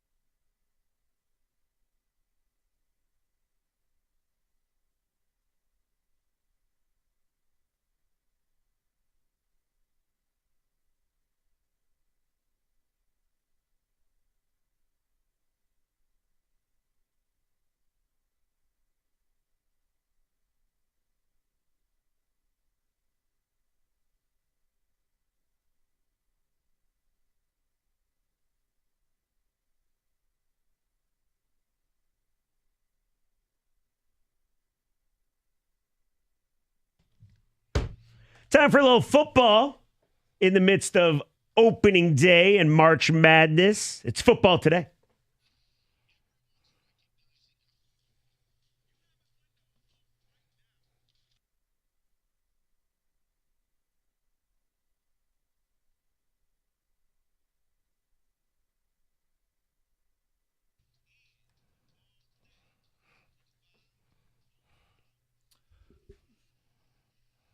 Got some headlines from the NFL and college. Want to catch up on those from the last couple days. You guys ready? Yeah. Let's go. All right. The NFL is voting on expanding replay assistance for calls like roughing the passer, face mask, and horse collar tackles. That could lead to more flags, more delays, more reviews. What do you guys think? Wait, say that again. The NFL is voting on expanding replay assistance for roughing the passer, face masks, horse collar tackles. You know what? Honestly, I'm in the minority. I don't care about, it's going to take the game longer. Get the call right. Because you know what, Kenny? Nobody calls the next day and says, man, that game was so long. Everybody calls when your team got screwed over by the refs. Get the call right. That's all I care about. You notice the one thing in that little blurb that they're not reviewing for? Pass interference. Why? Because they tried that before, and it did not work. So, no. It happens. Pass interference is like balls and strikes. Now that you would be here all day long. So are some of the other things that they would review for. I'm good with how it is. No. I don't need to add to the game. No, because Kenny, some of the things that they are going to review, face mask. Face mask was the one I was going to bring up because you saw it affect the Lions 2 years ago. That's fair. Or just something that, you know what, when the cameras show that wasn't a horse collar, that wasn't a face mask. You know what? That wasn't roughing the quarterback. But if any of us, I don't think any of us would argue, if you can clearly see what it is on the replay, whether it's right or whether they got the call wrong, they should just be able to fix it. Right. You don't argue until you're in the midst of a 3-minute review. Oh, that's kind of borderline. Oh, I don't know. Right. Give me some kind of time limit. Like, I'll give you 30 seconds to figure this out. If you can conclusively, let's do it. If you can't, let's move on. Russell Wilson, courtside at the Knicks game last night, signing footballs and throwing them into the stands. How bad could that experiment go if it fails? I think we all know how bad it's going to go. We saw it in Pittsburgh, except for magnify it by 100 with the New York media. I think we're all waiting for Kenny, it feels like a Saturday Night Live skit. And it's just the beginning of the skit. And now we just got to wait for the little plot twist, and it's going to blow up. They're not going to win. He'll be there. He's on a 1-year deal. So the Giants don't owe him anything. He doesn't owe them anything. Yeah, the same Tiger fans that truly believe the Tarik Skubal letter are the same Giants fans that believe that WrestleMania is going to make a difference. It's going to be a total bomb. And it doesn't matter. It's going to be a train wreck. Eventually, they'll get their quarterback in there. Look at it. They went from Danny Dimes to Tommy DeVito to Tommy DeVito. Come on. LaVito. He does the gestures. Yeah. Hey. Everybody gets chicken parm. They've been a joke. It's like they're not trying. I wonder what it's like to deal with that dude's agent. Like, he's the anti-Scott Morris. Tommy DeVito's agent. He's everywhere. Remember that dude from a couple years ago? Right.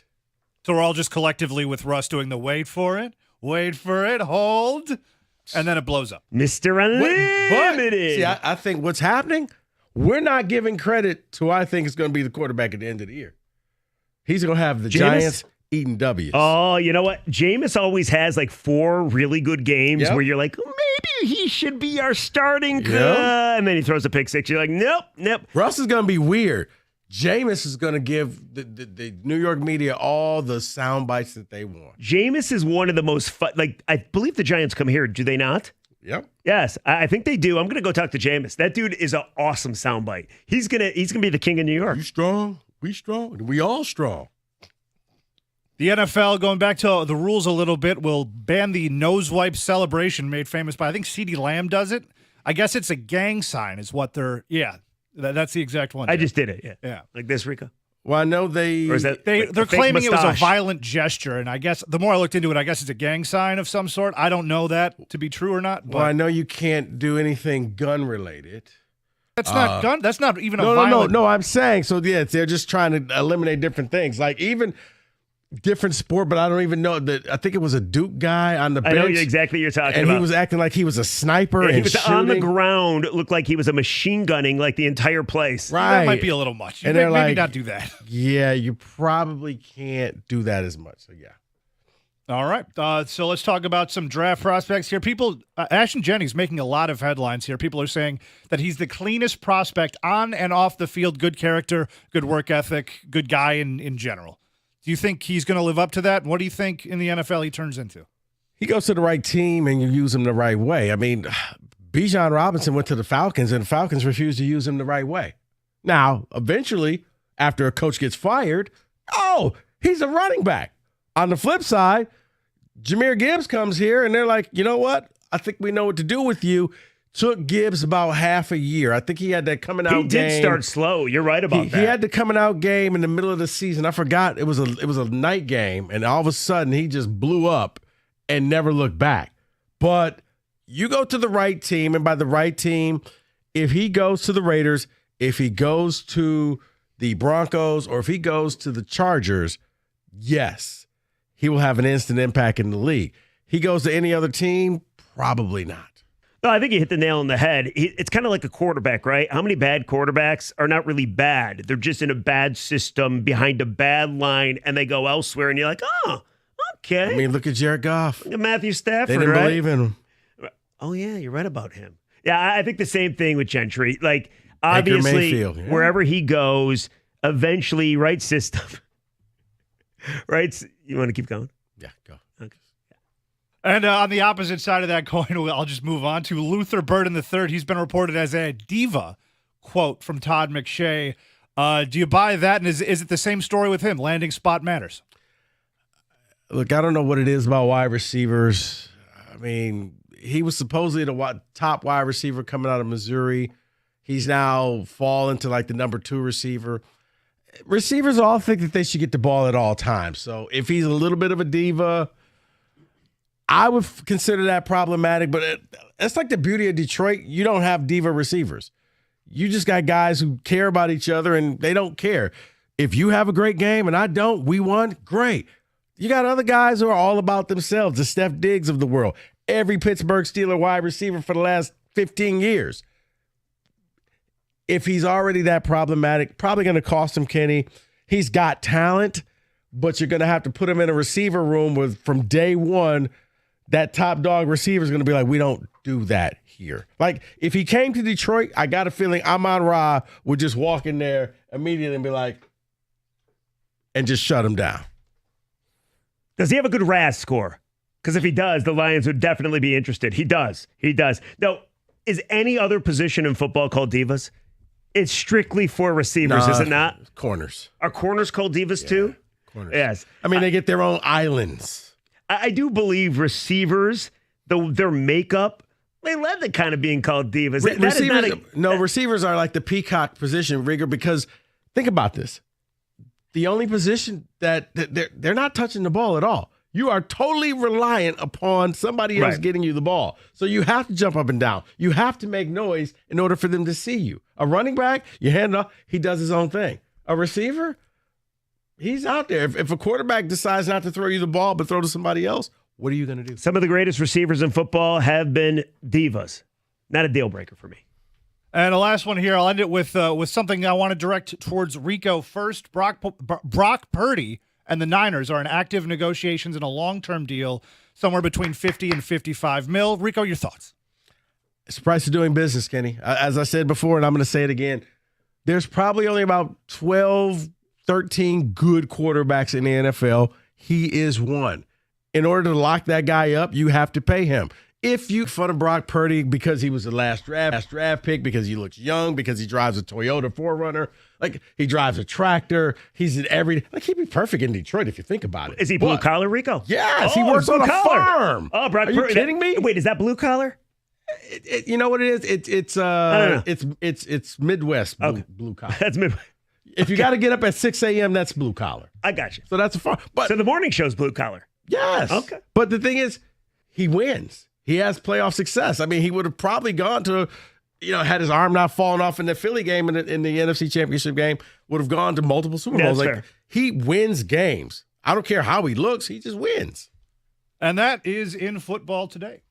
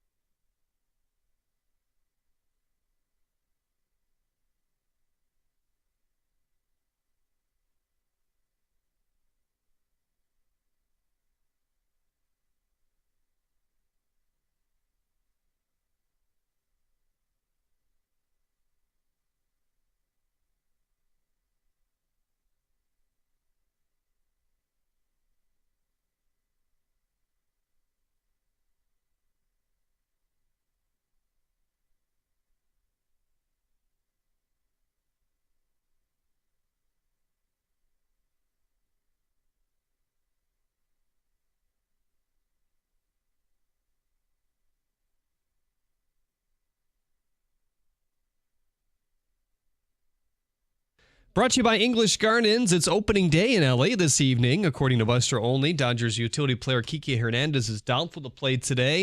He says it's the possible stomach flu. Mookie Betts was also dealing with a stomach bug that lasted weeks, but he's expected to give it a go today after playing in the Dodgers spring training finale. Hear the game right here on 97.1 The Ticket, pregame at 6:45. And actually, the lineup just came in. It looks like Betts is starting at shortstop and hitting second here today. What about the Tigers lineup? Not in yet. Come on, AJ. We'll give it to you hopefully at 3:30. Come on, Age. Get this going. Michigan basketball guard Trey Donaldson is getting to face his old team, Auburn, tomorrow in the Sweet 16. Is there any bad blood there, though?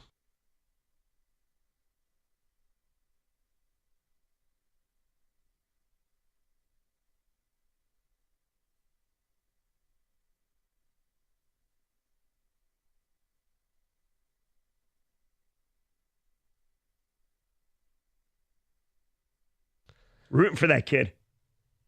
Revenge game. Go get him, Trey. The Red Wings hit the LCA ice tonight against the Senators. Still no Elmer Soderblom or Peter Mrazek as they need further evaluation. Hear the game over on WWJ News Radio 950. The NBA announced they're looking into bringing a league to Europe. Commissioner Adam Silver said there was enthusiastic support from NBA owners today. At the Corwell Health Sports Desk, I'm Jeremy Otto from Oregon at 97.1 The Ticket or Odyssey.com.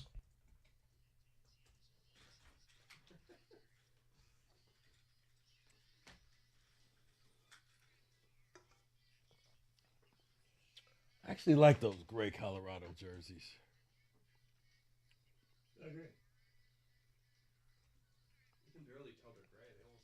No, those were white. I'm talking about the gray ones they have.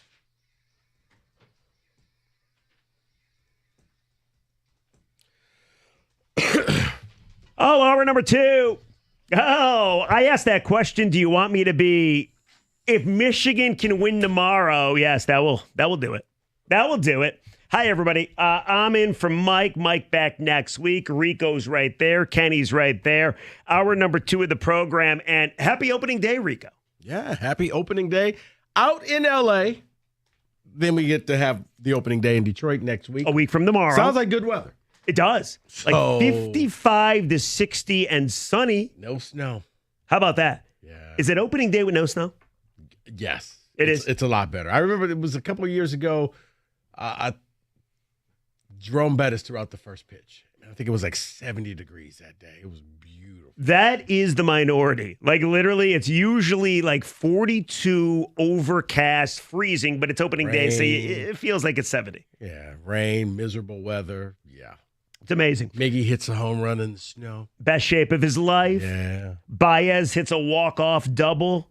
Says he loves Detroit, and then nobody loves him back. Detroit. Oh, he definitely loves Detroit. He loves the organization. I bet you Gets he'll that go to check spring every training. 2 weeks. Who wouldn't love that? All right, so we thought it would be fun because it is opening day. We simply want your expectations for this team. Because on one hand, I think there's a lot of people that are like, oh my God, this is your team. Ryan Kreidler's your everyday center fielder. Javi Baez can be a defensive replacement. Torres stinks at second and refuses to play third. Torque could be out in right field. Like, the sky is falling. This is going to be an embarrassment. How does this team look like this team after what happened last year? That's a select group of people. Some people believe that. Other people are like, dude, Central blows. We're the best team in the Central. We spent the most money. And sure, lineup, fielding, disarray. But guess what? Have you got to look at our rotation? Skubal, Flaherty, Olsen, Job, Mize. Like, nobody's beating that rotation. We'll win with pitching. We're going to be fine. Eventually, Meadows comes back. Eventually, Verling comes back. And we will win the AL Central. And I think a select group of people think like that. And then there's a lot of people that are probably right in the middle that we're curious what the hell you're thinking. Wait and see. That wait and see, let it play out, as John Jansen says in the morning. I'm curious where people are at. We want your expectations. If you look on Fangraphs or your favorite gambling site, this team is expected to win anywhere from 81.5 to 83.5 games. Okay? This team is expected to fight for the AL Central. Jeff Passan the other day said, I'm picking the Tigers to win the AL Central when he said he was going to pick the Twins instead. So I'm curious, as we are 3.5, 4 hours away from opening pitch against the defending world champs, the team that isn't afraid to spend money, the Dodgers. You get to see Ohtani versus Skubal today, lefty versus lefty. Doesn't get any better than that. I'm curious where people are at. What are your expectations for this baseball team? And I'm not going to poison the well. I'll just give you a couple facts. You'll give us a couple facts. And what does the general average Tiger fan believe this team is going to achieve this season? You giving us the facts now? Well, I got some facts. Okay. Here's some of what I consider. Do you want the train wreck facts first, or do you want the facts why they could be good? Okay. Let's be positive. Well, I think positive is the rotation, right? Tarik Skubal is the defending Cy Young champion. Jack Flaherty, you got him back, and he never pitched better than he pitched for Detroit last year. Reese Olson is totally healthy. And if you remember, Reese Olson was great before he got injured.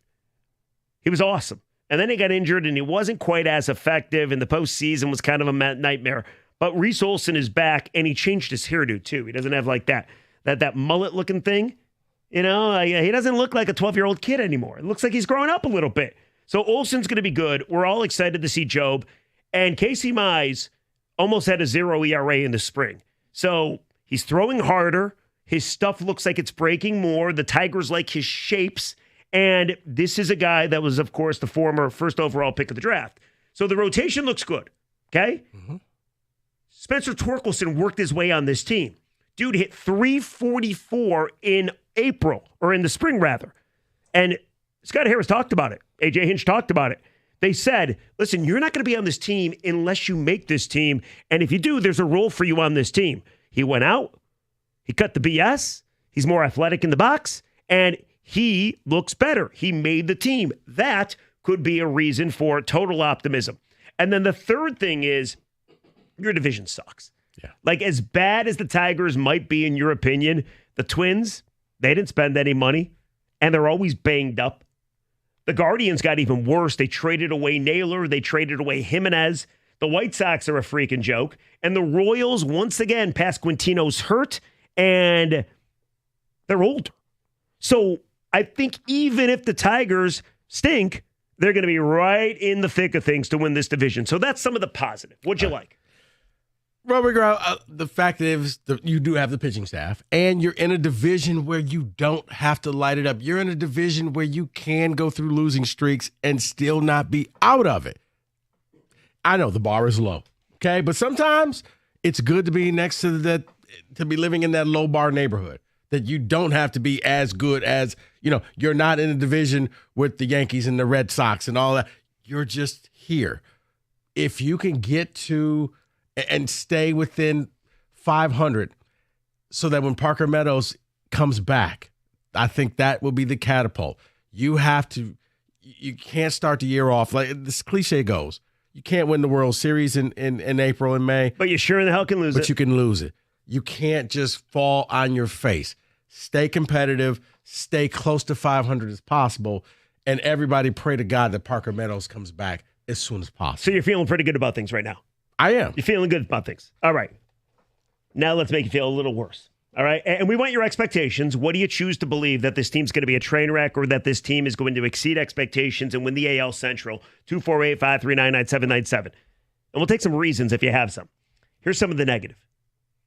Lineup card hasn't come out, but I watched a Zoom yesterday with A.J. Hinch and Scott Harris, the president. And Ryan Kreidler is going to be pretty much your everyday center fielder because they have injuries everywhere else. Kreidler has played, take a guess, how many major league innings at center field for Ryan Kreidler? Jeez.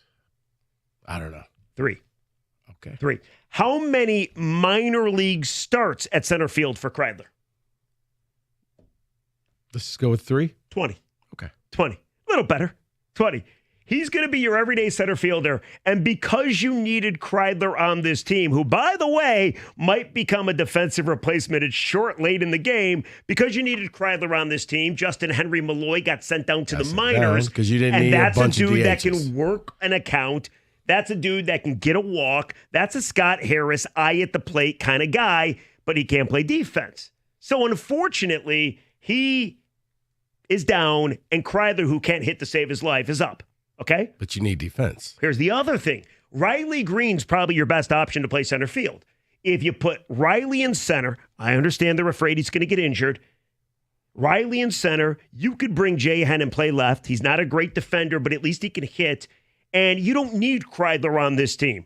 But they're afraid to put Riley in center, so they put him in left, which, by the way, he's a really good left fielder. But you got some issues. Your other issues negatively is you got a second baseman that's a better third baseman, but instead wants to play second, so refuses to play third, and led the league in errors at second base the last couple of years. You got a first baseman that has never played first before until the spring in Colt Keith, and he had a bunch of errors in the spring at first base. You got Frankenstein over at shortstop, whether it's Trey Sweeney or whether it's Zach McKinstry, who, by the way, can't hit either, or maybe it's Javi Baez. And then at third base, you got a train wreck as well. Is it Ibanez? Is it McKinstry? Is it Baez? Oh, and by the way, yesterday in the Zoom that I talked about, Scott Harris and A.J. Hinch said late in the innings, if the Tigers happen to be up by a couple runs, it could be Baez that goes out to center field to be a defensive replacement, and Kreidler can come in. Some of the negative. There you go. So what do you choose to believe? Do you believe the positives will outweigh the negatives? The negatives outweigh the positives? No, I think that your pitching staff will have to make up for a lot of mistakes. Your pitching staff will have to make up for the fact that there's so many holes out in the field that, my goodness, it's not just the fact that you won't play Riley Green because you're afraid he's going to get hurt too. You should never have to play out of fear, but they're playing out of fear. Can't have him go down because then what are we? So I thought about that, and they're right, by the way. Riley Green has an injury history. He dives, not his fault, but he dives all the time, and they're worried that if he dives in a spacious center field that he'll get injured, and he probably will. With that being said, I understand what they're thinking because he's a really good defensive left fielder, and he probably is your best hitter on the team, so you can't get him injured. With that being said, by not allowing him to play center field, and they said they'll tinker, at times he will, but by not allowing him to usually play center field, that means you got Ryan Kreidler playing center field who can't hit. We know he can't hit, and we don't know that he can play center field. And Rigger, this is why. By the way, Torque could be in right. This is why I'm hoping that somehow or another we can get to June, and this team's still around 500. And I hear you. Because then you got Parker Meadows coming back, and maybe that is going to be a stabilizing force. Have you seen the schedule for the month, though? I have. Yeah, it's very difficult. You're going to be playing the White Sox at least once. At least there's There 3 you go. games. There we go. Okay, There's 3. let's celebrate that. There's Okay, 3 games. So I want you to speak for the Tiger fans. What do you think the average, and we'll take the calls, the phone lines are lighting up, 248-539-9797. What do you believe the average Tiger fan expects this season? Will they focus on the negatives, which I think I've laid out for you, or will they focus on the positives, which I gave you a couple of those as well? You know what, Rigger? It's not a cop-out, but I think this is the one time, and maybe this is the one time only, Tiger fans are an incomplete. Tiger fans are I don't know what to expect. I don't know what this team is. It literally is the Abbott and Costello skit of who's on first. What's on second? Right. You don't know who's on third. Right. You don't know who is playing where. It's like AJ's just going to put the lineup in a bag, shuffle it up, and just say, all right, pick whatever position you get, and that's what you're going to play.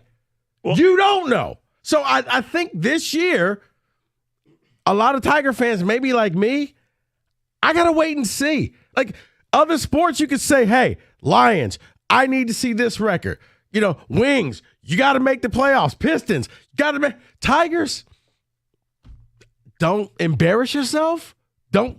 Can you win some game? Can you be 500 when Meadows gets back? To me, that's the goal. I'm breaking the season up in small bites. First bite, just stay around 500. That's all I'm asking for. So just so you know, AJ Hinch in the Zoom yesterday, it was like 9 minutes. It was pretty informational. AJ said, well, it's not like we haven't prepared for these guys to play everywhere. You know what it feels like? Here's what it feels like to me. It feels like a little league team where, hey, Javi, you get to play in center. And cool. It does. You want to play first base? Okay. And here's the other thing. Why are we touting outfield defense like this is so important? Ryan Kreidler makes the team because we think he can play center when your infield defense is horrendous. Rigger, it feels a lot like, and bear with me here, but it feels a lot like. I'm bearing. You know what? I'll give it to you next. Okay. Rico will give you his thought next. And do you choose the positive or the negative? You as a Tiger fan, today is opening day. We are not being negative. We're not being positive. We're just being us. 97 won the ticket.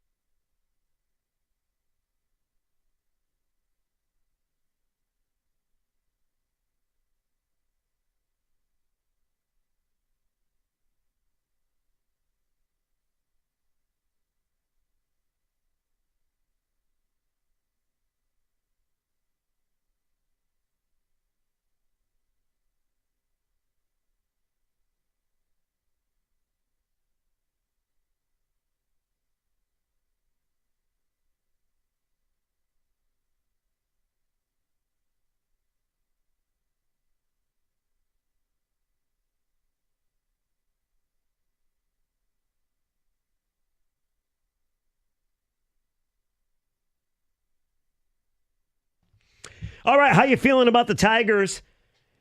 Less than 4 hours away from opening day in Los Angeles, Chavez Ravine, Dodger Stadium, where I hear that you better leave now if you want to get to the ballpark for first pitch, and you better be prepared to be in traffic 4 hours after the game. I hear it's a bitch to go to a Dodgers game. I've driven past it, never been there. Yeah. Kind of like a hole in the ground, isn't it? Yeah, but it's their hole in the ground. Oh, yeah. No, listen, it's like the third oldest stadium in Major League Baseball behind Fenway and Wrigley. But how are you feeling? Do you choose to focus on the positive, or do you choose to focus on the negative? And by the way, first home run of the season, Austin Wells for the Yankees has the first home run in 2025. So this means that the announcer has to make the obligatory, he's on pace to get 162 home runs this year. I hope they do. I hope they don't. It is. I look at this, but I was going to mention before the break, I look at this Tiger team, and it reminds me a lot with all the injuries. Rieger, it kind of parallels the Lions at the end where they had to rely on the offense because the defense, it just seems like people were falling left and right. You got to rely on this pitching staff. They have to come out there and get it done. They can't afford to have a bad day, ever. That's not fair. But when you're looking at everybody who's feel better about this team, but right now, I don't have a feeling because this team looks incomplete. So I can't give them a grade because they don't seem like they're there. Well, you had a great question, though. Oh. You had a great positive question. Yes. We'll take your calls. And by the way, I screwed it up. Ohtani hit a home run in Tokyo. So Austin Wells has the second home run of the season. Okay. Or maybe there were more home runs than I even read. Anybody watch those games? They were 6 a.m. Come on. Do those count? You didn't watch them? Did you? Yeah. Oh. Set the alarm clock. Better man than me. All right, go on. All right, so Tigers spring training. Some Tigers had some success in spring training, one of which I think we all kind of wrote off. But of these 3 Tigers who had success this spring, which one do you think can continue and keep it going through the regular season? Oh, this is exciting. I like this. Spencer Torkelson, Torque, in 19 games. He hit batting average of 340. He had 17 hits, 5 home runs. He had an OPS of 1.069. Woo! Okay? That's amazing. If he does that, he's MVP. Casey Mize pitched in 6 games, 19 innings pitched, gave up 11 hits, 4 runs. He had an ERA of 1.89, 25 strikeouts, a whip of 1. Okay. Jackson Jobe, 16.1 innings pitched, gave up 6 runs, had an ERA of 3.86. He had 16 strikeouts, a whip of .98. Of those 3, Torque, Mize, Jobe, who rolls this thing over and continues that success in the regular season? I noticed you did bring up Baez, who had a 184 average and a 647 OPS. What? See, he can't help himself, can he? Oh, it's ridiculous that Javi's on this team. But of the 3, I go Torque, Jobe. Mize, Jobe. I don't trust Torque at all, despite having a really good spring, and he should be celebrated for that. He made this team when they didn't want him to make the team. So I don't believe he's all that clutch. I don't think he's going to have a good season. I don't believe in him, so I'm going to say no to him. Jackson Jobe, I would say yes. I mean, that guy's so electric. Now, he might have some rookie pains for sure. Right. But I do believe as far as 4th starters go in rotations, I think he could be one of the best in all of baseball. I don't think he's going to be Paul Skeens, but the spin rate is insane. The arm is electric. I say Jackson Jobe's the one I believe in the most. Casey Mize, like, you just say no because he's coming off the injuries and it seems like he's been a bust and the Tigers wanted to haggle with him over $18,000. But he's throwing harder, and according to them, the shapes look great, and everything is improved with Casey Mize. So I would say my most confident, Jobe. Second most confident is Mize, and third is Torque, who I am not confident in the least. But I hope he proves me wrong. Now, see, Torque is the one that I'm most confident in because I think Torque is a guy that just needed to see himself hit the ball. I think that he needed that confidence. I think that he was going up to the plate striking out, just not clutch at all. And then the frustration kicked in, and then he started to overcompensate, and then he started to basically battle himself in his own head. This spring, he started to look natural again. He started to look like that guy that they drafted. So, yeah, I think that Watch it. For him, it's like a shooter. Once you see the ball start going in the net, okay, I feel confident again. Now I'm back. I think in Tork's case, Tork feels like he's back.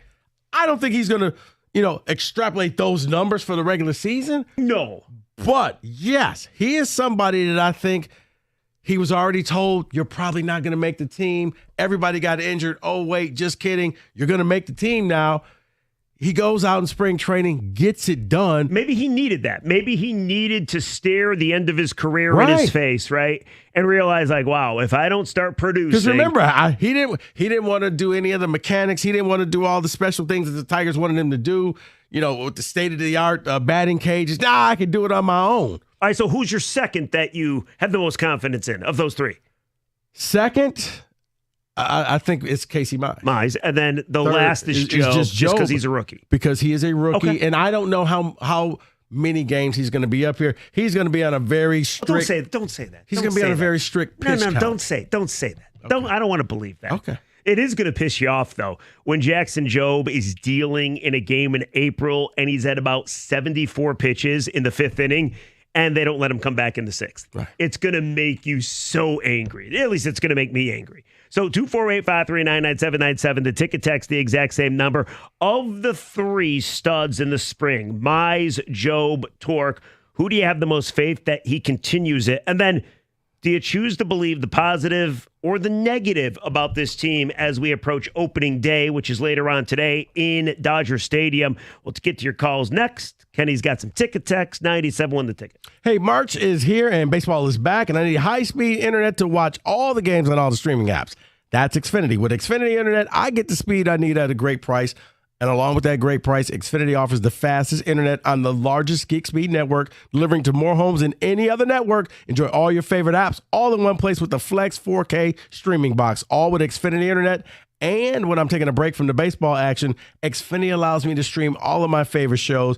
Choose from a variety of speeds depending on your needs, including gig speeds up to 1.2 gigabits per second, and enjoy reliable internet on all your devices. So don't miss out on your favorite shows or the scores and stats. Call 1-800-XFINITY. Visit Xfinity.com or simply just stop into an Xfinity store today for more details. Maximum download speed of 940 megabits per second when hardwired via Ethernet. Actual speeds vary and not guaranteed based on Xfinity's fastest available download speeds.